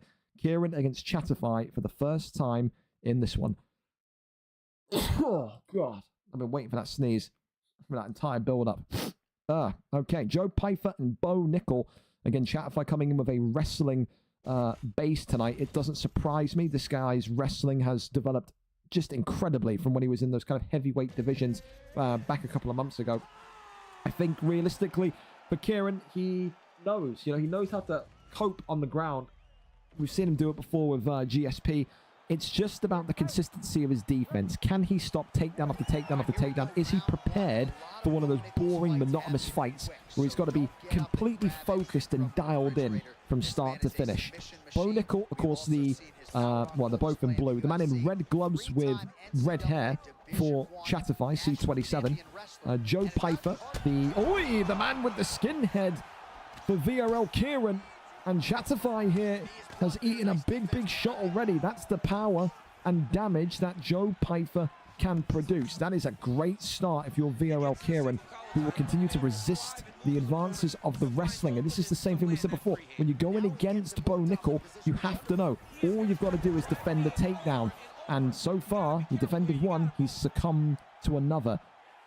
That is the mission for VRL Kieran tonight. Keep this fight standing and work those heavy fists. This is where Chatterfy, C27, wants to keep the fight. Puts in a rear naked choke here as he looks to try and hand fight with VRL Kieran. And this one here could be in a little bit of trouble for VRL Kieran if he just doesn't keep himself calm. Chatterfy running out of stamina and ends up looking to transition in to top mount. A good patience and calmness, however, that there too easy of a deny. And now look at this, the arm bar is in. It's going to be a bit of a fight though, as Chatterfy and Kieran continue to both be on equal stamina, but gets out of that one, does Kieran. Got to be patient here. He's waiting for an instant transition, but Chatterfy there, I think he should have got that rear naked choke, if you want me to be honest. I think with the development he's had in recent months, I expected him to get one of those submission gates gone with the rear naked choke. Shoots takedown again. Kieran taken down again. This is what the fight is going to be like, young man. You have got to defend the takedown. Your takedown defense has got to be so sky high. Chatterfy is relentless. He will go and shoot 50 takedowns in this fight if he needs to. Seriously, I'm not kidding. Watch the shots here to the body. Little taps to the midsection. Crawls over now into top mounts. Sitting and waiting is Chatterfy. He will sit and camp the deny all night long. He certainly will. Herb Dean threatening to stand them up. Goes for a submission attempt. The arm triangle, I think that one. But gets out and into half guard. No damage there, but nothing to write home about. If you're Kieran, you don't even really need to move. You've got 27 seconds left. I would say just ride this one to the bell. Ride this one to the second round and go again from there. That one there is denied again. Tries to maybe crawl over. Nothing there though. Works the damage here, but again, I think realistically with that early knockdown, was it a knockdown or a stun? One or the other. I still think Kieran's won that round. The fact that he didn't succumb to a submission, yeah, it's the knockdown. He absolutely won that round. Kieran wins that round purely off of the first 30 seconds. The strategy from Chatterfy is good, but he's got to have more control. He's got to have more damage. When he gets down into those kind of wrestling positions, he has to rain down strikes. He has to get a submission off. You can't just sit on him for 3 rounds and think he's going to win this fight. Good news for Kieran is that every fight starts on the feet, and clearly what we've seen so far, C27 is not comfortable in a boxing stance, or a boxing world, you could even say. There you go again, big right straight coming forward. Chatterfy continuing to work the kind of short and sharp strikes on Bo Nickel. Shoots the takedown, and another takedown lands.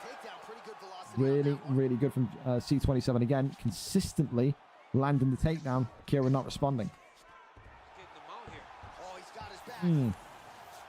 Takes the back now, but then gets out of that one back into half guard.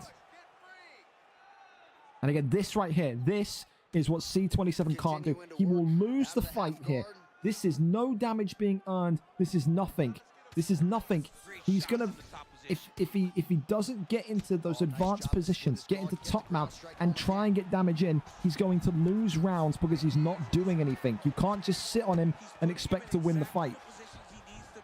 Kieran doing so well right now with his denies as well. Elbows hit. He's got to find a way to advance position. He can't sit in half guard and full guard the entire fight. If I'm Kieran, honestly, I think I'm just sitting here and denying. That's what I'm doing. I think you're in that kind of position where you can do that. Goes to that right side, nothing there. Work shots to the body. A couple of GA builders. Amethyst comes in. And Herb Dean going to stand us up. Like I said, nothing happening. No damage. Nothing. It reminds me of what Maikinho used to be like back in his lightweight days in UFC 4, where he would lose fights because of fighting this weight. Would dominate in terms of control time, but no damage. Again, trying to clinch him, trying to get him over into the cage.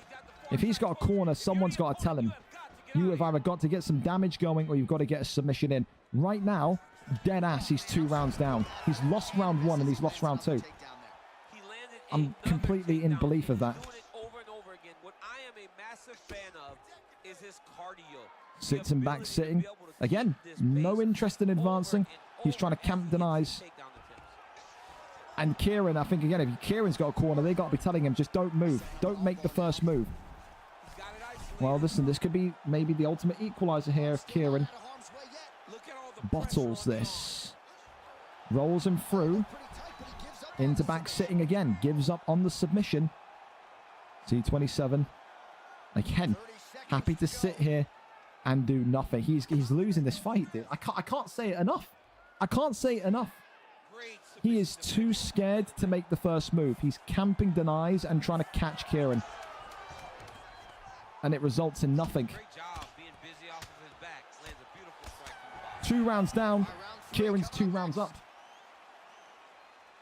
I don't know if you agree with me or not, but I think C27 needs a finish. He needs a submission or he needs a knockout. He can't do it again. Horrendous. Like, we're talking about 3 significant strikes and 1. All of that control time. 3 significant strikes. I'm sorry, I said it's got to be 2 rounds to 0 to me. Has to be. Burn the final round. Time to show up to the party, C27. Uppercut there lands. Kieran liking that this fight starts on the feet. Now he gets the opportunity to get these big strikes in. And again, those strikes there in the first 30 seconds, if the fight goes like it has done the last 2 rounds, could be enough to win Kieran the fight. Dead serious. Now a couple of big shots to the midsection from the half guard position. They're not significant strikes though. They're just GA builders. That one there is denied. Kieran does well and gets back to the feet. That's brilliant from Kieran. Calm, patient. Lefts and rights there coming forward. Hey, there you go. Bo Nickel now getting his hands dirty for the first time. And there's another clinch. He just wants to take down again. So for Kieran, you just got to make sure you don't get too... Oh, that's the thing. You don't want to get too out there. Kieran is trying to go too gung-ho. You can tell absolutely that Kieran is frustrated. He's absolutely pissed off. I can see it in the way that he's fighting. And that's maybe where C27 can win this fight, through the frustration of VRL Kieran. Can he get back up to his feet is the question. Crosses over. Again, even if this could be C27's round, I still think 2-1 Kieran. I still think Kieran just needs to survive being finished. That's all. He's got to go for a submission or a knockout. There's Bo Nickel. Denies him that. The good damage finally goes over into top mount. Posture up is there. Rains down the strikes. Good defense from Kieran. He's just rushing though. This is the thing. Kieran does not need to rush. Good deny there on the submission though. And again, he's just trying to instantly transition out. He's got to get some sort of strike in there. C27 not going to be able to get the submission though, because he's out of stamina. Goes into knee on belly. And again, he's just, his stamina management's been terrible in these grounded positions. 1 minute remaining of round 3. And it's a really, I can't lie to you, even if for some crazy reason C27 wins this fight, it is not a fight that I'm looking at and going, he's next for the title.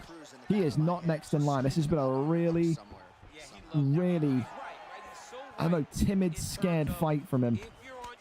It has. Takedowns there. He was thinking about it. I'll run over quick. He's frustrated, man. You can tell. He's pissed off. Gets into top mount. Got to protect himself. Good defense again. Well, let's see who gets this one over the line. I still think 2-1 Kieran. I dead ass do. I don't think round 2 was anything.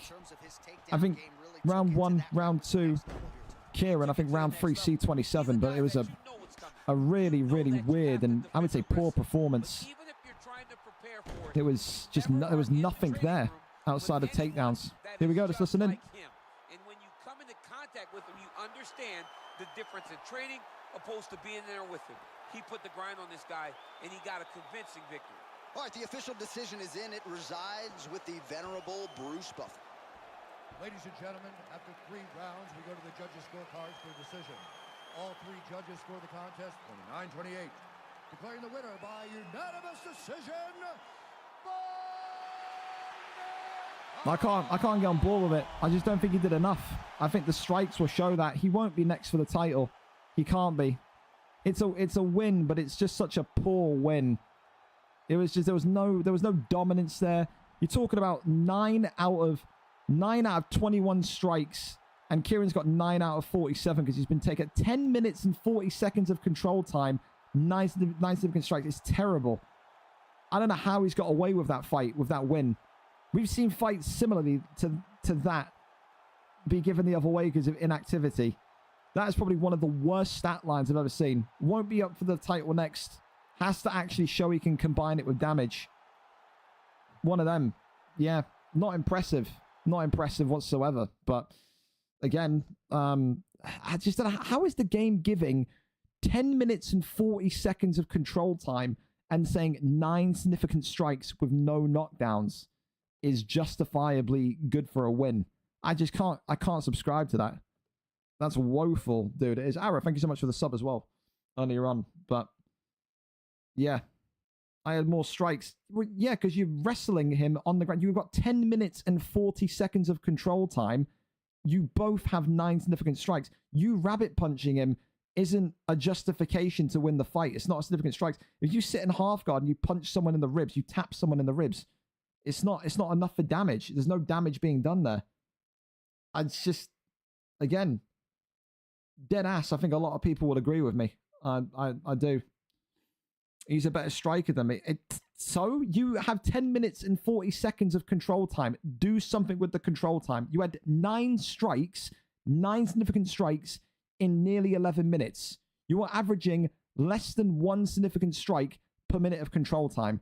That is like saying you are in top mount for 5 minutes in a fight and you are literally per round once a minute landing like 2 strikes.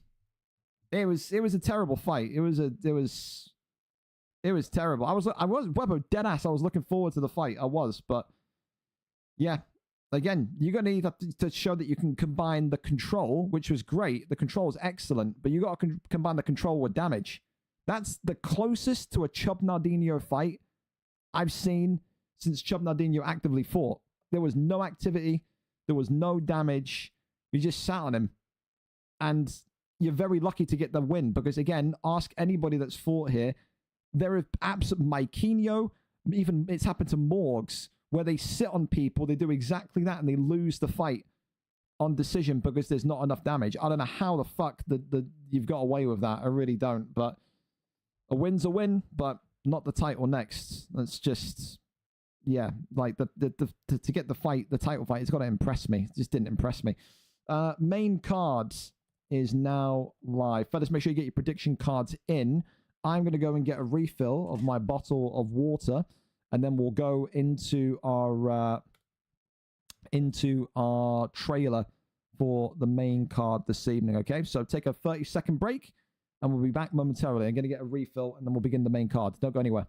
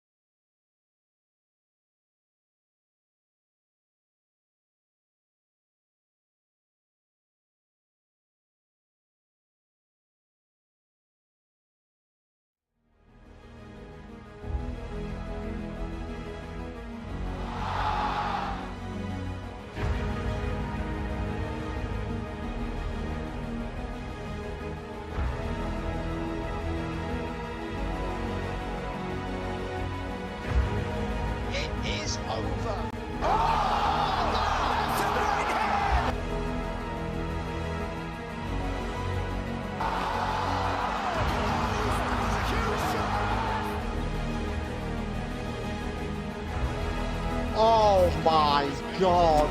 Leg beat up, man. Nothing for you. Oh, big left from Poirier, now a right hand. It's hurt. Oh my God. SLG Jokers has put the former middleweight champion to sleep. Light heavyweight champion. Oh, goodness. It's time.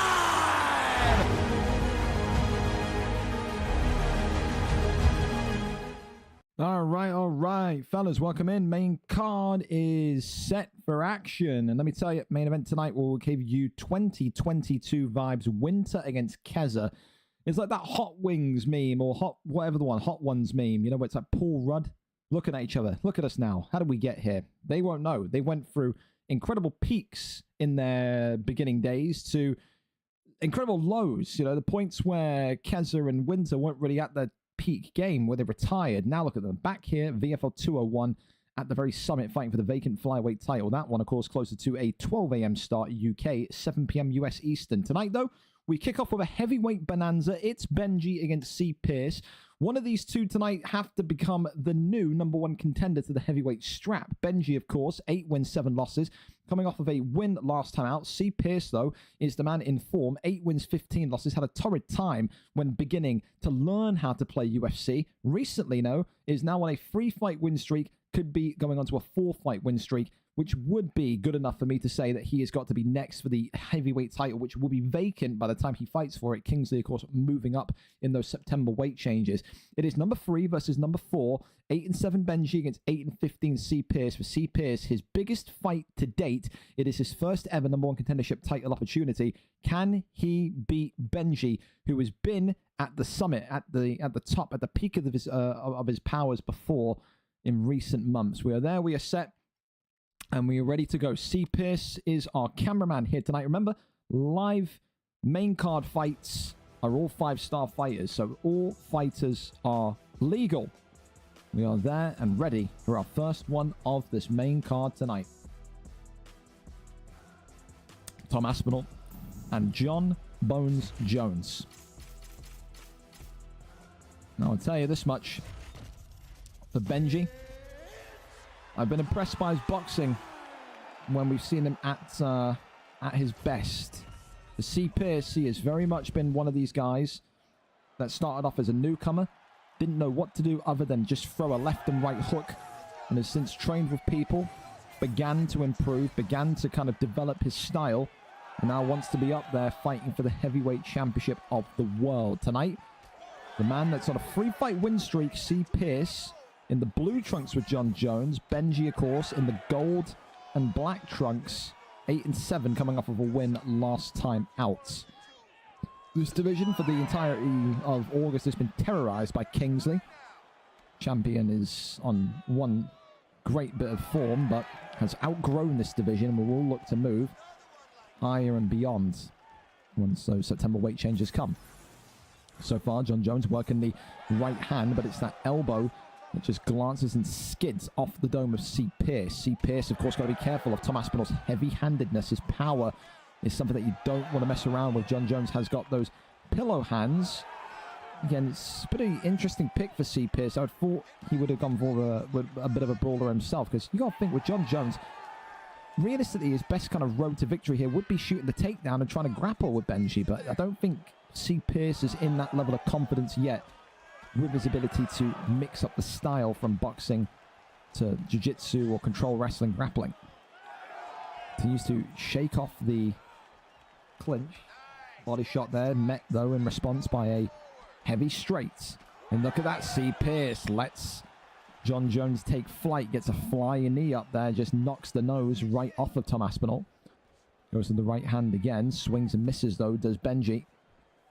Benji continuing to just shepherd forward. Little leg tap there, comes forward, 1-2 down the center. As C. Pierce trying to go for that axe kick again, shoots the takedown. And the first takedown of the night comes from Tom Aspinall, comes from Benji. Now, these two heavyweights, beginners, keep in mind, are going to try to hand fight here to see who can get that submission enacted. That's a great deny there from Benji up top, but gets right back up to the feet to C. Pierce. Left hand there comes in again as Tom Aspinall continues to try and stick and move. Body shot there is resisted as the left hand is uncontested. Deep kick there. Goes with the head kick upstairs. Garfing. Oi! I'll tell you what. C. Pierce was a little bit less fortunate. That could have been a flash there. Oh, that's a flash though. Look at that brilliant pull elbow from Benji.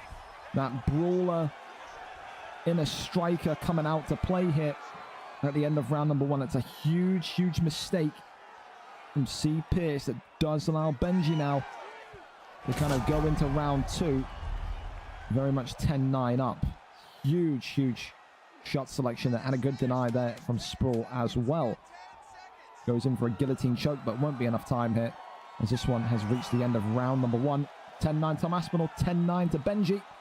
The win streak for C. Pierce is in jeopardy.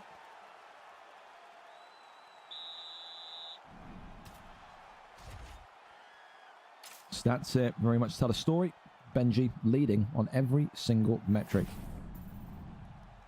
Think of your C. Pierce. You've got to just be careful. There's been a couple of times when he's thrown this wild head kick or this heavy, long body kick, and it's allowed Aspinall, Benji, to kind of counteract and get those kind of counter shots off. He's just got to be a little bit more careful. Great shot selection. That's absolutely world class from Benji there. Can't keep him down though. Gets right back onto the feet. Swing and a miss on the head kick again. C. Pierce has got to get back to work in his jab. Oh, he goes for a flying armbar. Well, look at this. Starting and profiling. But gets out of that one again. C. Pierce going to have nightmares thinking, what in the hell did Tom Aspinall just try to do to me there? Tries to get out, but shimmies back over into the half guard position. Pulls him back in. And now tries to go over into backside. That one there, though, is not going to be allowed. C. Pierce resisting that one. Half guard tries to get up. That is denied. Catches the ankle. And now look at this. Rains down potentially into stat guard. No, goes into half guard instead. Great deny once more. Benji getting more and more warmed up with his denies here as the round goes on. As the arm triangle here is in. Does get out of that one, though. C. Pierce, a survivalist here so far in round number 2. Works off the 1-2s here. Left hand there, continuing to swing on. Flying knee, and again, reopens that light wound. And Benji's nose. C. Pierce, oh, sways into that one. That was bad. He went right into the oncoming strike. That could have been an instant knockout.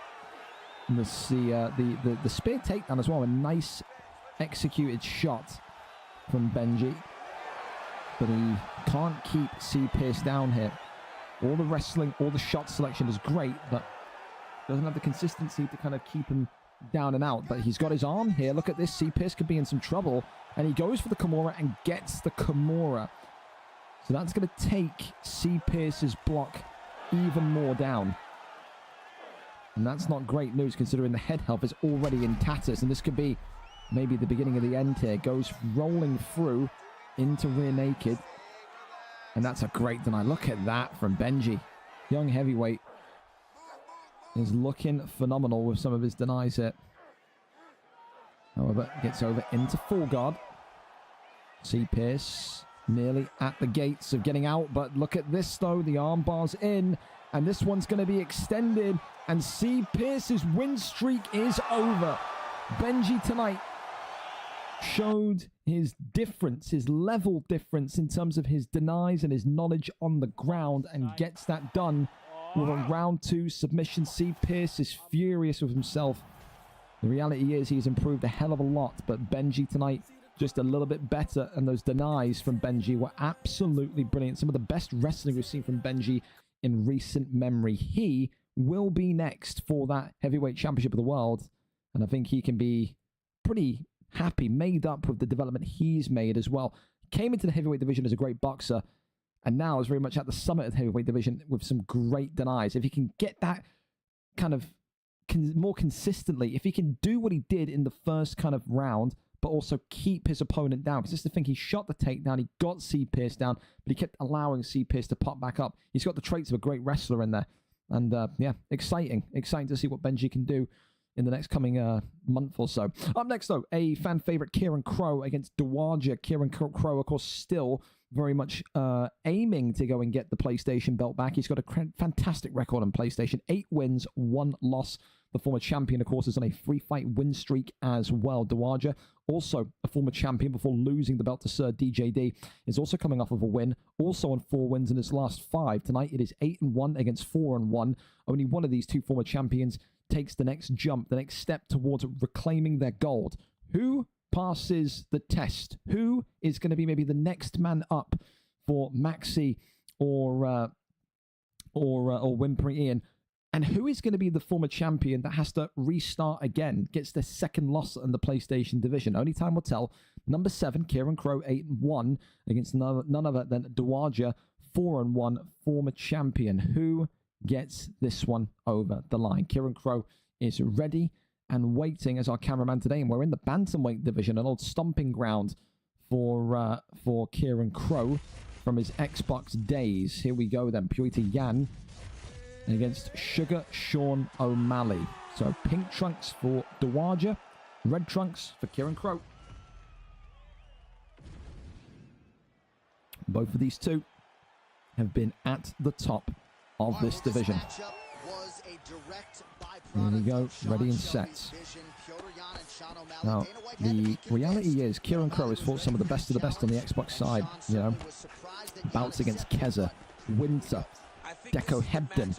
He's fought some of the biggest names on the Xbox side of things. However, he's really found himself and found his form on PlayStation. Like I said, 8-1 for a man that was really kind of in the middle of the pack of the bantamweight flyweight division of Xbox. Of course, left Xbox winning the BMF championship, but never really had any sort of close spell of getting the Xbox Elite Gold. Took him only 2 months on PlayStation, 6 weeks if I'm being specific, to go and claim the Elite prize on Sony's divisional side.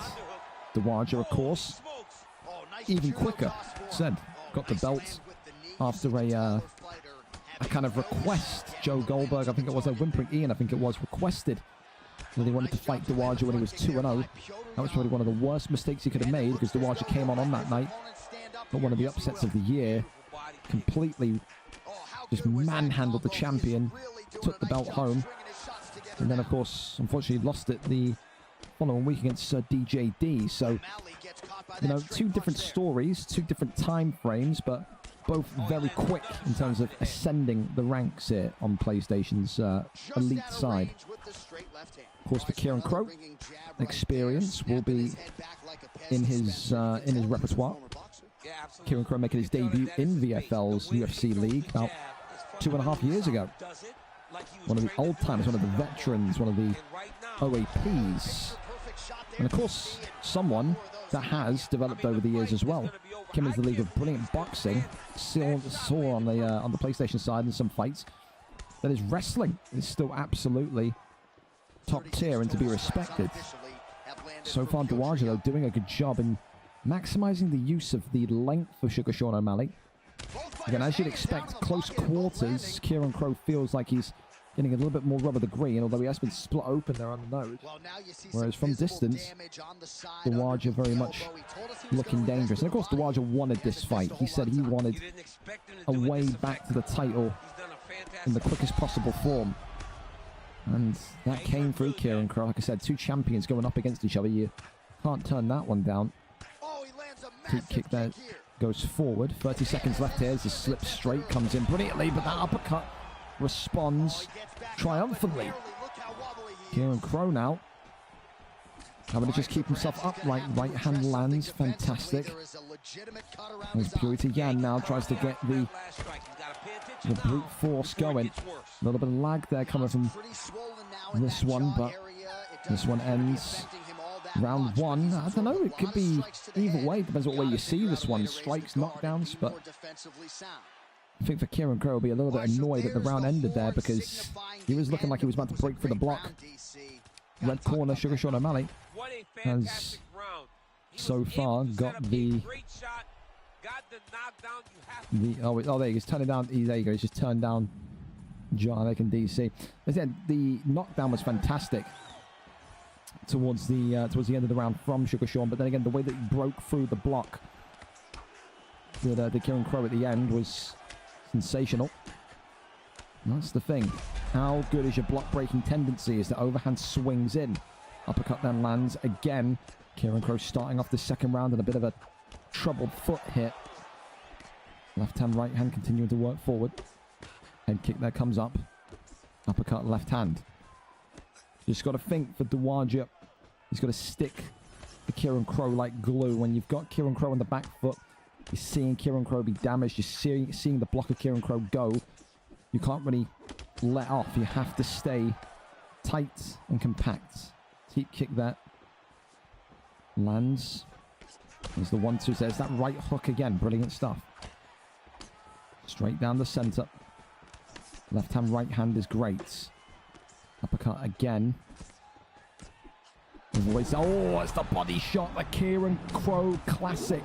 Completely sends people scouring, protecting their head. And then he goes for that beautiful body shot. We see him do that a couple of times on the Xbox side of things. Really nice placement there.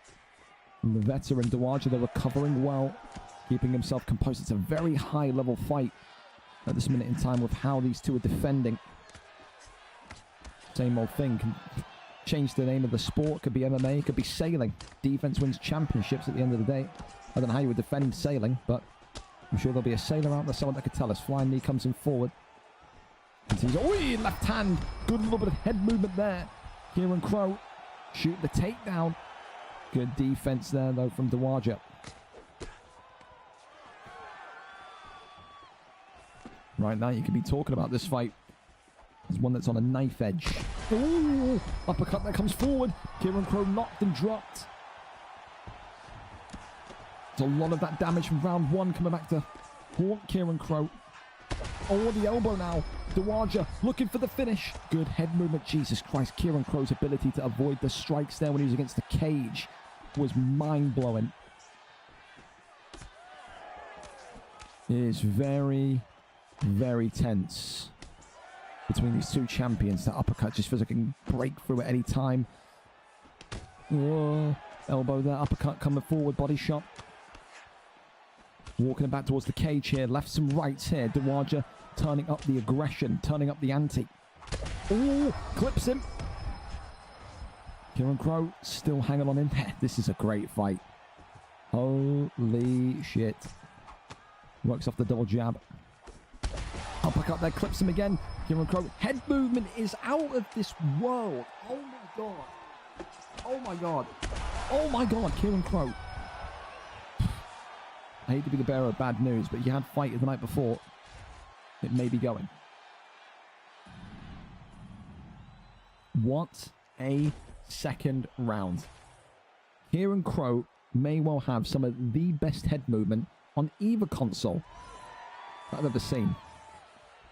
What a... Oh! Tries to go for the front kick. Gets clipped. Oh my god. Shoots the takedown. Wow. Gets the takedown. It's denied. Flying knee. Oh. Body shot. Continues to clip him. Defending well. Trusting in his block. Uppercut goes forward. Kieran Crow just slowly edging towards him. When, if at all, will he go for another body shot? And there's the answer. A little tap there to the midsection. Slip hook there, but responded to by Kieran Crow with a hook of his own.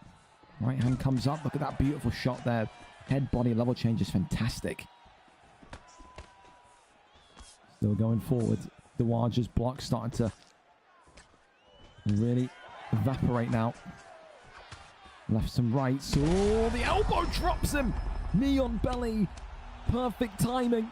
And Dawaja not able to get it done. Wow. Oh my god. How has Kieran Crow survived? What a fight, man. Kieran Crow still in there, but for how much longer? This is a top mount posture up. Wow. How has Dawaja allowed him out of that? Flying knee comes forward. Oh, the hook. Oh, God, the uppercut. Kieran Crow, again, in trouble here, but survives it. Right hand. Jan, if there was ever a time you need power, it's now. Avoids that one. Oh, God. Works the jab. Oh, elbow again. Is just avoided. Deep kick sends him back. Uppercut there just whiffs. Uppercut again. Oh, he tries to go for the overhand combination. Continues to test the block of one another. Oh, right hand. That's money from Kieran Crow. Knees here. Coming up. Oh, drops him against the cage. Duarjo in a bad position. Oh, it's all over. Kieran Crow gets it done in round number 3. One of the best PlayStation fights I've ever seen in nearly 4 years of doing this. There is no shame there of your Duarjo tonight. What a fight. You want to talk about two champions facing off against each other. We saw exactly that tonight. Two elite level strikers. Kieran Crow goes to 9-1 though, and he will be knocking at the door for another title opportunity. What a fight. Back and forth. And I think those two will have the respect of one another. And it's just a fortunate landing position in the end from Duarjo. Gets it done. It's a round 3 TKO. And for me, fight of the night. There's a real urge in me to put in a Hall of Fame shout for that as well. That was fucking awesome. That was a really, really good fight, dude. Like, that was nuts. What were the scorecards? So let's have a look. I don't know who was winning on the scorecards whatsoever. 2018 O'Malley. I don't believe that. 2018, that's crazy. Maybe the knockdown? I don't know. It felt like it was a closer fight than 2018, though. Sweet heavens, man.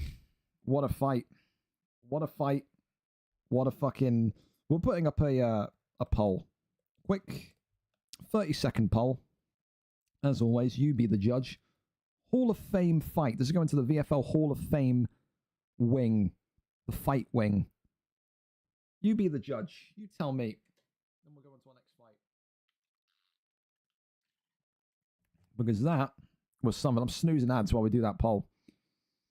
I can get out of there. I need to know. That was a great fight. For me personally. But again, only you can tell me. As the people watching.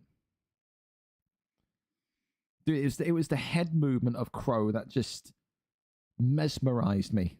In terms of how we kind of handled it. Like the second round, dude, no human being with normal reactions that isn't sniffing a line of G Fuel off their desk before fighting is doing that level of head movement. It's crazy. But for Kieran Crow, continues to be the ultimate entertainer in the PlayStation division, doesn't he? Unreal. Well, listen, 8 votes to 1. Duarjo is going to be at least getting some sort of consolation that he is in the fight wing of the VFL Hall of Fame. That one is in for a Hall of Fame shout. Congratulations to you two. Yeah, fight wing confirmed. One of the best PlayStation fights I've ever seen. Action from start to finish. GG's to both of you. Incredible job. Well done. I feel for anybody that's got to live up to the next to that fight. Up next, then, Silver Salt and T Stocky. Silver Salt, of course, coming into this one tonight. The lightweight division on Xbox. 11 wins, 16 losses, 2 wins in his last 5. T Stocky on the cusp of being lightweight royalty. 4 wins, 2 losses, 4 wins in his last 5. Looking to make it 3 wins in a row tonight. Silver Salt has been in the title picture for this lightweight belt, I think 3 times. Stocky tonight has the opportunity to make it a first. If he goes 5-2, it will be a 3-fight win streak, and it would absolutely set up the possibility of Lee versus Stocky next. Papi Gaucho may well have something to say about that as well after his win tonight. But for Silver Salt, could he give Papi Gaucho the ultimate assist, beat Stocky, put himself back into contention, and go from there? Or will T Stocky's brilliance in the wrestling shine through again? We're over to it, the lightweight division, set and braced for impact here tonight. We are there, set and ready to go. Charles Oliveira against Ilia Topuria in this one this evening. Of course, when you give that Topuria pick to your opponent, only bad things can happen. We've seen Topuria dominate on the feet, on the ground. For T. Stocky, he will go with the Jiu-Jitsu wizard Oliveira and say, I believe in my ability to work the ground game. However, go to the ground with Topuria. Topuria gets into top mount. It's a one-and-done trip. It's not a trip that you will win either. Floral trunks and the blonde hair tonight for T. Stocky. The man looking to go on a free fight win streak, whereas Silver Salt in the red and yellow trunks for the man with brown hair looking to, I don't know, propel Papi Gaucho into a title position and also put himself back in the shop window for another crack at the lightweight gold. Immediate takedown there, shot and landed by T. Stocky. And we've not really seen people kind of have success with Charles Oliveira against Ilia Topuria. One of the lower win percentages, I'll be honest with you. Islam Makhachev has the highest win percentage on Xbox against Topuria. Surprisingly, Dustin Poirier has been used a couple of times and used successfully as well. Also, the thing, you know, the lightweight division, if I'm not mistaken, the OP, Conor McGregor, with like the 100 power, surely you could think that would be a way to go as well. Not seen him for a while. A couple of shots there landed. T. Stocky looking like he's going to try and take control of this ground game nice and quickly, though. The mount there, postures up again, rains down a couple of big shots as the big elbow cracks Silver Salt in the dome. Right-hand side, that one there over into half guard. Works the body shots. Continues to tap. Try and build the G8. Goes over into side control. Elbow now coming off.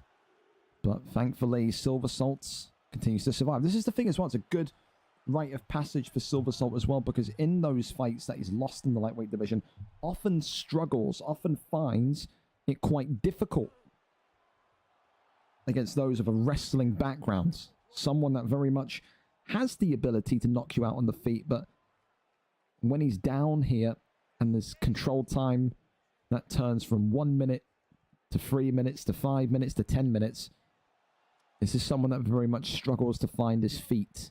Right now, T. Stocky doing exactly what he wants to do, which is maybe dominate this fight on the points tonight and get through and face Lee for that undisputed lightweight championship of the world, which would be an ultimate wrestler's background matchup, Stocky and Lee. However, Silver Salt resists and says, don't write me off just yet. Always got a chance with Ilia Topuria. Punch power, punch speed. Heavy shots, of course, from the top mounts. They could all make a difference. Then it ain't over until the stuns start to roll. One thing, though, I do like that T. Stocky's done is he's completely chipped away at that stamina bar of Silver Salt already. Lost about maybe a fifth of the bar in one round. And there's the... I tell you what, though, at the end of the round, great damage opens up a bit of a wound on Charles Oliveira inside the pocket. T. Stocky's got to be a little bit more careful. A little bit reckless there in the final 30 seconds. Didn't need to kind of engage with him when he had done so well to win that round. Round number 2. Up and underway. Right hand immediately coming forward. Left some rights here. Uppercut there. Leads in. Right hand there, lands again. Oh, he clips him. I told you, inside the pocket. I'm amazed that he's backed away. Why? Why would Silver Salt not try and charge forward? I'm a little bit confused there. Felt like he had him rocked. Could have gone for the kill, could have gone aggressive, but backed away. And now look at this, it's Topuria that's eating the damage. Shoots the takedown, that one there is denied. Big knees to the body. Works off the 1-2s again. Both equal in terms of the damage received. However, stamina more so in the favor of Oliveira. Topuria, though, is getting a bit more alive and rhythmic in this second round. Takes him against the cage. Knees against the body, nothing there. Peels out gets through. Hey, big left hand. Silver Salt has just got to be, I think, a little bit more chaotic in a sense of dragging T Stocky into that pocket battle. But the fact that now T Stocky hasn't shot a takedown, or hasn't landed a takedown, excuse me, is really good for him. And there's that slip hook. That's brilliant. Left hand drops him. He's completely taken Stocky out of the game plan and into his world. But then again, the spear takedown makes me look like a complete dickhead. Over into sprawl he goes. Commentator's curse 101. Raining shots here to the body in sprawl. Goes over to the left hand side. Over into backside now. Posture up. Couple of big shots here. He's stocky, of course.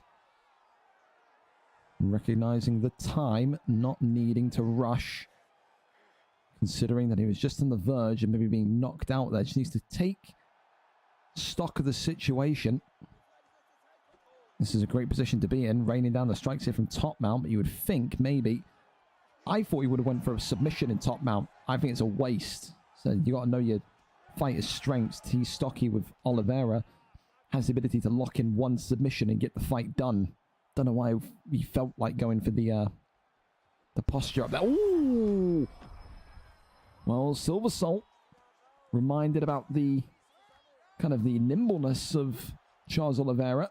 And look at this now. Reining in the shots here. The head health of Topuria is in real trouble. It's Silver Salt who needs the end of this round now to get that recovery going. T Stocky, though. This is interesting. They've just traded positions. You were talking about the damage that Oliveira did to Topuria in round one and the stamina damage that Oliveira did to Topuria in round one. And now I believe it's Oliveira who has less stamina than Topuria, which is really interesting. Third and final round. Damage v stamina. That's what it comes down to. Slip hook, though. T Stocky's got to be very careful. That slip hook has caught him more than once tonight. That is Silver Salt's ultimate weapon. It is. Elbow there comes forward, pokes through. Ooh, clips him back, though. T Stocky pulling out of those uppercuts, faking them.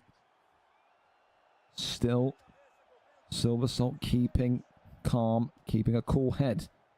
No stranger to the main card. As this former lightweight contender denies the bail as well. It's really nice. Left and right hands again. Left hand clips him. Right hand forward again. Overhand swings in, shoots the takedown, lands. It's big. T Stocky needed that one. Rains down the strikes again. Goes over into half guards. Got to think here. If you are Charles Oliveira, can you get away with just riding the ground game home for 3 minutes? If he can get a submission in, I think he's going to win this fight. There's a real possibility this could be 1-1. Honestly. Top mount here is gained. Will he go back to top mount? The top posture up, or will he go for a submission? He's going to go for a triangle choke. This could be big. Silver Salt's in trouble as well because the stamina is low. And this could be maybe where T Stocky wins this fight in this third and final penultimate round. Goes for the triangle choke, and it's not going to be gained. Slams him down. That's great. Silver Salt avoiding disaster. That's huge. 2 minutes. Which one of these two is prepared to make a risk that can make or break this fight for them? If he can get into top mount with Topuria, T Stocky could be in a serious amount of trouble. 1 minute and 30 left here in round number 3. A very tense fight again. And he opts to get up. Okay. So he's banking on the slip hook, the boxing, the kind of ferociousness of Topuria here with 60 seconds to go. Okay, that's the fucking Thank you so much again for the sub. Appreciate you. Oh, right hand. T Stocky. Oh, clips Topuria. Shoots the takedown. Dear God, dude, these last 2 fights have been really good. The judo toss reversal here. As it does look like this is going to go to a decision. Has T. Stocky done enough? Is the ultimate question. I can't call it. I think T. Stocky thinks he has, because T. Stocky is not in a rush to get up here. This one goes all the way. Who has won it, though? Great fight. Tactical fight. Technical fight. I'm going to put my neck on the line here. I think Stocky 29-28. I think just. But, again, a really class fight there. And Topuria has won it. Silver Salt has got that one done. So I thought Oliveira was going to get it, but Silver Salt has caused an upset tonight. And that will give Papi Gaucho, the West Coast Las Vegas native, the next shot. Topuria being given all 3 rounds from Judge 1 and 3. That's a little bit crazy. All 3 rounds? I don't know, but listen, agree with it, disagree with it. We always say the same, boys. Never leave the fight to the judges. And tonight, Silver Salt has not only given Papi Gaucho passageway to be next, he's also put himself back in the shot window for a title eliminator. That is a huge, huge victory tonight for T. Stocky. He will feel disappointed. I think he did enough. I think he felt he did enough. That's why he didn't want to get up. But the judges had other ideas. Thank you as well to F. Texa for the follow, and also Momo for a gifted sub. Momo, I got to read my DMs from you as well. I know you DM'd me twice. Oh, right, okay. Fucking, of course you have. You don't use that against me. Next up then, FF Smithy against Red Dot is where we're going. Of course, a big fight tonight in the middleweight division. Smithy comes into this one with an opportunity once again to challenge for the middleweight championship of the world. 8 wins, 5 losses, 3 wins in his last 5, coming off of a win. Jakar, 8 wins, 7 losses, just underneath him. Number 6 versus number 7 on a 2-fight win streak. You could make the argument tonight, especially after that kind of chatterfied C27 performance early on, that if you win this fight tonight, Smithy or Red Dot, it could now open up the door for you being next. Will it be Smithy? Will it be Red Dot? Will Smithy's anxiety and performance issues in these big fights come back to haunt him once again? Red Dot will hope so. Smithy will say, I'm a new man this month. Here we go. Smithy and Jakar, Red Dot as we know him.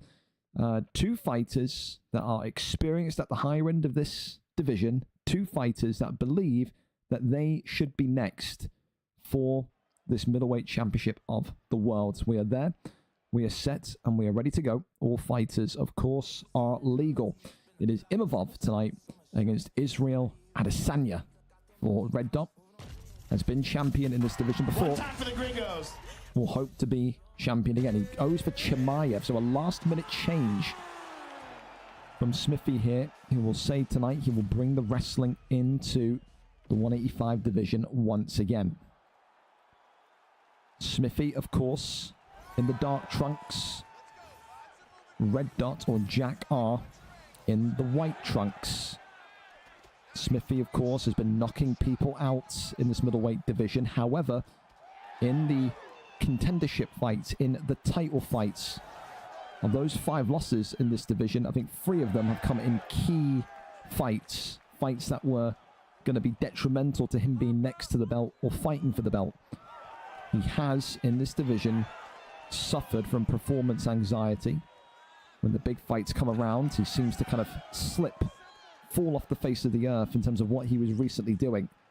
Will that be the case here today? Once again, Red Dot already feeling the power, 93 power in the hands of Chimaev, continuing to give problems here. And this is the thing, if you're Chimaev, you can do either or against Adesanya. You can fight on the feet and rely on your brawn and your power, or you can try and take Red Dot down and smother him and smash him on the ground. So far, though, Adesanya, Red Dot, showing that his takedown defense is very much alive and kicking.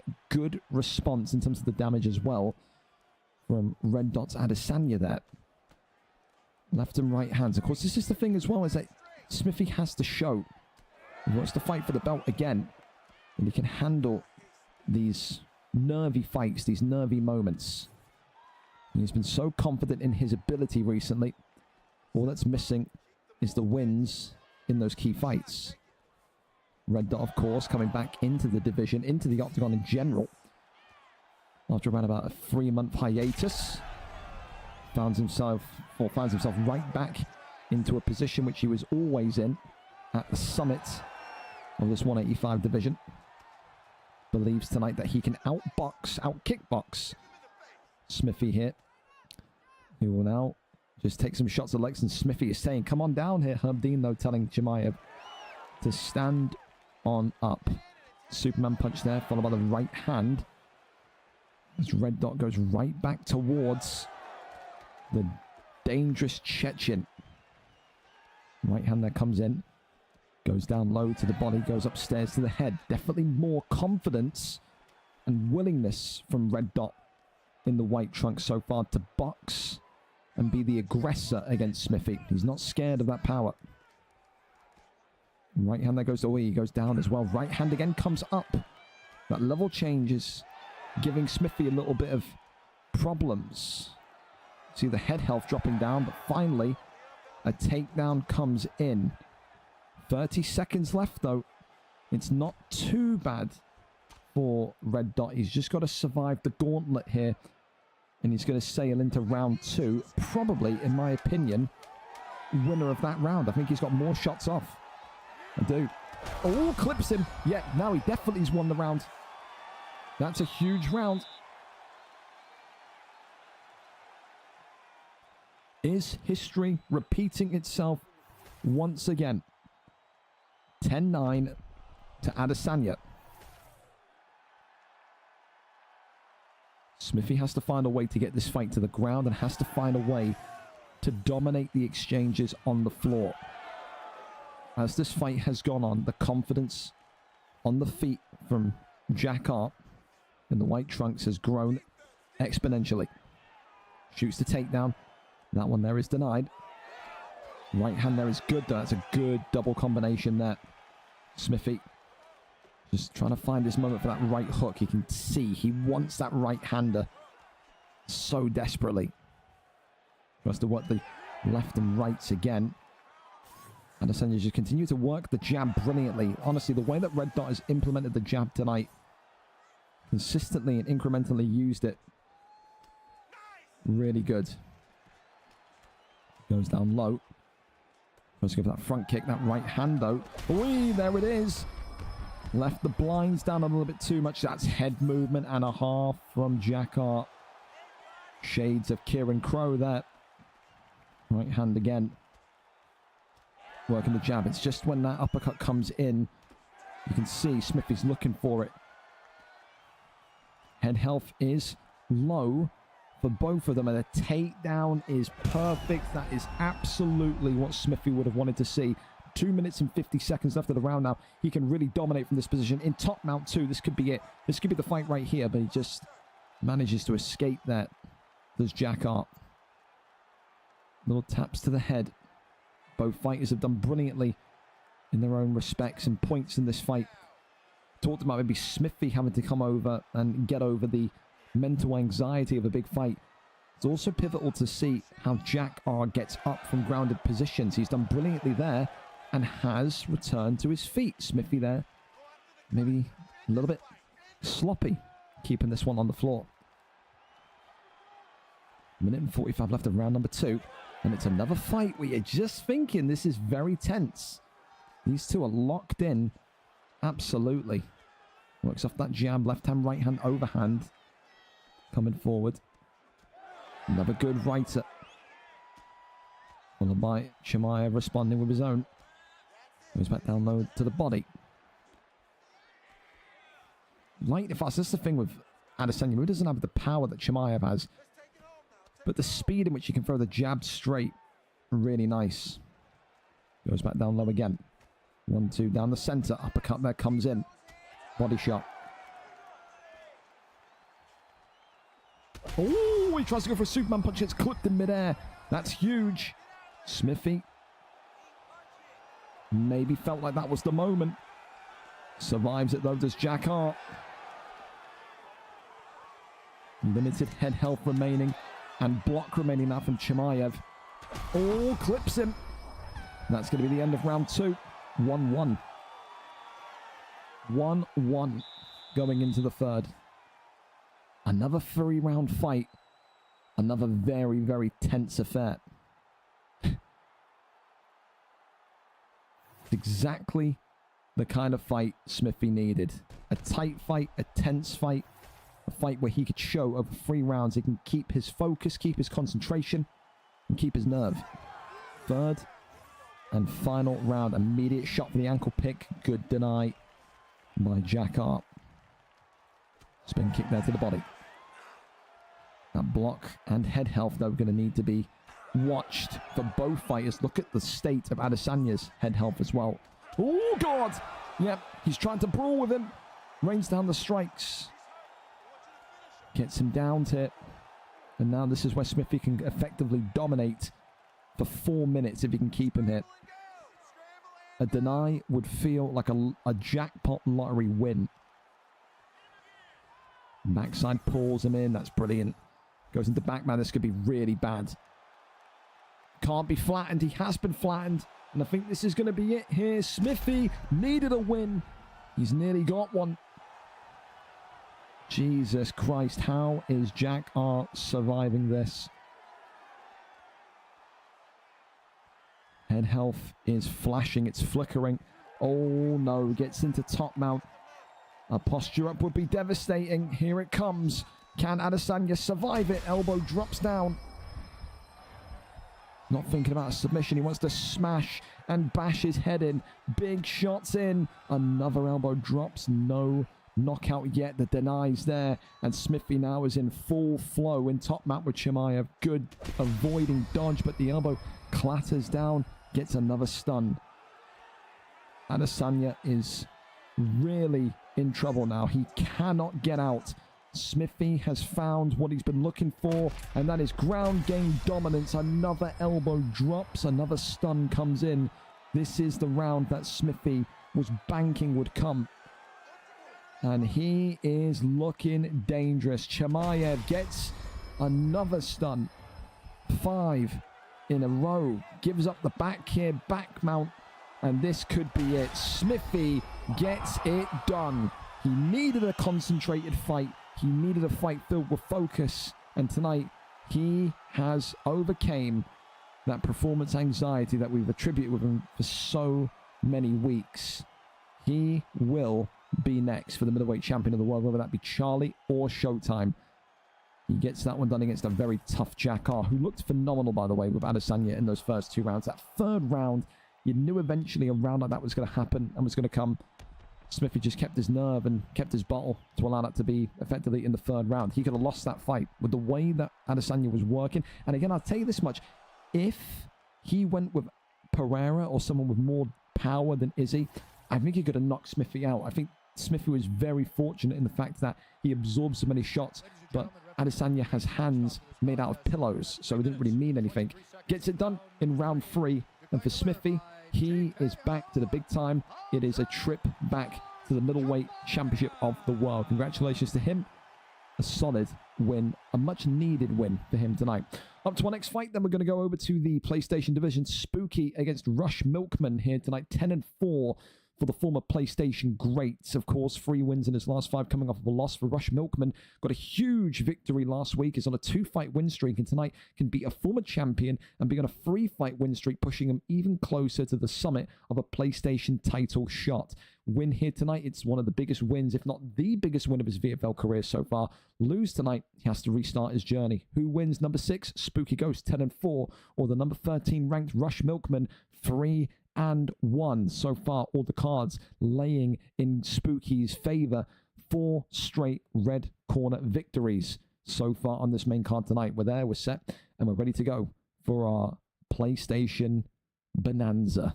Here we go. Of course, weight class tonight is lightweight. All fighters are legal. Habib and Ilia Topuria. Habib has got a pretty okay ratio, win percentage against Topuria. Again, though, it's not about the win percentage or ratio. It's about what feels comfortable to you. And Spooky has in his kind of beginner days of PlayStation when he was running rampant in this division. I used to call the Habib of the division. This is the guy that would limit you to 3 or 4 significant strikes in a fight and then just have 3.5, 4 minutes of control time, just smashing you into the canvas for the fight. So again, it's a tough one for Milkman. It's a difficult one for Milkman, but he's got to find a way to get over the line. Here we go then. We're ready and we're set. Can Rush Milkman go to 4-1 and collect the biggest win of his career so far? It is a huge obstacle indeed. Here we go. Red and gold trunks for Taporia, for Rush Milkman. Black and gold trunks, of course, for Spooky and Habib. So once upon a time we called Spooky potentially one of the great PlayStation champions. So they kind of had this incredible start to life on Sony's console side, but then I don't know if it was maybe the move to Xbox or a style change that saw him maybe slip off, dropped off a little bit of form.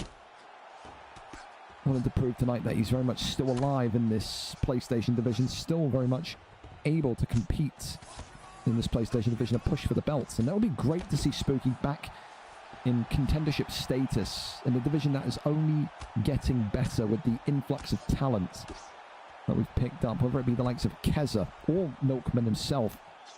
So many fun fights and fighters coming in. This, though, is the position that so many of his previous opponents in this heyday when he won the belt struggles to get out of. And Rush Milkman is going to need to be so patient, so calm, and be prepared. He is playing a role-playing Habib right now. This is exactly what Spooky will do for the entire fight. Dominate, smother, and rain down damage. Goes over into side control. Works those hammer fists and elbows. And again, for people that, again, like C27 Chatterfy that were asking, well, what do you expect me to do? I'm a wrestler. I'm controlling him. He's a better striker than me. This, already, he's landed more significant strikes than Chatterfy did in 60 accelerated seconds than Chatterfy did in 3 accelerated rounds. Good rotation here into an armbar. And Rush Milkman is getting the full education here tonight from Spooky. On his day, one of the most incredible grapplers and controlling wrestlers in this PlayStation division. Finds his way back into top mount here. Posture up is there. Rains down a strike in that one. Just shimmies and misses the target. Goes into full guard. Crosses over to the right hand side. Posture up. Nope, nothing there. Goes for an armbar though. Look at this. Okay, Rush Milkman saying I don't need significant strikes when I can rip your arm out from its cord. Spooky continuing to try and struggle and fight his way through. This could be a very tight race here. And the armbar going to be denied. Keeps enough stamina in the tank. And now this is going to be tight. And he gets out of it. No submission. Absolutely world-class defense in the submission game from Spooky there. That was a close one. Rush Milkman could have very much got out of that one. With huge, huge round. In the end, that Habib dominance is what it always does. Spooky will kind of get you down, grind you into the first round, and then start to really enforce the damage in round 2. You can see here he's already faking the takedown, trying to cause Rush Milkman to be unprepared, and it's worked like a charm. Look at his knees from side control. Goes over into half guard position. Now over into side control again. Elbows raining in. There you go. There's those brilliant and horrendous side control strikes. Now into, oh my goodness me, crucifix. That is not where you want to be. And now the question is, can you get out of there, Rush Milkman? He is locked you in, and he has thrown away the key. But gets out after a couple of shots. As we said, the damage is now going to build and build and build. This is what Spooky does. Look at that. Just the side control fluidity is brilliant. And now the damage is very much there. The eye busted open. There's more side saddle strikes coming in. Resists the deny. And now just absolutely peels away at him. And Rush Milkman is lost in there, dude. He cannot get out of here. This is Habib Simulator 101 right now. And Milkman may well be starting to understand what the top end of this PlayStation division looks like. Look at the damage. If this fight stands up, the doctor will stop it. He is completely carved to pieces. Look at this, dude.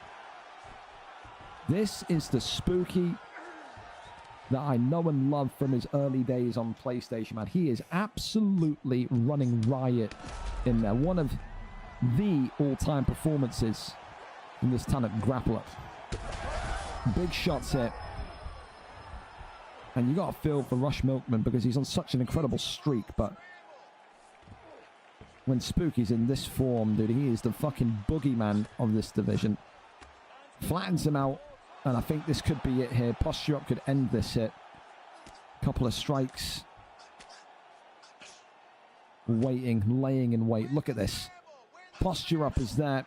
And Rush Milkman is out of there. Spooky Ghost is back as a serious PlayStation contender. That is the Spooky that won the belt. That is the Spooky that dominated this division. And that is the Spooky that was 7-1 at one point. Incredible performance, and I tell you this much, on his day, the best grappler in the PlayStation division. I feel for Milkman, I do. Awesome kid, really nice kid, but that was just a level difference tonight, and I want to see those significant strike stats as well. I think he was probably in the most protected position we've seen him all fight. I think no more than 12 strikes, I'll hazard a guess. Maybe less, but just world class, man. Look at the state of Toporia's eye. Absolutely heinous. And welcome back. That's the Spooky I want to see, man. That's the guy. 4 significant strikes out of 7 for Topuria. That's wild, dude. Incredible. Listen, Milkman, I appreciate you. Commiseration. You'll be back better than ever. For Spooky, though, awesome performance, man. That's do that every week. Yeah? That's what you need to do. Up next in our fun and non-title fight of the evening, George against Webbo. Of course, a replacement fight after, of course, the original opponent, Pug Gaming, has pulled out of the fight tonight. All the trash talk will have to wait for another week. It was going to be undefeated prospect Pug against the win streak of Webbo tonight. Webbo goes up against an old-timer, man older than himself. George has been at the summit of this division before, has won the featherweight belt before, but is now 14-19. 2 wins in his last 5, coming off of a win. Of course, Webbo in a position of 4-1 and a 3-fight win streak, knowing tonight that if he wins, puts him on a 4-fight win streak and would no doubt open up the door for a potential contendership opportunity against the champion, the German champion Primes, who is, again, as you can see at the top of this chart here, on an incredible run of form. Can George get it done today? Can he shock this division? Or does Webbo extend the streak from 3 to 4? It is number 2 against number 10. But keep in mind, the best win streak in the division so far. We are over and up to it. Webbo is our cameraman for our final non-title fight of the evening. We're there. We're set and ready to go. Thank you to George as well, being able to fight tonight. I know this is very late for him, but he was up for it. He wanted it. And here we go. Webbo clearly showing his intent with Movsar Evliov tonight. George opting with Alexander the Great Volkanovski. For Webbo, 1 win is all it will take to get to the featherweight crown. Will George, with Volkanovski in the black and gold, be able to put Webbo back down to earth and make the journey rebuild and restart again? Immediate good takedown deny from George. Jonanik, shut up. There we go. There we go, George. Feeling the wrestling already of Webbo in backside. Goes into back sitting. Little taps here, but goes over into backside again. Can he get the posture up? The answer is no. Gets up to his feet, though. Good from George. It's going to be a lot of this tonight. We talked about how good Spooky Ghost just looked in the wrestling department. Well, welcome to the Xbox version of Spooky Ghost. Webbo, of course, known for his incredible side control. One of the best wrestlers in Xbox history. An elite trash talker. And a man that has refound his confidence after being on a horrendous losing streak in the bantamweight flyweight division. Knees here into the midsection. Posture up is there, goes back down though. He will absolutely want to keep George here for as long as humanly possible. George as well, when he got the opportunity to take this fight earlier on, he openly said, I hope it's against Webbo. I would love that fight. Well, only time is going to tell if he regrets that statement or not. Stat guard gained, kicks him up and away though. Back to the feet we go once again. I think with George, he's got the ability to wrestle a Volk, but you would think, get inside the pocket, work those hands and get that damage going as quick as possible. The more that George can make Webbo box, the more chance he's got of getting a stunning victory here tonight. There's no doubt was a heavy underdog when he was subbed into this fight tonight. But it's all about how you reply and respond to that underdog status. Webbo gets him right back down. Takes him into half guard position, goes over into top mount now. Posture up is there. Rains down a strike, gets the elbow down as well. 45 seconds to go here in round one. Moves to the right hand side, gives up his back though. Not great from George, who now will have 35 seconds to effectively survive, but just shakes and shimmies Webbo off. Against the cage here. Great position for George, maybe to unload some strikes, but wanted to be calm and a little bit patient. Goes back down low to the midsection, right hander goes up. Front kick is nice from Webbo. And this one in the books. Round one. Webbo 10-9 up so far. I think if you're George, you've got to make this one a little bit more chaotic. You've got to keep your wits about you. You've got to defend the takedown, obviously, but force Webbo into positions against the cage when you can then explode, you know? Get him behind the black lines and then just unload. Get those hands moving. Get that pocket presence and pressure of Volkanovski moving. Try and get those knockdowns against the cage. You can win the fight that way. Round two, up and underway. For Webbo, it's more about when is that first takedown going to come. Let's go for the trip. Oh, he's swinging a miss in the head kick though. Dangerous. Goes back down low to the midsection. Uppercut, left hand, right hand. Nice boxing here from Webbo, who has improved in his striking hand-to-hand combat. Left hand, right hand goes forward again. Wants to go down low to the body. Uppercut there, swings in. Shoots the takedown. Fake though from George. Webbo just staying distant. Goes for the ankle grab, but denied there from George. A big straight that comes forward. There's that slip hook though. That's really great timing from Webbo. Say what you want about him. Wrestler first, but his boxing, his timing in particular. Chef's kiss. Continues to try and find that left hand as George. Deep kick to create that little bit of separation. Spin kick to the body. Webbo kind of getting himself positioned and primed. However, Volkanovski has got that damage going. Ooh, head kick. And Webbo here gets the takedown. I think that just about connected with George. And now Webbo can get to side control and hold him here. This could be where the damage really comes to roost. Denied here brilliantly. More knees to the body, and now here comes those elbows. Not able to keep him penned in, though. Couple more little jabs. Gets the flip and rotation, though. Okay. But then immediately regains position. That felt like maybe it was a rare opportunity for George, but he's not been able to make it count. Whether gets back up to his feet. Got to be wary about complacency. Webbo has had fights before where he gets maybe a little bit cocky, a little bit overconfident, and he ends up selling the fight down the river. Got to make sure that he can just get this one over the line. Always got a puncher's chance with Volkanovski. You know it, I know it. Webbo certainly knows it. Oi, big shot there from Evliov. Drops him, uppercut there. Jumps in. Webbo looking for the finish here. Big shots raining in. Not possible, though. A couple strikes away. George here still very much trying to keep himself alive. Stack guard's not great.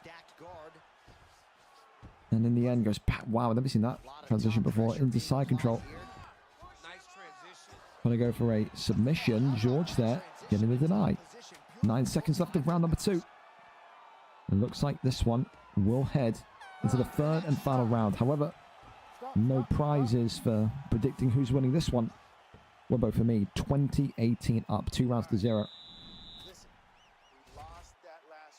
Got to see if George can very much now find a way to get a finish, because I think the only way he can get a finish is if he just abandons any sort of safety and just goes gung-ho, like Jack 9 Tomaselli style. I could be wrong, though. Webbo, it's going to just take one piece of brilliance, one dodge shot, one counter shot, and this will be all she wrote. After double jab straight. Side kick into the elbow, nothing there. There goes back down low to the body. Right hand, oh my goodness. George, why is he backed away? Dude, I'm so confused. You think he would just pounce on that? Oh, head kick from Webbo. Sweet mother molasses. That's a heavy shot. Big shot right back. Webbo's got to shoot the takedown. He's got to go for something here. He can't continue to box with him. Webbo's got to play smart here. It just takes one from Volkanovski. Looks off the jab. George beginning to believe again. His arm could be raised here. Oh, front kick is so well timed. And that just kind of catches George completely off guard. Louis, side kick is good though. Very tense third round. Let's follow the theme of this main card tonight. Tension everywhere. Turning takedown lands by George. Again, don't really like it because I think he needs to win. He needs to go and get the finish. I don't think he gets the finish down here. I really don't. 2 minutes and 20 seconds, and Webbo now going to be feeling like he's in a great bit of safety here. Elbow there reigns on. No stun, no immediate urgency or damage. Pulls him back in. Rotates him through, and I mean, what can you say? He's just not going to be able to out-grapple him. He had his best kind of moments in this round on the feet. Baffling as to why he's gone back down it. Webbo now can ride this one into the sunset, can ride this one into a decision victory. And can potentially find himself against the German next week. VFL 202 against Primes. That would be a great fight. Webbo and Primes, incredible, because for me, I think Primes fights so similar to Webbo as well, just with better boxing. And for George, I think, listen, he's had moments in this fight. He's had the opportunity to win this fight. I just think, I cannot get over the fact that he got that stun in this round and then just went for the ground, for the takedown. I can't get over it. You'd think he would go for just a flurry of strikes to try and secure the victory. This one, though, looks in like it's going to go. to a decision, or is it? No, it isn't. Webbo with 1 second remaining gets the job done. Movsar Evliov with a buzzer beater victory. Webbo says no decision needed. He gets it done with typical Webbo Webbington ground and pound from top mount. Probably the best wrestler that the featherweight division has. And he will be next for the talented German champion on a win streak in primes. For Webbo, he will do it for England, as he keeps saying. The question is, though, when will we see primes show up for that fight? Will Webbo be a little bit concerned maybe that the champion will be ducking him? Only he knows. Gets it done with a second remaining. The first blue corner victory as well on the main card tonight. And again, for George, I just think it's that one mistake. Could he have got the fight done if he stayed up rather than shoot the takedown? I think there's a possibility. There's always a possibility. But again, the cards were in Webbo's favour. 2 rounds to 0. And for George, he gave it his best, but not enough tonight, sadly. Well, we go over and we see... Well, there's an interesting bit of news for you as well. Kieran Crow putting the gloves down in... Is he putting the gloves down in PS? Or is he wanting to compete in both again? Crow, you have to DM me and confirm what that means in USADA poll. I mean, you want to be off the PlayStation rankings and back only on Xbox, or both? Let me know. Anyway, we're going to go over to our title fights now. Again, the main card's been brilliant tonight. Title fights are now live. But again, when gold's on the line, it gets a little bit more tense. It gets a little bit more difficult to win. And tonight, we go over to a man that starts off as the middleweight champion that knows all about difficulty. Started off this middleweight career thinking he was going to be a guardian, a bench warmer for maybe the middle of the pack. He thought he was going to be the gatekeeper of the belt. Little did he know, a couple of wins later, he is back to his absolute best. The champion, Showtime, tonight coming in against a very dangerous Charlie 18X. Charlie 18, of course, had the PlayStation belt, lost the PlayStation belt, but in the meantime was also doing Xbox fights to get his middleweight ranking up. Tonight, he finally has the opportunity to fight for the 185 strap against probably one of the most respected people in the league in general. The champion tonight comes in 6 wins, 3 losses, a 4-fight win streak. His first defense tonight, Charlie 18, of course, on the other side of the octagon, 5 wins, 3 losses, 4 wins in his last 5 on a 2-fight win streak. Showtime, his pressure, his forward movement, his boxing. For Charlie 18, his all-around game, but in particular, his ability to ground and pound his opponents into oblivion. Showtime's takedown defense tonight going to need to be absolutely on point if he wants to retain his championship strap. Will it be a successful title defense, or will Showtime join the long list of people, long list of champions that win the belt and instantly lose the belt? He is live for us, our cameraman tonight, Chicago's own, more popular than CM Punk in these parts. He gets to see exactly what this contender pool looks like. We're there, set and ready to go. Robert Whittaker against Dricus du Duplessis. Punk to goat. There you go. Gringo's a legend. Let's go. Thank you, Show. I appreciate you. You're the GOAT. I wish my voice wasn't so fucked, but there you go. Got no water left either. It's for the VFL. Thank you so much as well to follow before that just popped in. Here we go then. Robert Whittaker for the champion, DDP for the contender. Champion in black for Showtime. Contender in green for Charlie. Charlie has not held the middleweight belt once. He's held the light heavyweight belt. He's held the PlayStation belt. This would be the biggest belt of his career so far. And that's the thing. Tonight, he's going to be tested by Showtime's striking. And Showtime's going to be tested by his grappling when he begins to try and enact it. Right hand, though, is good. Dricus du Plessis. Oh, dropped. Nice. And this could be a quick one. Rains down the strikes here. Showtime's in big, big trouble already. Wow, gets the flip and rotation. The champion was nearly out in less than 60 seconds, but now look at this. It's Robert Whittaker on top. This fight starting with a bang as the elbow drops in. Charlie 18 in huge trouble himself now. This could be quick, one and done, and Showtime not able to do it. 1 or 2 strikes away. Wow. Damn. Showtime can't believe it. I don't think that that Charlie can believe it either. I think he's going to be in a little bit of shock about the earlier one. I think both of them getting a little bit of rub of the green there, but Holy hell, talk about an explosive opening minute of a championship fight in this middleweight division. All the action coming in one, and Showtime's damage already. Look at that. That is not ideal for a half a round, as the armbar now comes in, and Charlie here could have the first submission of the evening. He baited and caught the champion, and Showtime there losing half of his submission bar. This is the gauntlet that Showtime had to be prepared for and be ready for tonight. A great boxer, but this is really, really tricky now. Showtime has conceded the arm triangle, but there we go. The champion there showing a little bit of nerve, just survives it though, and he doesn't even wait for the stamina to recharge. He walks back into battle like a soldier. He is ready to swing and defend the belt. He really is. Right hand, left hand there continues onwards.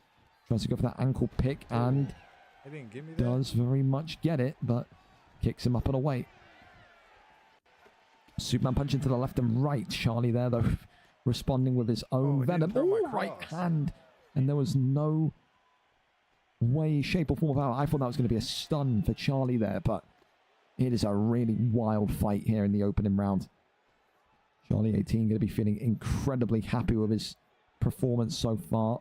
Showtime incredibly happy to survive that near submission, but maybe not going to be too happy with the amount of damage that he's taken here. Defense could well be one of the key things to focus on over the next 4 rounds. The quicker he gets Robert Whittaker activated, working his punches, the better. Showtime Classic maybe going to be seeing a little bit more of this fight as well. Going to use those crafty, sneaky combinations to try and take out Charlie. So far, round 1, champion said it, and I agree with him. Charlie 18, 10-9 up. Challenger looking good so far. However, there's one person that is resilient and tough to beat. It is the champ Showtime. So many times he's come back from adversity. He will aim to do it again now. Still got 4 rounds to do it. Big straight down the center. Left to right spinning back fist attempted there. Just whiffs. That damage, though, has got to be plaguing his mind. Can't continue to just take big shots from Dricus du Plessis.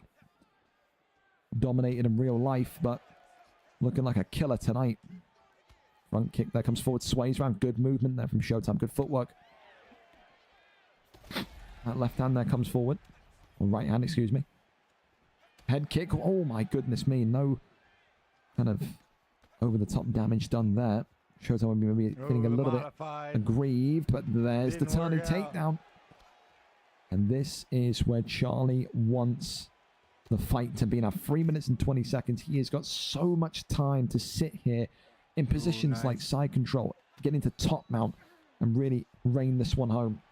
And here it goes. This could be a real devastating position. Top mount's gained. Showtime in big, big trouble here. Charlie 18 for the middleweight strap. Able to do damage, but not able to get it over the line. Left-hand side there. Showtime. Got to just bide his time. So much time, so many rounds remaining. Oh, I went the wrong way. Tricking me now. Rains the strikes down here from the postured up half guard position. Pulls him in. That one there denied again. Still going. Into the top mount position. He tries to go. No. Showtime, though, is completely locked up. He is in Alcatraz. He is on a lone island that is governed by Dricus du Plessis and his incredible dominance in top position here. Oh, I fucked up. Ooh. Showtime, though, still able to survive here. But for how much longer? Charlie just chipping away. Not rushing. Not being complacent. I think he respects what Showtime can do if he gets up. And that's a big deny. That's a huge deny.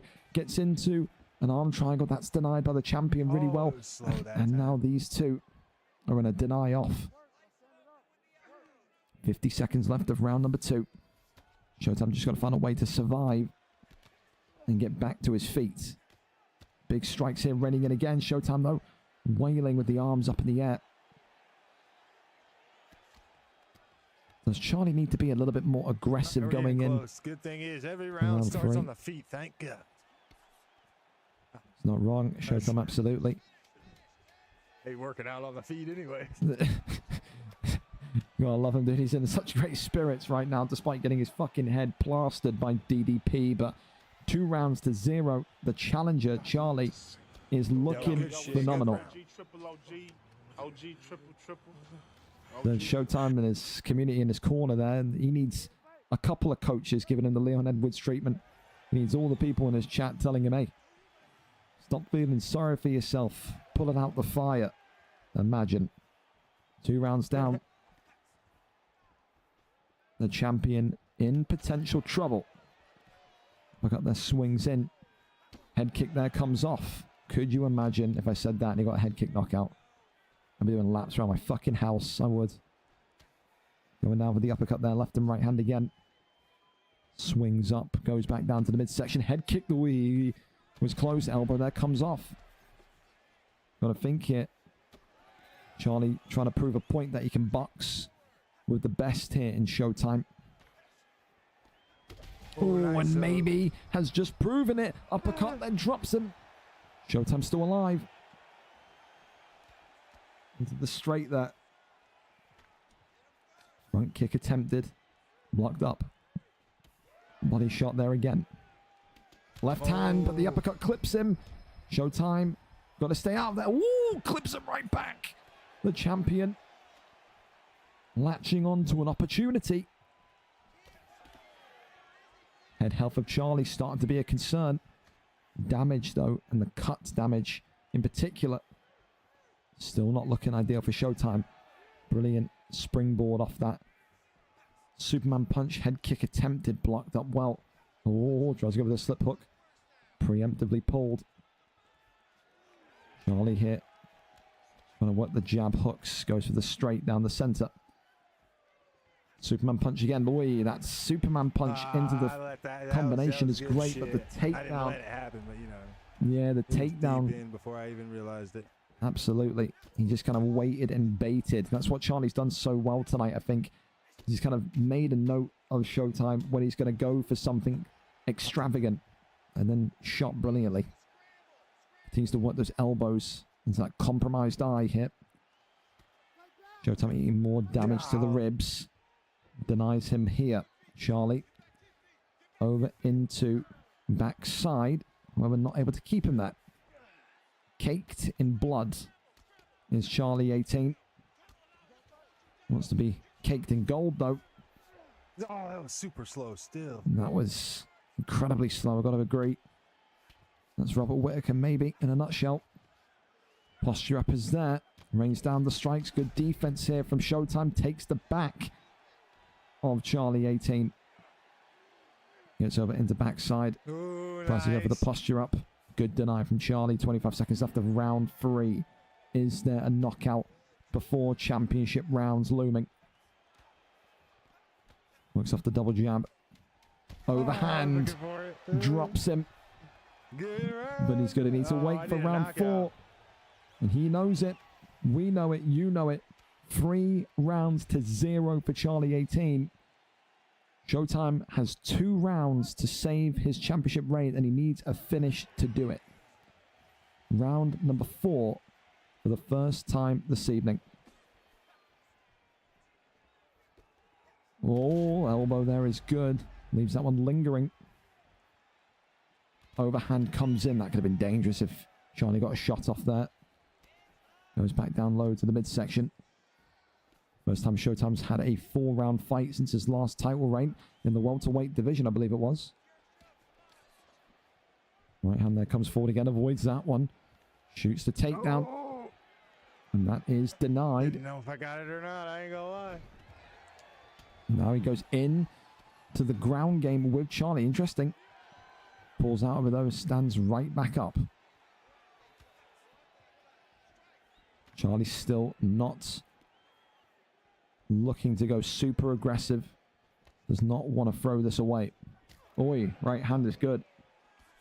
Lands flush on Dricker's dude Duplessis.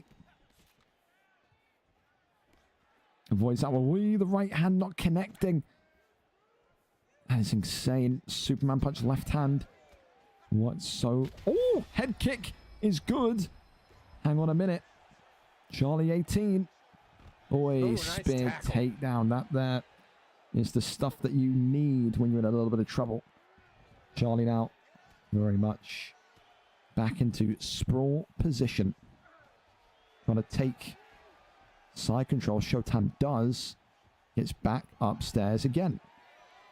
Respectful of Charlie's wrestling. Knowledgeable of his own ability to win fights on the feet. This would be some victory considering the stamina situation and the damage situation that Showtime is currently experiencing. He can't get that pull elbow. I ain't got the energy for a return, really. It's the energy and the arm reach. So there's little mini dinosaur arms that Robert Whittaker has. Oh, nice uppy. Uppercut that comes forward, and here comes Charlie now turning on the aggression. This could be a huge moment. Charlie 18. Yeah. Uppercut there just being teased. Got to try and find the way. Does Showtime to do the unthinkable, to do the impossible. Tries to go back down low, does Charlie. He's not wanting to give up any inch. Head kick there. Straight down the middle again. Uppercut straight. Wee, the straight there from Showtime's nice. Going to get some sort of energy recovery. Stamina recovery by getting into round 5. But it's all rounds pointing towards Charlie. All he's got to do in round 5 is avoid being knocked out or submitted. Round 5. I don't know if I got that round. I definitely need a finish. On its way. Showtime still has the opportunity to pull this one out of the fire. Round 5. It is now or never. Time for the gringos. By the way. Here we go. I knew he'd be too tired. Can't even lift his arm up. That's how tired Robert Whittaker is. Yo, with the follow, man. I appreciate it. 1-2's down the center again. Showtime looking for a way. Oh, to maybe catch Duplessis lacking. Charlie, though, dropping him. And this could be it. Round 5, and Charlie is the new champion of this division. Right there. 5 rounds. I don't know if I went 5 rounds at all in the VFL. Only twice, or no, only once in your career. Ended up 5 being a rounds. war. Showtime. Getting my ass beat. And I tell you, always the gentleman loses his strap and immediately the first one to compliment the fight. Let's go. Gringo's a legend. And immediately congratulating Charlie. That there is a former champion you can be proud of. But for Charlie, loses the PlayStation belt a couple of weeks back, but now has middleweight gold, and it will be him versus FF Smithy next for Showtime. Charlie's gonna be hard to beat. I think he will want that fight back. I think the way that he survived in that fight in particular was excellent. Survivalist instinct, resiliency from Showtime. But in the end, it was all about maybe that kind of bulkiness of Dricus du Plessis. Just felt like he was a little bit too heavy, too wide for Robert Whittaker. And I think as well, it was those short kind of those T-Rex arms of Robert Whittaker. Hey, I got the 3 divisions champ status under my belt. That's all I care about. He does. He's a future Hall of Famer. He couldn't get those pull elbows off because his arms are about 2 feet long. But I mean, it's one of those. Listen, congratulations to Charlie. A huge win for him tonight. His first ever middleweight strap. And he has to go and do it the difficult way through a 5-round decision. Congratulations to him tonight. Gets it done with Dricus du Plessis. Commiserations, of course, to the former champion Showtime. A great sport, nevertheless. Up next, though, we go over to Robbie and, well, Rakib and Robbie in this PlayStation divisional matchup. Rakib 6-2 on a win streak for days, whereas Robbie, of course, coming into this one with a brilliant resume of a 3-0 record, but has looked phenomenal in the ground game in particular when in his contendership build-up in his matches. So, will it be a 4-0 record today for Robbie that sees him win the gold, or will Rakib make it a successful defense and extend that winning streak in a quest to get over to the elite division with the big boys in lightweight, featherweight, bantamweight, flyweight? We go over and find out. Our second title fight on its way. Who is live for us? We are there. We are set. It is Rakib here for the action. Let's go and see what the weight class is, but also what the fighter picks are. We are going to welterweight. It is Kamaru Usman against Sean Brady. So Rakib going with Usman, Robbie going with Brady. Thank you so much before this fight starts to Hasib for the follow. Also Mad312 Kriggs and also Fuzzy Grape for the follow as well. Here we go then. Kamaru Usman, Sean Brady, champion of course in the black and gold trunks. Challenger tonight, 3-0, perfect record, invincible record for Sean Brady and Robbie in the blue. Can he outwork Rakib when it comes to the stand-up? And can he survive Rakib's turbulent ground game? 5 rounds if required. PlayStation Gold on the line here tonight. Said an incredible record since he's moved into this kind of beginner intermediate division. He was almost kind of disrespected by that move. Believed that he would, you know, be moved back into that elite division sooner rather than later. Certainly has lived up to the potential that he's shown. I'd love to kind of get a title defense under his belt here before that weight change in September. Great deny and reversal immediately into the ground game. And for Robbie as well, you know, how prepared is he for this? This is the toughest fight that he is going to have here tonight so far. So you're a 3-0 fighter, your confidence is high, you feel like you're invincible, but the champion has been world-class in so many fights, even in the build-up before he won the title back at VFL 200. He needs to work the strikes here, as you can just imagine. Rakib happy to hammer on down and just kind of take his time. But look at this, gets a rotation and a Kimura in. And this may not be what Rakib maybe had anticipated. Sean Brady going to try and get the arm twisted and cranked, but not possible. The race ends in a stalemate. And look at this now, Rakib denying him in backside. Goes over into sprawl. Middle of the octagon, nowhere to go.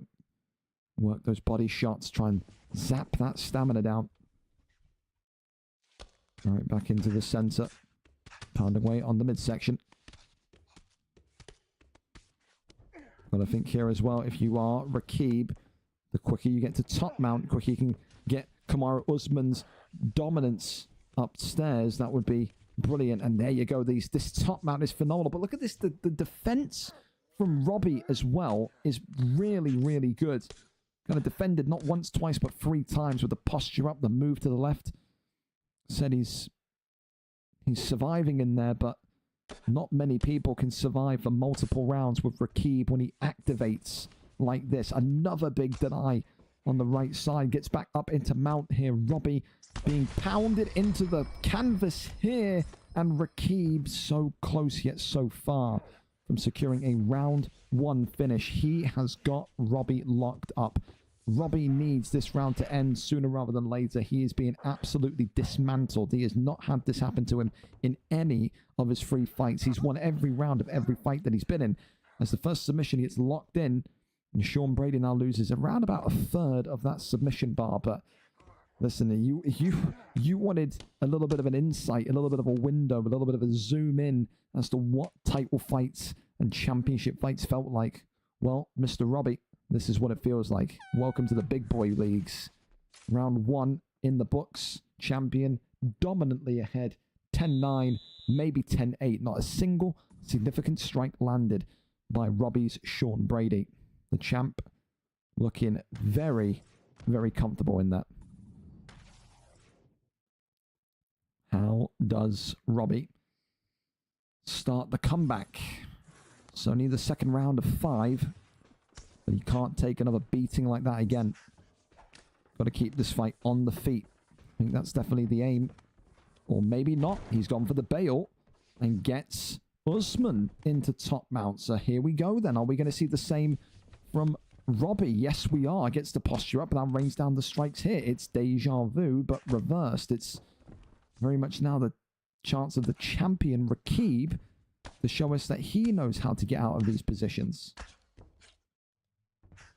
Nice deny again from top mount. It is roll reversal here in the second round, and that is exactly what Robbie with Sean Brady in the blue trunks would have needed and would have wanted to see. Continuing to build the G8 higher and higher. Gets the posture up. Elbow there comes on down, but no sign of damage and just pops out with that right-hand side shuffle. Got to be thinking when Rakib with Kamaru Usman can maybe get one of those kind of slips and flips. That would be an absolute joy. Gets over into backside there. That's really, really good from Robbie, but then gets immediately rotated. And Robbie now back on top. So Rakib definitely having a bit more of a struggle in the second round, but doesn't take anywhere near as much damage as what Robbie did. Rakib now on the front foot with Usman again. We're going to try and get his left and right. So it's that 5-star boxing combination. Don't forget that. You know, can absolutely make a difference in this fight as well. Goes back down to the ribcage. Robbie continuing to shuffle to the right side. Midsection there. As the front kick comes up. Uppercuts. Clinch work. Maybe being used here. Right hand again onto the block. Uppercut left hand. That's big. There's that 5-star boxing. Robbie's got to get out of there. He's got to peel out of there, but instead goes for the takedown. Shoots and lands. All right, a minute and 25 to effectively hang on here. Get himself back into a prime position. Works the body strikes again. More and more. As he gets flipped back over into side control. Over into full guard. Tries to move to the right-hand side. Pulls and denies him in. Both of these two with their denies tonight. Absolutely brilliant. No one's going to tell me otherwise. This is one of Rakib's toughest battles so far in this division. In terms of someone that has matched him for wrestling IQ. I'll be honest. I've not seen anyone kind of hang with him in regards to denies and sweeps and whatnot. Still, though, a good round for the champion. And that there, I think, will give you another Rakib round. 2 rounds to 0. Albeit a good, semi-good response from Sean Brady and Robbie. Round 3 of a potential 5. You wonder if Rakib is going to start to kind of lean more on that boxing in this round. Open up the damage, open up the cuts. Open up the potential of the doctor stepping in and making a difficult decision. Right hand comes in again. Uppercut there, swings forward. Elbow comes by. Overhand in. Body shot straight.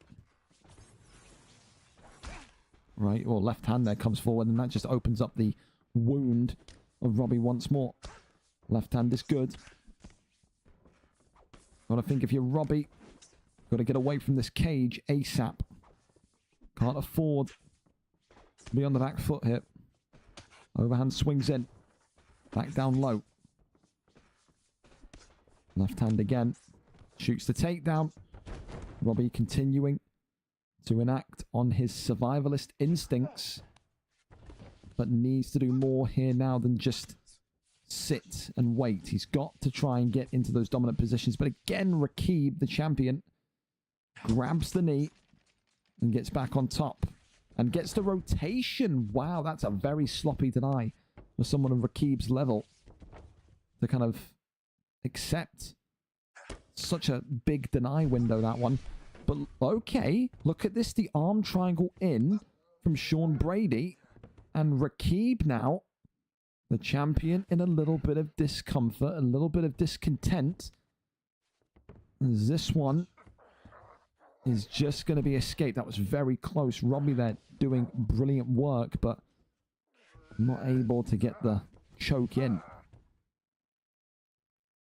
Keeps him here in backside. Rakib not going to rush to make the move. Minute and 35 seconds left out of round 3 before going into championship rounds once again. Tries to kick off for the armbar potential. Crawls over now into half guard position. Looking for the Kimura. Tries to swing round to that left-hand side though. Rakib's, again, dude, this is a real interesting fight here. Because look at Rakib's stamina as well. Rakib may not be able to keep dominating like he wants to do. For 2 rounds, that's not ideal. I mean, for Robbie, it's equally the same, but these guys may be forced to go into a bit of a striking battle. Kicks up and gets back onto the feet once again. Very close fight. After a difficult round one, Robbie has found his mojo in this one so far. Body shots there coming forward. Uppercut there was just shy and short. And in the end, another fight or another round where you probably look at that and saying, based on the very limited significant strikes, I think Usman is 3 rounds up. Ever so slightly 3 rounds up. He's won each round by a hair, I think you could say. Maybe apart from round 1, that was a dominant victory. But rounds 2 and 3, not been the same level of dominance as number 1. Rakib will want to finish and will want to legitimize his title reign with a defense. It's a big left hand hit.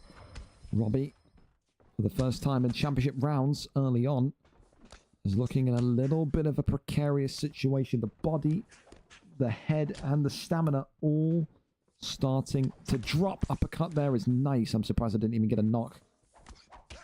Again, middle section just being targeted.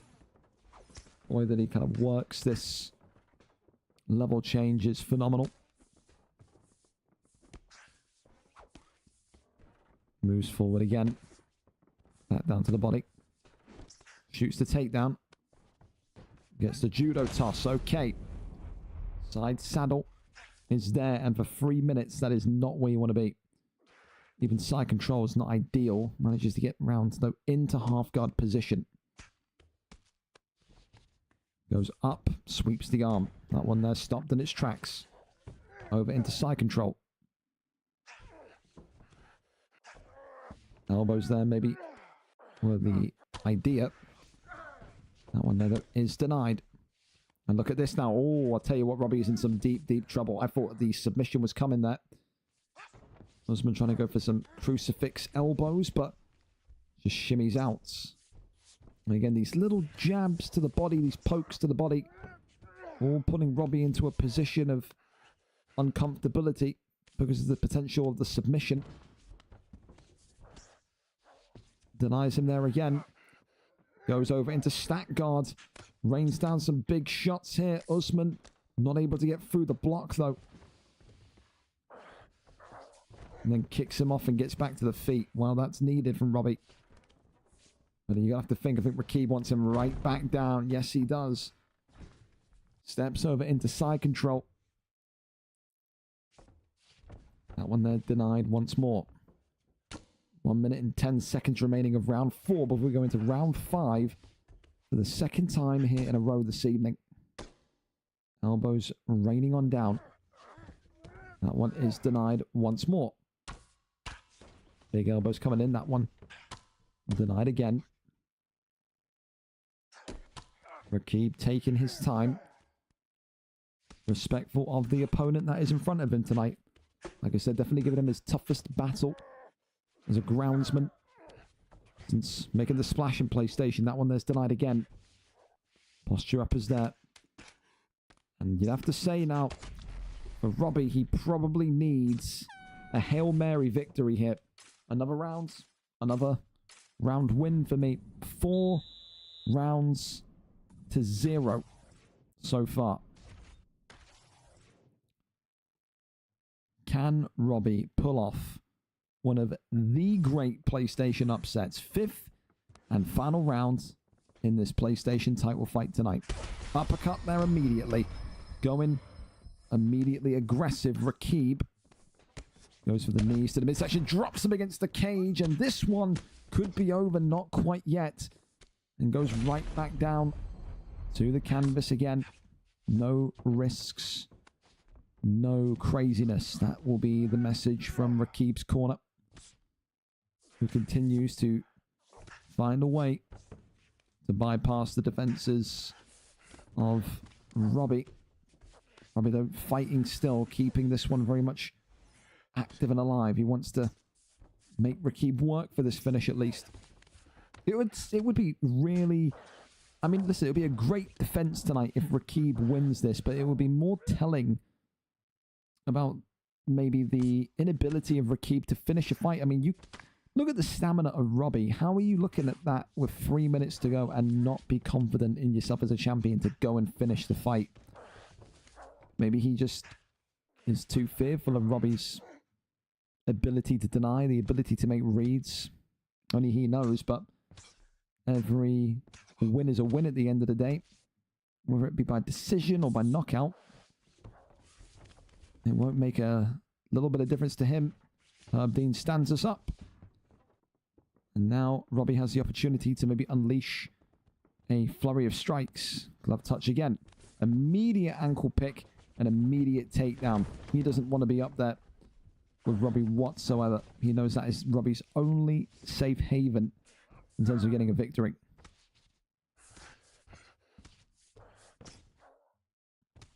Continues to work with the strikes. Goes to the right-hand side. Posture up is there. Goes into stack guard. And then collapses back down into side control.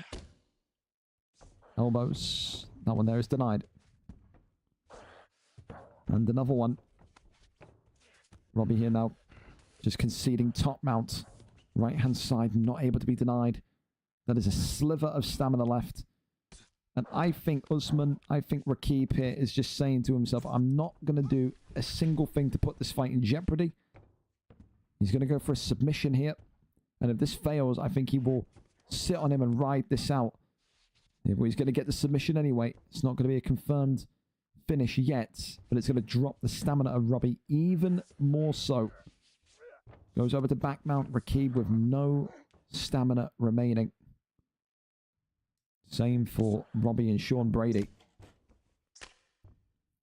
As this one will go the distance. In the end, a great kind of technical battle, a great chess match in terms of protecting himself. But maybe a little bit of a potential of a finish here, and he's going to get it. No, it's going to go the distance for a decision. The horn went. I'm counting that not as a submission, but a decision. Realistically, the horn went before he tapped. It's just the animation was locked in before. So I'm going to go with decision victory, obviously. But yeah, there you go. It says decision. We saw a submission, but yeah, 50-44 across the board. Again, though, a little bit concerning for Rakib to not be able... I mean, very dominant. It was Chimaev-esque, wasn't it? But not able to get the finish will be something that maybe irritates him, because that was the only thing that was missing, wasn't it? It was a perfect performance beyond that. We keep on going, though, as we're late, as we go to Rupert and McLovin next. Rupert 6-4, the champion tonight. McLovin coming in, 4 wins, 2 losses. 3 fights were win streak for the champion, his first defense tonight. McLovin, of course, one of the most dangerous kickboxers in the division, with also a 3-fight win streak. McLovin looking to get the belt for the first time at 170 and go 5-2. Rupert, though, will have something to say about that, especially if he wants to go for that Ben Askren performance once again and go for maybe that wrestle-heavy fight style. Will McLovin be able to survive it? Will he not? Only time will tell. Rupert is our cameraman here this evening. We are live, set, and ready for action here in this welterweight division. It looks like, again, he is going to go for that Ben Askren performance. And if it's anything to go by last week, it's going to be another kind of 5-round fight. Okay, never mind. He's going for a random. Okay, Michael Venom Page tonight for McLovin, and a random fight pick. And it's going to beat Ben Askren anyway, so there you go. Here we are. Maybe you could say Rupert maybe a little bit kind of overconfident, cocky. His ability to win fights in this division, so it feels like he can go the random. McLovin, of course, has struggled against wrestlers in the past, and you can think here tonight, this could, I tell you, I don't want to be the bearer of bad news to you fellas, but with the way Rupert fought last week, it was very, very slow. I thought that was going to be one and done. He said that was the Ben Askren tribute show, but he's come out of Ben Askren again, randomed, and gone Ben Askren here tonight. It could well be 3 5-round fights of wrestling in a row, which was not intended, but we've got wrestle-heavy champions these days. What can you say? Works the strikes to the midsection here as Ben Askren shifted back centrally. And Rupert here just going to sit and wait. Goes for the Attempted submission, but pulls him right back down. Goes over into backside. Now over into back mounts. Hovers up and hovers up. As McLovin shakes and shimmies that one off. Well, listen, you know with Ben Askren what it's going to be. You got to defend that takedown for dear life and use that quick, sharp kickboxing of MVP to kind of get yourself moving. Said McLovin, one of the best kickboxers in 170. Rupert, after last week, the champion, probably one of the best wrestlers at 170. So it's one of those yin-yang matchups. Because you are unfamiliar with who's who. The champion in green for Rupert, the challenger in red for McLovin. McLovin, of course, not won the belt in this division before. Has been a contender in the lightweight division, though. Takedown defense is on point here. As Ben Askren continues to try and fight against the kind of length and slinkiness of MVP. The damage, though, is going to start to build. And like I said, with Ben Askren, you've got to make sure that you can get the takedowns consistently. You've got to make sure that you can avoid this fight being on the fight for prolonged periods of time. You have to. You must be able to kind of keep him down and work the ground and pound wrestling. Because I don't think Ben Askren has got the chin, the durability, any of the above to go 5 rounds eating shots like this from MVP. Look at his block already. His block is absolutely weathered. And I think for Rupert, he'll know going into round number 2, there's got to be an adjustment made. There's got to be changes made. He is not going to last much longer. And McLovin knows that. He is absolutely destroying Rupert's block here. Round 1 in the books. Round 1 for me. McLovin round, the challenger, off the mark in this welterweight title fight. Takedown has to be top of the agenda. Round number 2, up another way. It's just one hook and the block's gone already, and this is round 2. If Rupert can find a way to mastermind a victory here, it would be phenomenal, and he's going to have to do it. And again, people that are still to fight will not want to hear this. He's going to have to do it in the most boring and slow way possible, because he cannot afford one more trip standing up. McLovin has to show his championship quality, show us that he is able to get up from the ground here. Denies now coming forward brilliantly for Rupert. That's exactly what he would need in a time like this. And again, another fantastic deny, as he now keeps him locked into side control. And he can't get out of there. McLovin is just really stuck here. All of that brilliance on the feet. Right now, the ground game is turning out to be a real nasty position for him. Goes to the right side, drags him back in place. He cannot get out of that arm triangle, though. Is denied, is rejected. Posture up once again, rains down the strikes. MVP protecting himself, though. Posture up. Big shots. Pulls him back down. And drags him in. Dude, this top control is nasty, by the way. Puts MVP into an armbar. And now a little bit of a race ensuing for this submission. And McLovin conceding the first armbar. This is real dangerous and wobbly territory now for McLovin, because if he concedes one more, he's lost this fight after dominating round 1. He has got to find a way to get up from underneath Ben Askren here. Has to. Big shot again. You got to think he's going to be waiting for one stun, then go and get that final armbar. Mount again. He cannot stop him. McLovin is lost down here. Wow, he needed that. Oh God, he needed that. That's huge. Rupert's going to be furious with that as well. I think he felt like one more trip up there and he would have been the winner, and still. Head kick there comes up. Block still being absolutely worked into oblivion. Oh, both clip each other. Shoots the takedown. 24 seconds left, and it lands again. All McLovin will need to do is just survive 13 seconds here. He will be back on the feet to start. He needs takedown defense desperately, though. 1-1 for me. 1-1 indeed. McLovin's kryptonite being shown here. A great kickboxer, but still those black holes in his wrestling defense exist. Double elbows are coming forward. Big knee to the midsection. And another one.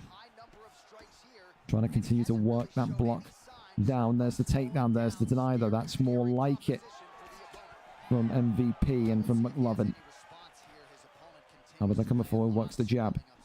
You can just see he's trying to just connect with every strike he possibly can, even if it's onto the block, just to try and kind of get him into a good position of finishing territory. However, those takedowns are going to keep coming from Rupert, and the denies are going to need to come thick and fast in response from MVP. And that block continuing to be tested. Ben Askren getting his hands a little bit dirty. There's the pull elbow, though. That's a big one. And I'll tell you this much, Rupert is not going to be able to take too many more shots. The jab now is just effectively breaking through the block. Every single punch that Ben Askren is conceding is damaging him, but that there is a world-class bail that now puts him in a great position once again. Ben Askren, he tries to go for the double shot there, and in the end, maybe shouldn't have done that. Gambled, and now back to the feet we go.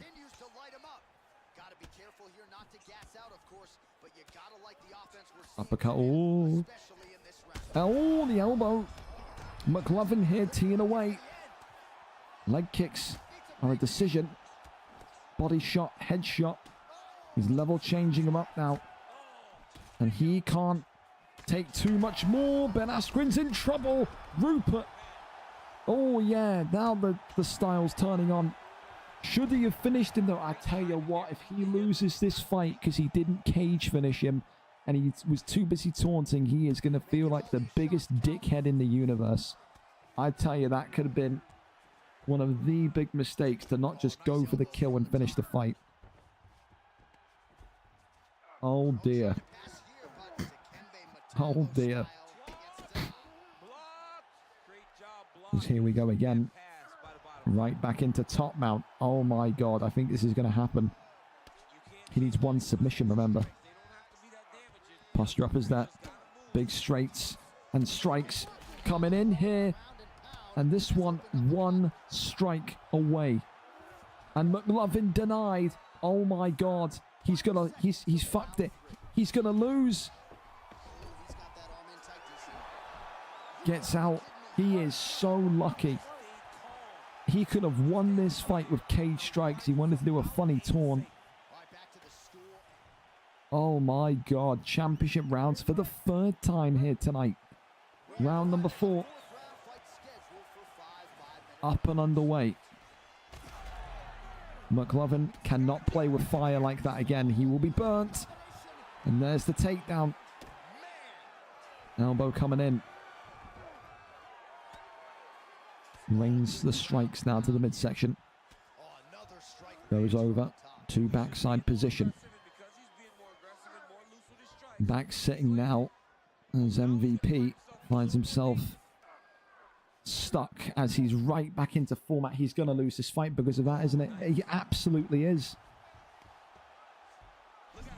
Rear naked choke. This could be it. I would be so angry at myself. You could not fucking believe. Gets out of it. Finds himself in half guard.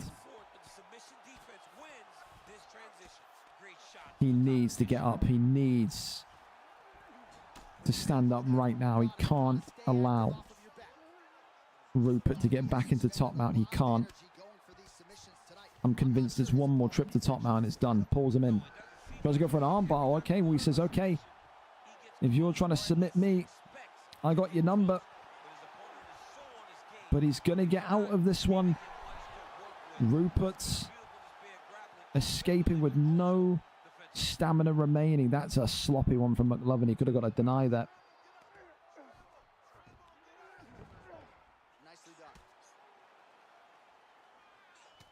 Goes to the midsection again. And up we go. Pulls him and gets him right back down. Minute and 55.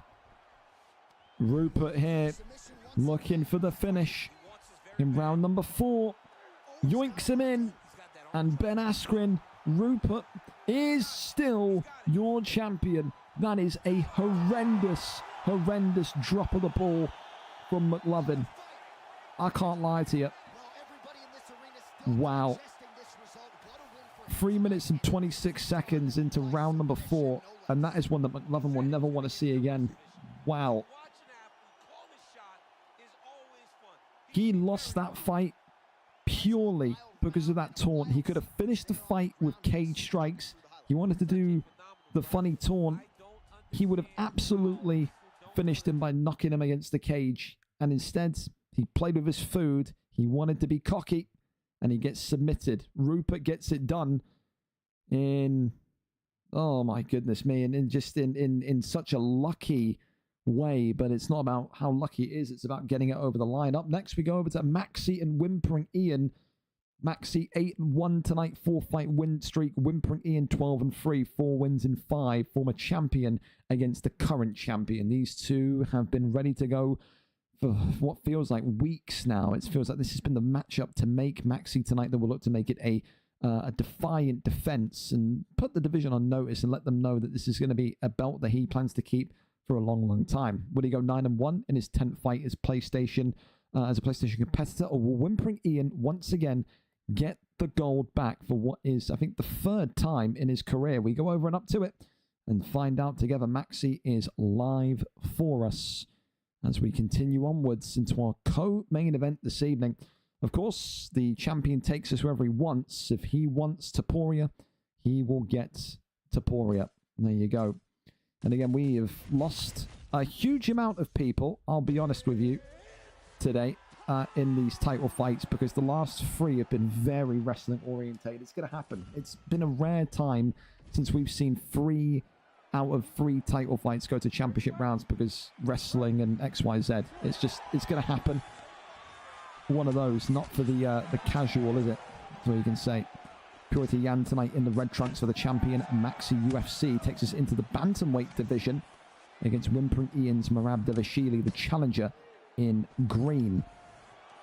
And the big thing here tonight is this. Are we going to see 4 title fights from 4 be dominated by the theme of wrestling, control, and damage in these controlling spots?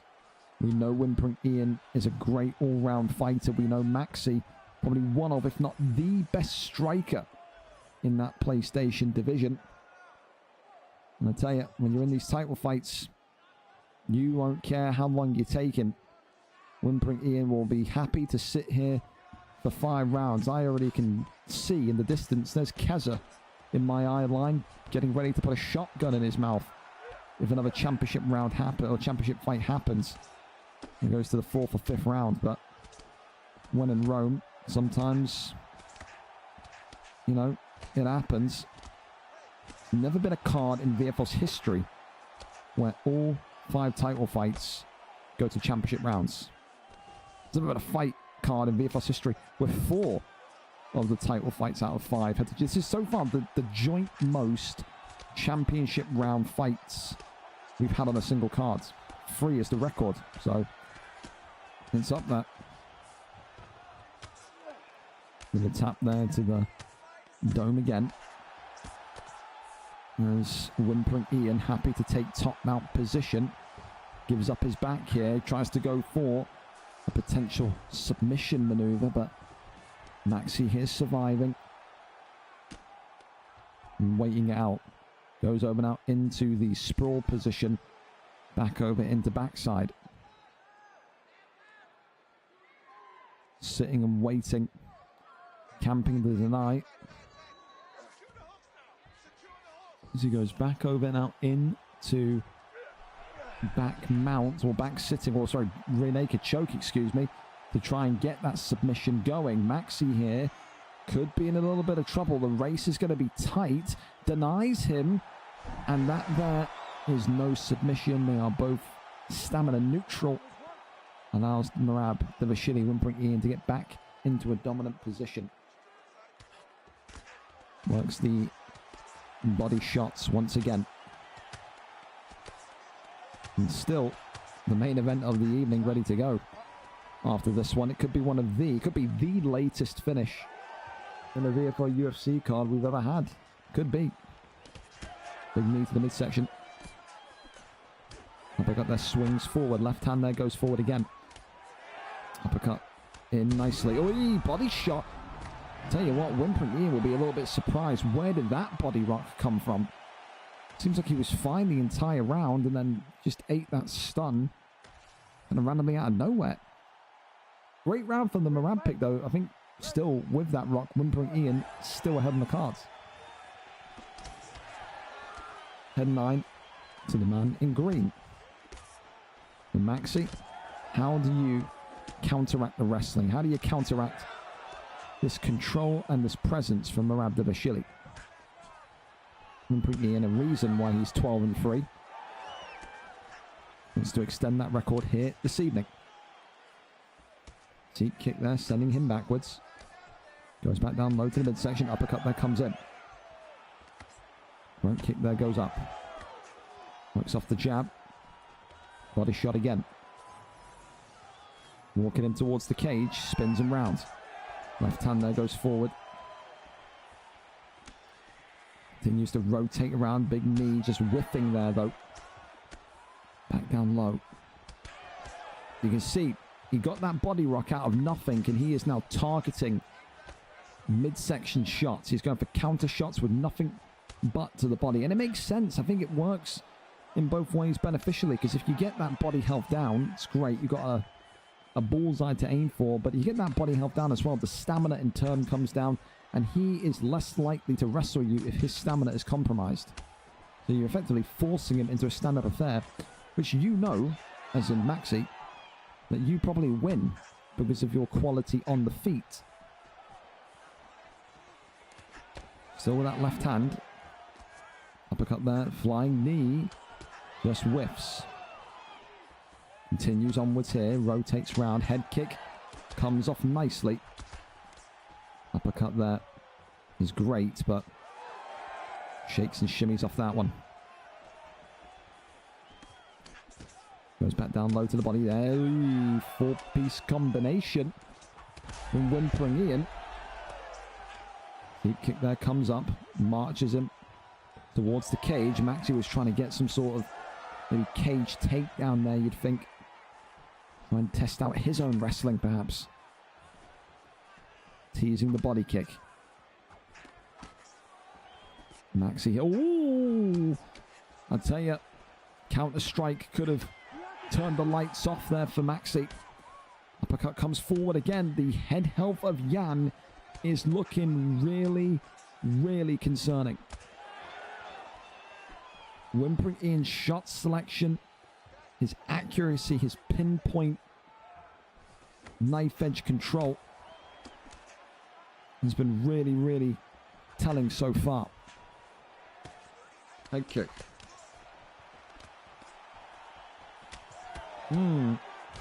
Look at that. 2-piece to the body, followed by an uppercut to the head. I'll tell you this much. He can't take too many more shots than that. Even Merab, whimpering Ian, effectively target practice there for Maxi. And I think that is 1-1. I think that will be 1-1 for me. The 4 minutes and 16 control time will have to mean something. Yeah. 1-1 going into the third.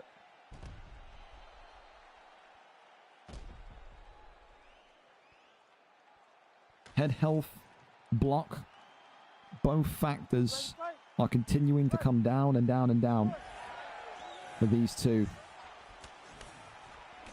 Continues just to eat shots here. Shoots the takedown. That one there, denied. Immediately right back into where they were. They want that stand-up fight. Especially Maxi. Maybe not, though. There's that spear takedown. Ian taking no risks and not deviating from the game plan.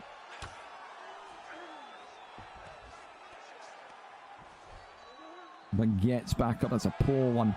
It's a real poor one from Whimpering Ian. Goes right back in again, though. And Jan Maxi again right back down into the sprawl position. A little bit of lag there, but nothing too concerning as of yet. Pulls him in. Holds him. And now just continues to sit and try and bait the transition, to deny anything. Looking for a submission here. Get up is denied. So the denies tonight. Thought there were some of the very best that we've seen. Maxi being made to work in this PlayStation title defense. Goes over now into side control. Over into sprawl.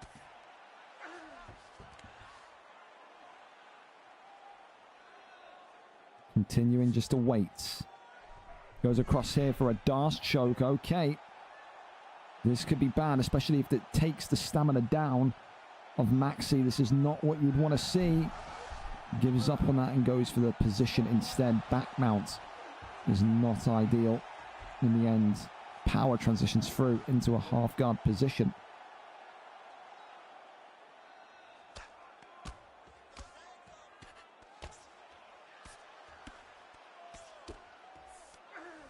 Crosses over into top mount. Tries to get up. That one is denied. Maxi had to know it wasn't going to be as easy as that. Goes for an armbar here. Maxi is in real trouble now.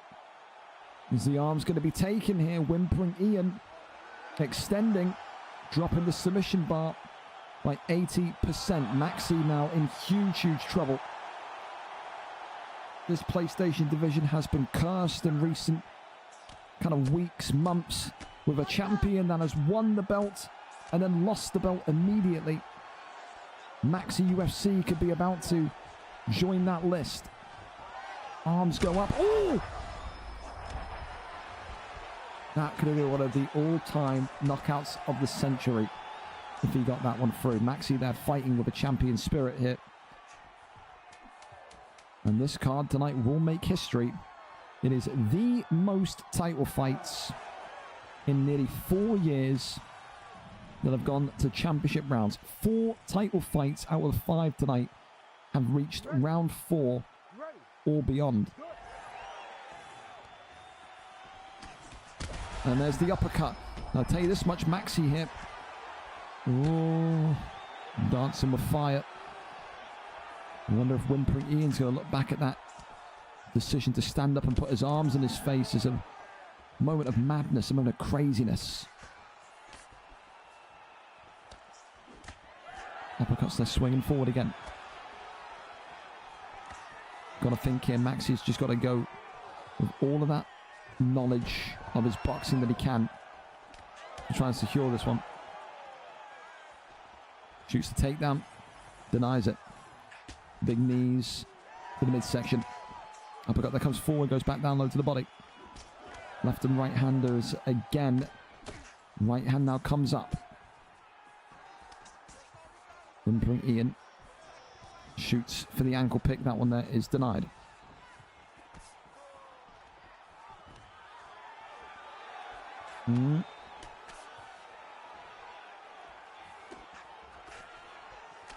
Got to think, if you're Whimpering Ian, surely you've got to shoot a takedown and have some sort of success at some point.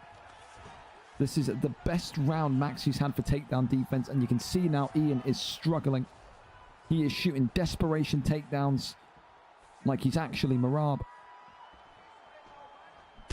Right hand, Purita Yan. Maxi Looking for the finish. Drops him. He will not. Oh, he is going to go down there. I'm amazed he went down there. Stack guard. Rains a strike in.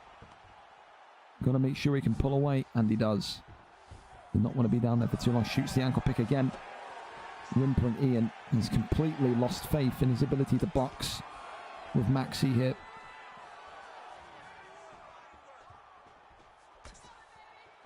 This is the round that Maxi needed at some point. A confidence round, a comeback round. Gets to deny. Ian is unable to find a takedown that is successful in this round. Right hand there comes up. Head health of Whimpering Ian is in the bin, and the takedown when he needed it comes clutch. And you would think here, Ian is now going to play gamesmanship in regards to how this final round goes. I think, can Merab win the title by not being finished? I don't think so. There's a part of me that really feels that this fight's a draw right now. 2-2. We go to the 5th and final round. 4 title fights. 3 of them have gone to round 5 this evening. All of them have gone to championship rounds. 5th and final round once again for the late dwellers that have remained.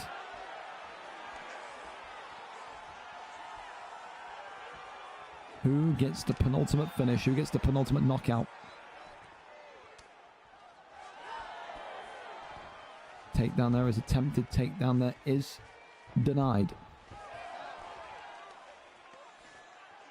Clinches that. Gets that flipping rotation. Maxi continuing to keep his wits about him. Now using the head movement. But look at that. It's a big shot here. Double drop. Up kick saves him.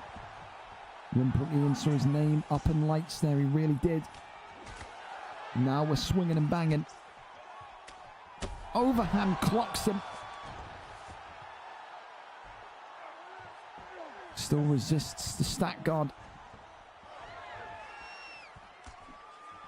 Elbow and uppercuts. Flying on in.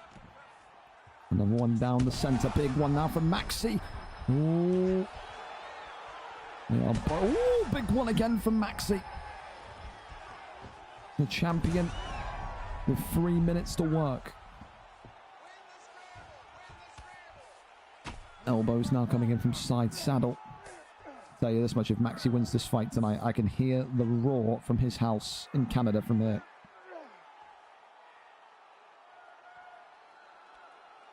What in the fuck? Oh, wow.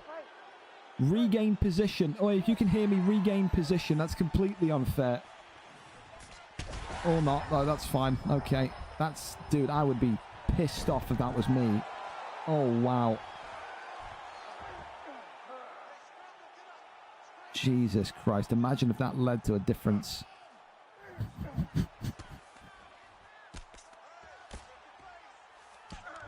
Someone's fucking cabbage router was running on speed there. Well, listen, minute 55 still remaining of this 5th and final round. Gets the arm in.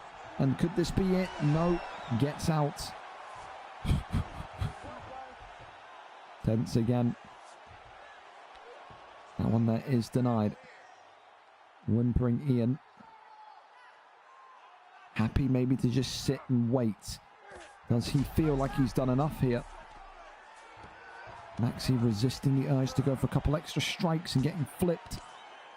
1 minute remaining here in this 5th and final round. Posture up there is denied. Pulls him in.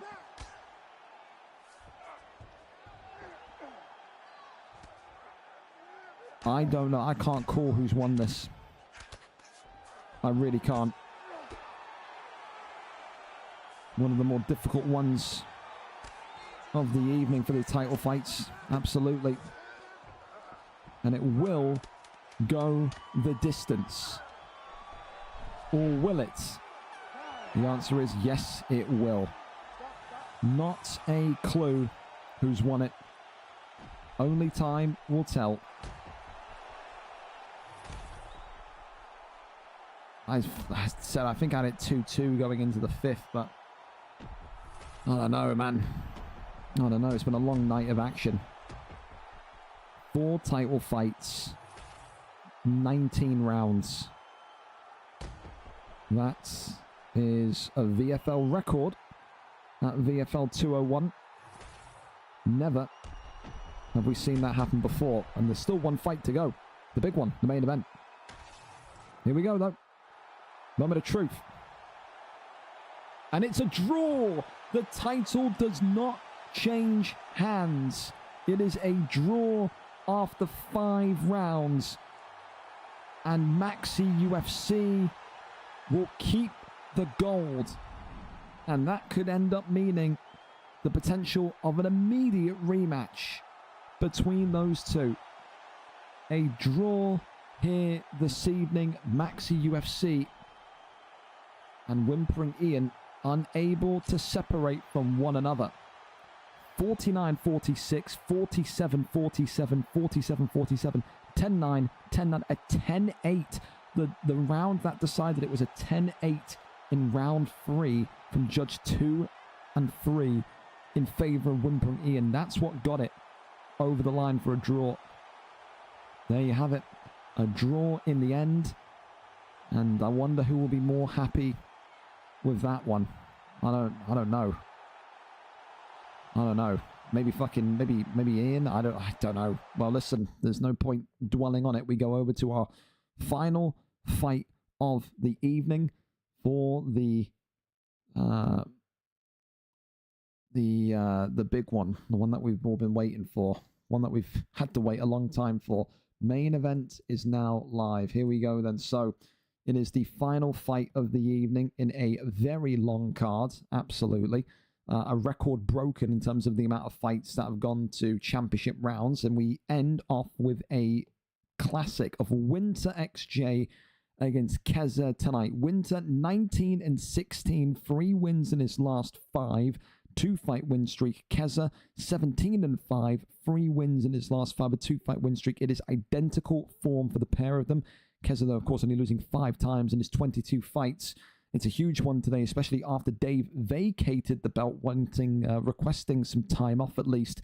So would open up the door for a new champion in this division. Of course, these two have fought once before. It was right at the very beginning of UFC 5, and it was all the way back here. VFL 108 was the first card of UFC 5. Winter won by round 1 knockout. It was the 2nd of November 2023 on that opening night of UFC 5 tonight. Kezza finally, nearly 2 years on, gets his revenge inside a UFC VFL octagon and has the opportunity once again to call himself the champion of this elite division. Can Winter do it? Can Kezza do it? Can Kezza level the score? Will Winter reaffirm the fact that he is just better? Only time will tell. And thankfully, it is finally time to find out. We are there, we are set, and we are ready to go here tonight. The main event, Kezza against Winter. Although 30 minutes over the line, these two are never more ready than now. Here we go. Ready and set. Demetrius Johnson tonight for Kezza.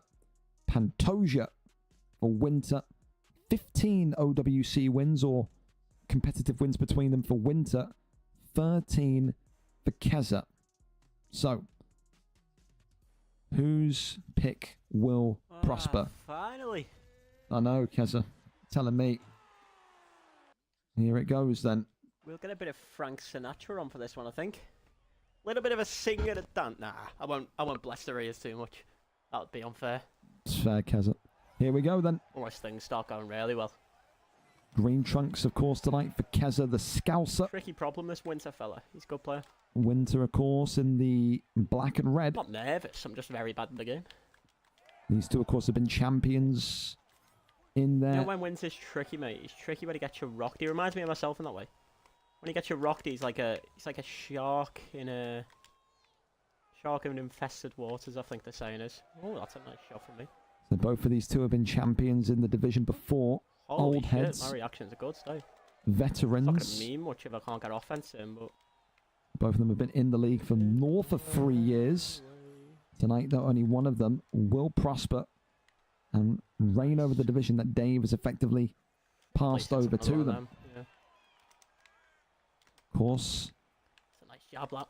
it is one of those fights tonight where We could be in a bit of trouble here. slip, No, we're good. a miscalculation Fuck it, fire a body kick off. Yeah, can works. lead you into a pathway of depression, cause you to lose the fight. Got to be so I don't know why I'm hitting the body. focused. When have I ever done that? Fuck this. It's actually working. I won't fuck that. Kezza walking himself through his own game plan there, Bang, almost bang. confused at Ooh, himself. lovely. And that's why you're at the body, because apparently some people's heads just don't let them block your head after you've been Well, in it's the body. say as well. Good thing he is working the body because Pantoja's head health, one of the best in the division in flyweight. Ooh, don't want to. He is See, a that's the thing about dangerous flyweights. I customer. actually can just like body shot his uppercut to get away with it. Because the game's terrible. Fuck it. well, goes for a head kick up there, but no. Sometimes you can't help joy. yourself. However, he has That was got bullshit. Winter split take it. open here. Kezza said he never felt better in recent weeks after those couple of wins. Believes that he is at the peak of his powers. Winter feeling Ooh, the same. Not ideal. Like I said, nearly 100 cards Ooh, later. ooh, Oh my definitely not goodness ideal. me! And Pantoja now Yeah, this is where Winter's dangerous. letting those shots off. Just got to calm him down with something decently big soon enough. That should do it. And that there just Oh no, it's not going to do it, is it? He's going to keep charging right at me for no reason. Chill out a sec, Wint. Jimmy, please. continues to try and work the straight there, lefts and rights. There's that Oh, that's big nice. shot again. Maybe trying to That way, tee up, but All that. Kind of nothing lost too on this controller. dangerous there. Left hand's continuing to fly forward. Kezza, of course, saying he's lost on the controller. It's true. He's been more prioritized on the PlayStation side of things as of recent. It is a big, big difference to go back to from the figured out PlayStation pad to the Xbox pad. We've had people find it difficult. We have left some rights again going forward. Kezza, head kick comes off. Risky one, that. Ducks underneath. Good pull, though, from Winter. I got rocked, but I feel like I might have still won that round. The two I outlanded them old-timers a lot. putting on a show. I I would agree. outdamaged them. I don't think the rock matters there. I do think I'm 1-0 up. I think It's not going 5. It's completely irrelevant point, but I do think I'm 1 up.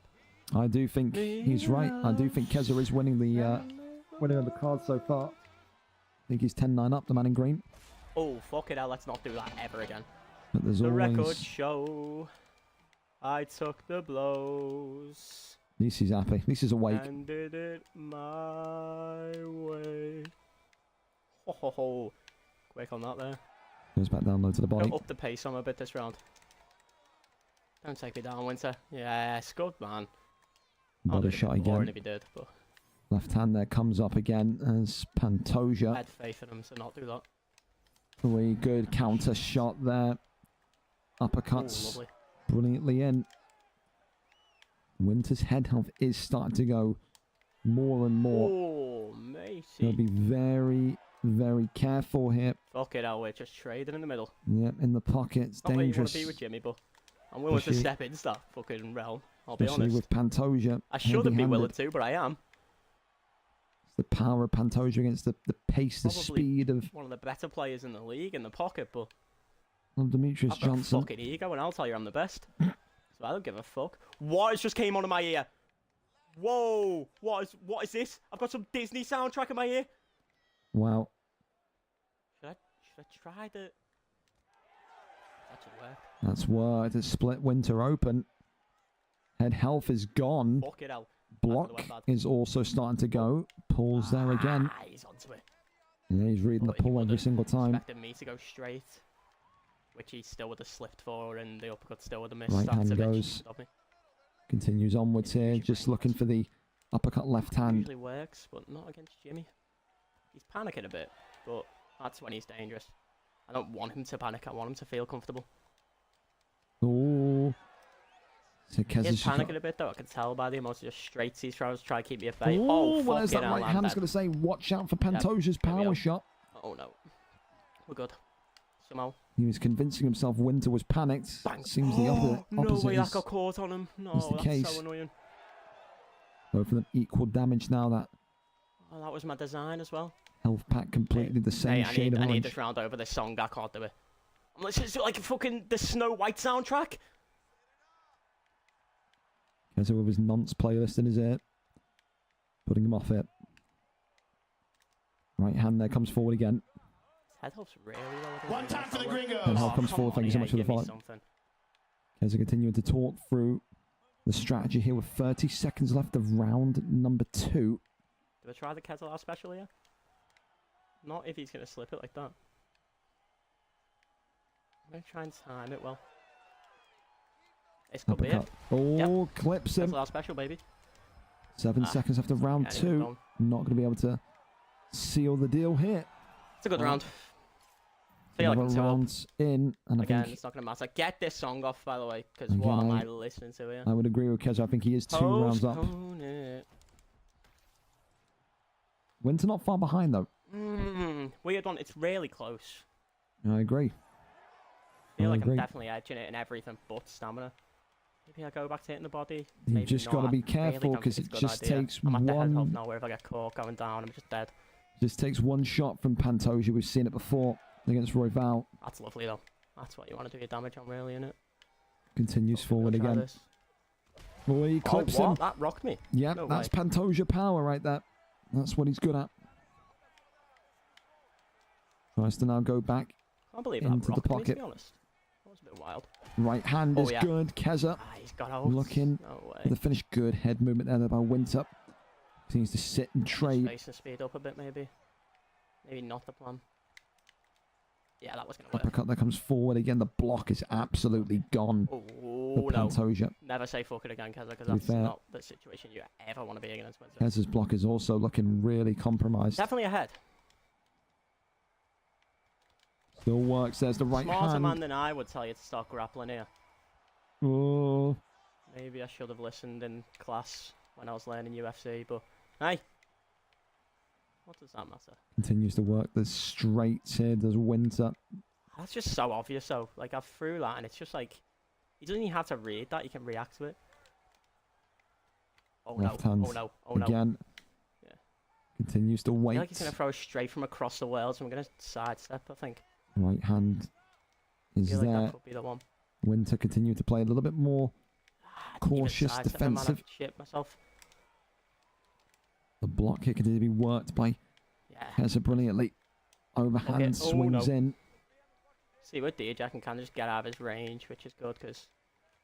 Oh, look at this. I lied. And that's Pantoja. We're I'm good. telling you, his power is 6 incredible. seconds, just chill. He's not going to take too many more Yeah, I shots haven't like that took inside the seconds to chill, pocket. have I?